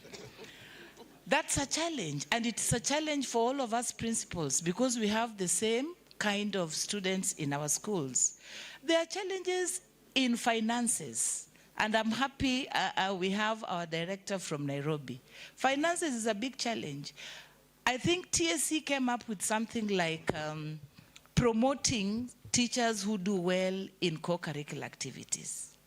And so all teachers in our schools want to do co-curricular to the best. And along them, they also have people who they think are better trainers. So within a school, you find that like now we are going for nationals. You have 4 teams. Asumbi Girls has netball, has basketball, 3-in-3, has Scrabble, Sijui chess. You know, you sit down and you wonder, where will these finances come from? And then the teachers, you'll tell them the ministry is taking these children. But what about us? We cannot go without our children. And the teachers, we know ourselves. If the principal says no, that is the beginning of your big downfall. So you have to say yes in moderation. Finances is a big challenge in our schools. Thank you. Wow. Those ones who have been admiring to be principals and chief principals, hear it from the horse's mouth. Thank you so much. Yes, Madam Eve. Thank you, Sabella. And I want to say you've given me a very sensitive topic because this is what we are grappling with in the most recent. 3 weeks or so, for about 50% of our schools, the kids were home. Indiscipline is a topic that cannot be looked at in isolation.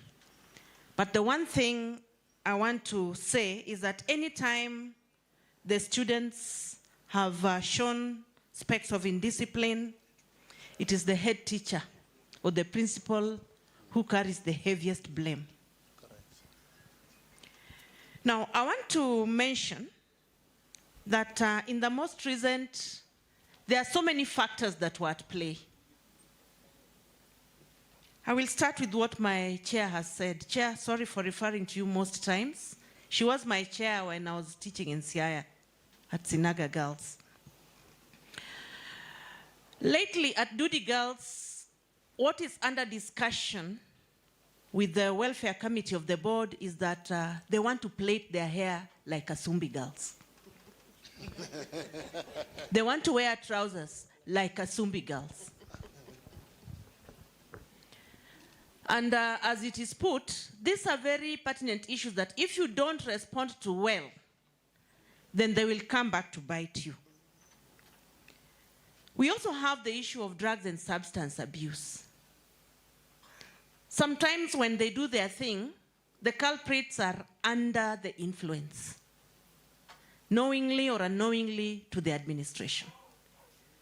But remember, this is a child who is growing up in a community where back at home, and with due respect, this term goonism is taking fast shape and is almost becoming the norm. This child comes back to school where there is order, but again, wants to practice what he or she sees happen out there. The teacher is expected to bring order in that setup.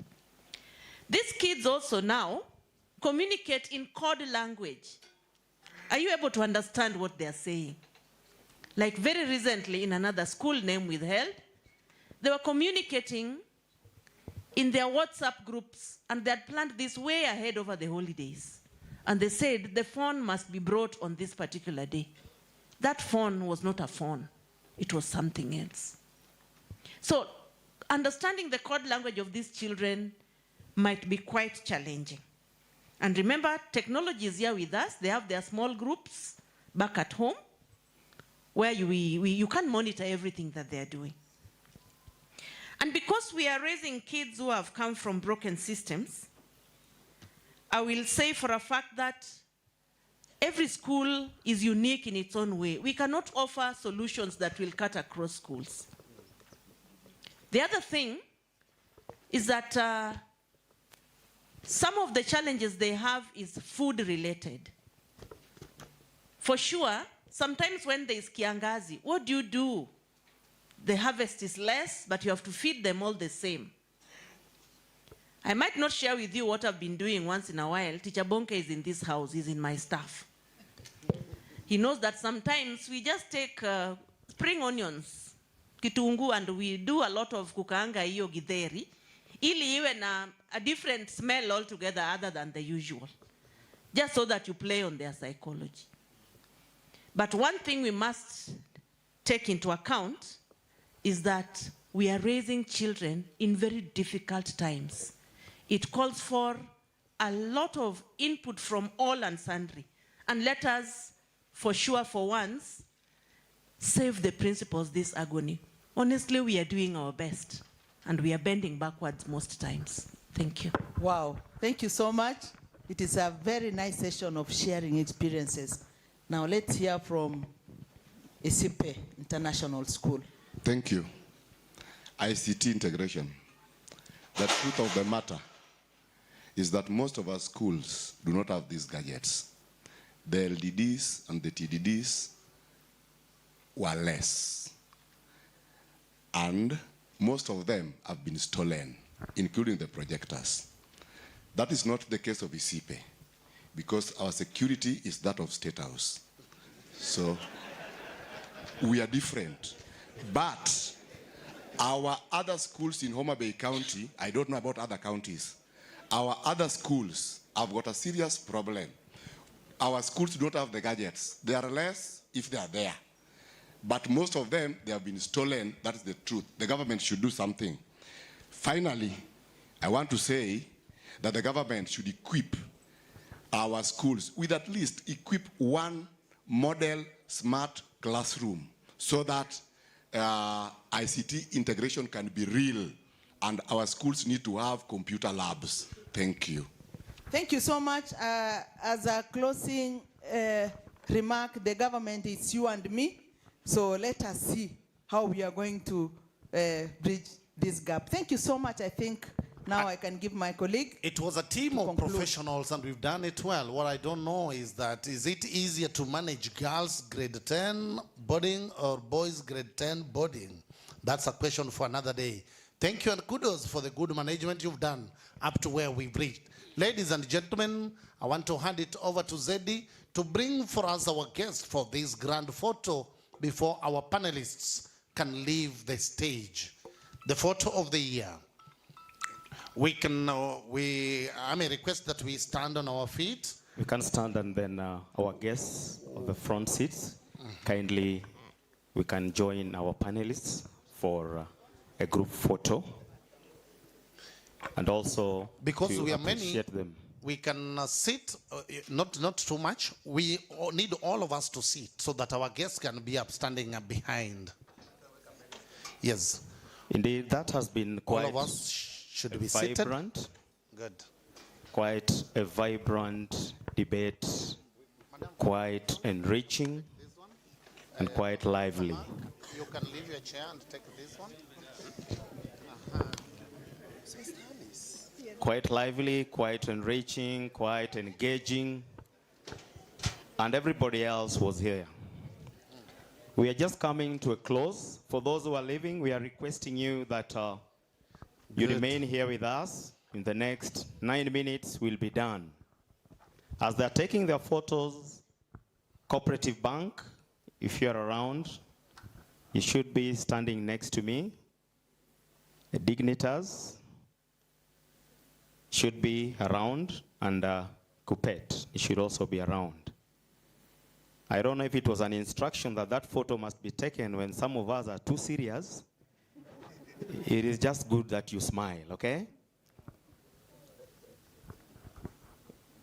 Good. All the photographers are more serious. Thank you very much to our panelists. Once again, may God bless you. Let us clap to them as they move down. Wonderful work. Our principals, heads of institutions, you have done well, and you are making us move from good Where is to Cop Bank? great. Cop Bank, where are you? For those who are leaving, it's bad manners to leave when others are seated. I know you are rushing for the line for the lunch, but it is good that I'm seeing others are heads of institutions. Kindly, don't do that. Don't do that. Cop Bank, if you are not there, we'll skip that part, and then we will move to, where is Dignitas? Dignitas, are you there? When given this chance, kindly move with speed. For 3 minutes, Dignitas, are you there? Where? Aha. Cop Bank, you've taken too long. We'll give you only 3 minutes. Dignitas kuja haraka haraka. 3 minutes, and we will be done.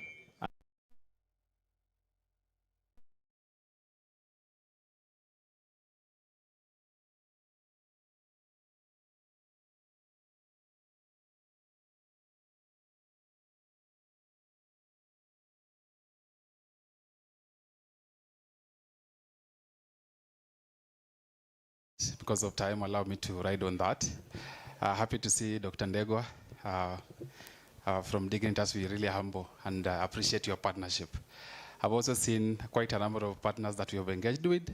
So I'll just, in 3 minutes, I'm going to highlight what we've been doing in this county as an esteemed partner within this county. So Dignitas is education development organization. We are based in Nairobi, but we have a number of our projects across the country. And Homabay is one of the counties that we are partnered with to ensure that our teachers are built and they are developed to ensure that this CBC is being implemented in a way that is desired. All of us are here, and we have a clarion call that teachers are agent of change. When you talk about CBE, talk about CBC, name them. And right now, our heads of institutions have been talking about critical issues around the young generation. How do we prepare them? How do we ensure that our teachers are in a position to ensure that the learners that are receiving today, they have space, or rather the environment they can be able to learn. And the departure we are having right now is that we are moving from the teachers to facilitators of education or to facilitators of learning. But we also have another departure that Dignitas we are emphasizing, that we are not just facilitators of learning, but we are facilitators of environment of learning, which is really critical as far as teachers are concerned.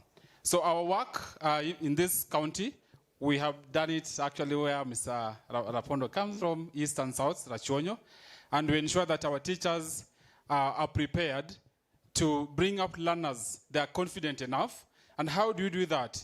We do that by ensuring there's training, proper training on pedagogies that teachers really require. We also do coaching, which we call the support. We all agree that the best trainers or the best athletes and footballers, they have one thing in common, a good coach. So at Dignitas, we look at that critically. How do you ensure that our teachers have someone who can be able to look at what they do and give them a critical feedback?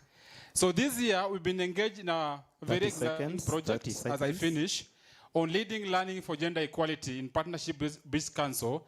We are looking at how do we ensure that our teachers engage with the learners with a critical eye on gender. Someone mentioned here today that roles that we are given historically or with our communities, how we are brought up, they do affect how we learn. So we ensure that our teachers are able to look at how do we inspire girls to take up even the STEM subject. So in conclusion, I want to really appreciate Kemi, who are our partners back in Nairobi, and also the CD, of course, in partnership with all the county directors and all the teachers that we have partnered with.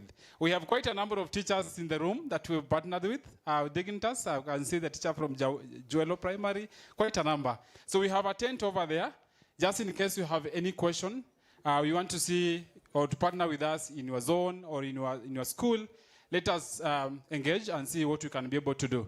Otherwise, thank you so much for giving me this chance to explain what we do back at Dignitas. Thank you so much, Dignitas. You're really doing a wonderful job in this county. Kopbank, where art thou? 3 minutes.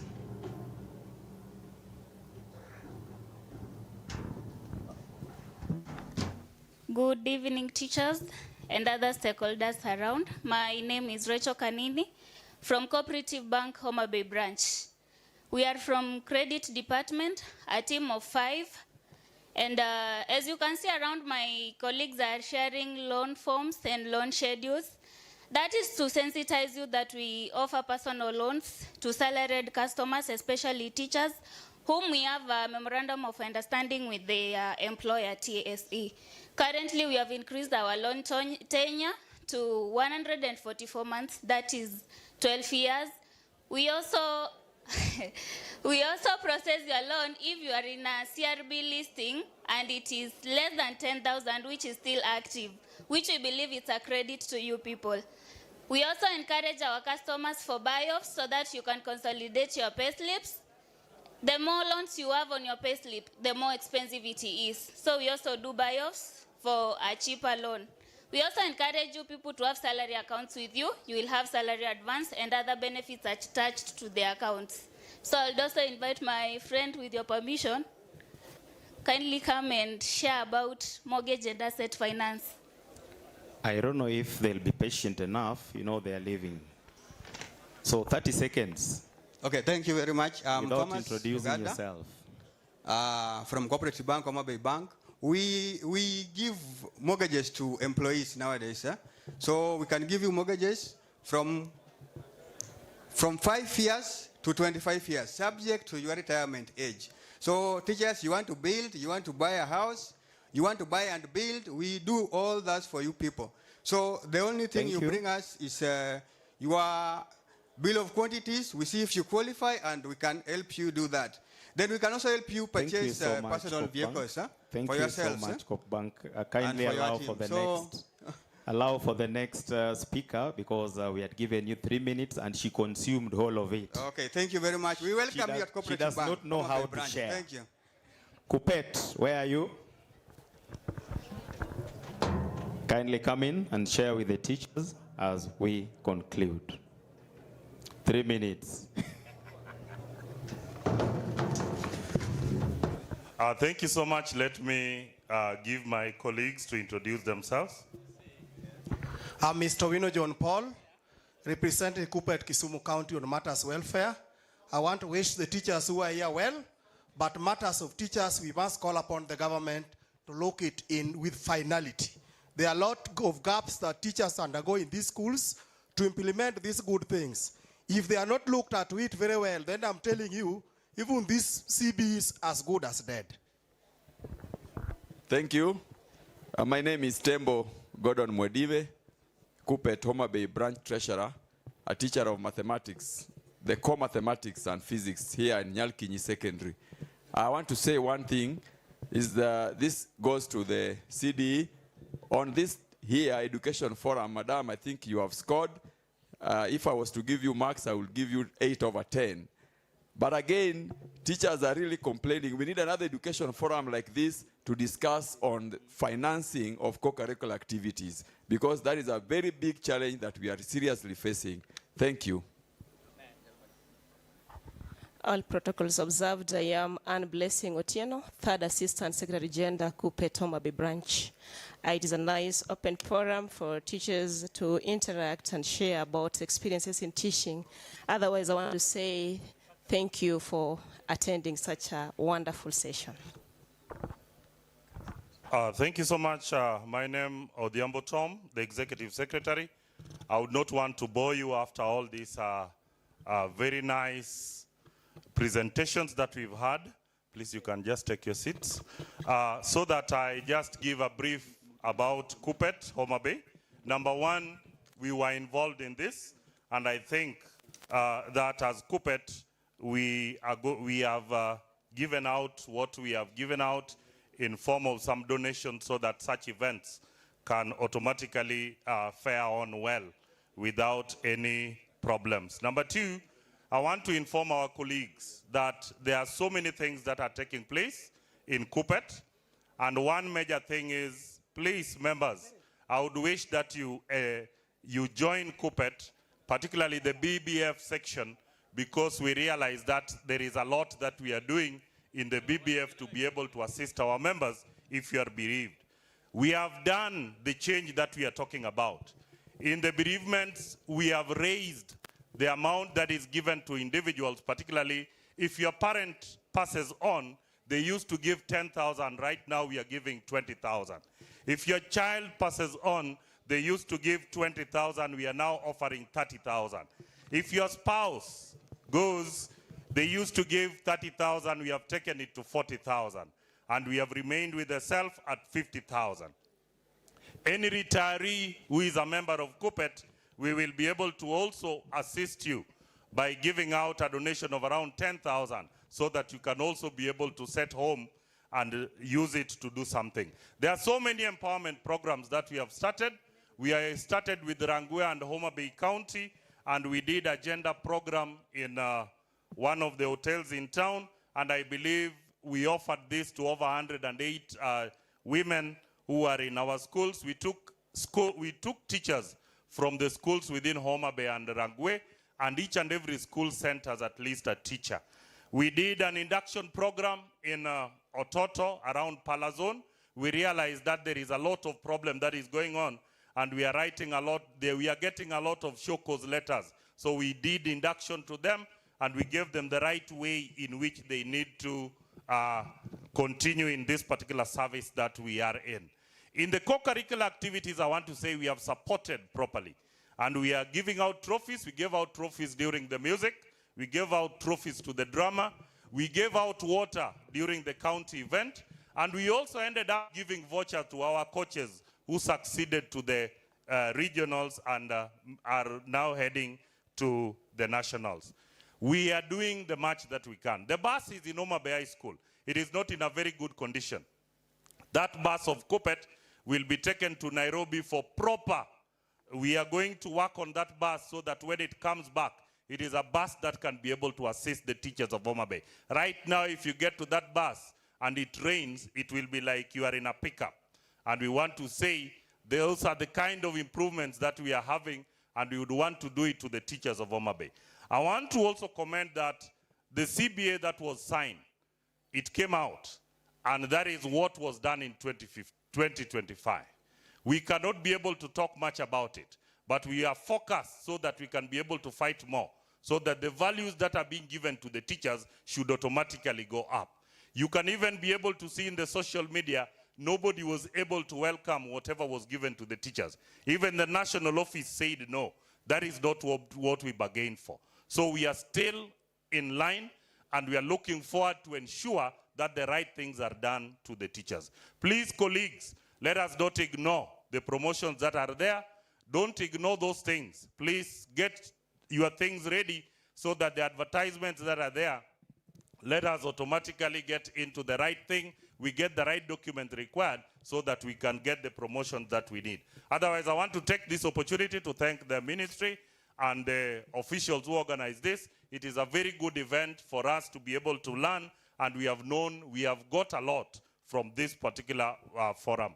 Thank you so much for that opportunity. Let us continue being teachers of Homabay, the county of endless potential. Thank you. Thank you so much, Kupet Power. Tunataka pesa mfukoni. We have come to the end of today's program. I want to commend all of you and pay a lot of gratitude for your patience. I know quite a number have left, and you know they say very few will go to heaven. For all those who have remained here, be assured you will get to heaven. Reminder to all our heads of institutions that today marks the deadline for submitting the deworming data, and we must multitask and ensure that this data is submitted by the end of the day. Tomorrow we are starting at 8. For those helping us with the transport, let us ensure that our BOMs and the PAs, they are here at 8. Somebody was reminding me that tomorrow is Thursday, and they called it Friday Ndogo. So Friday Ndogo, we need to leave this place at exactly 2. At this juncture, allow me invite Madam Mary Ongola, Principal Gwasi Girls, to close for us with a prayer. Then it shall be followed by the closing national anthem. Let's believe and pray. Almighty and everlasting Father, we thank you for the gift of this day. Thank you even for having given us an opportunity to gather here today to deliberate on the way forward for our county, Lord. We want to pray that whatever deliberations we've had here, that you help us to implement them, Lord. We want to thank you for the knowledge that you've given us. Thank you for our organizers, for our facilitators, and all the attendees, Lord. And even as we travel back home, Jehovah, we trust on you for a safe journey back home. As we go for our lunch, we also pray that you bless it so that it be of help in our bodies, Lord. May you bless us even as we leave this venue. For in Jesus' name we believe and pray. Amen. National anthem.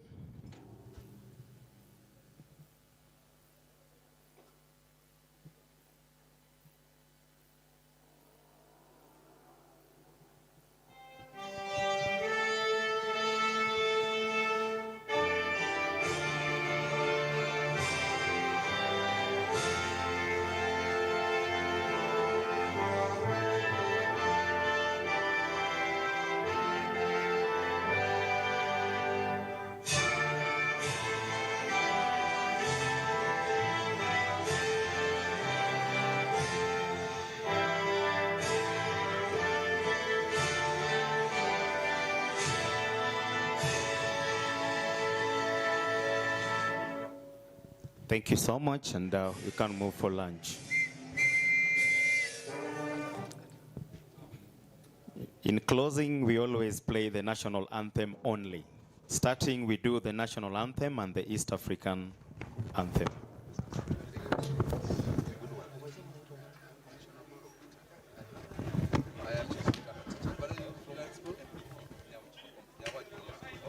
I'll take the banana.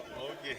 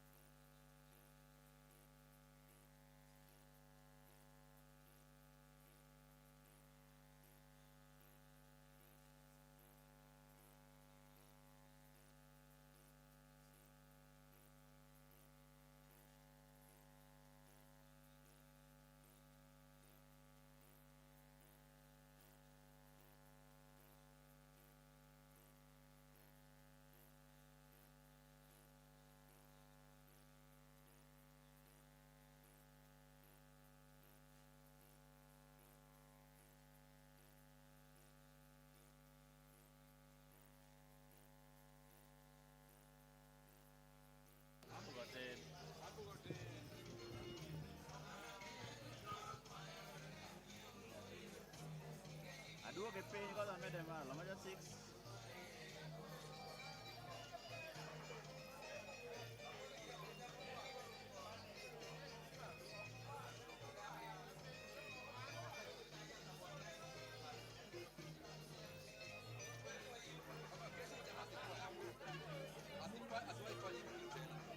Imagine after giving instruction when I'm going to and now this is the third time in a row. So kesho asira kama kwa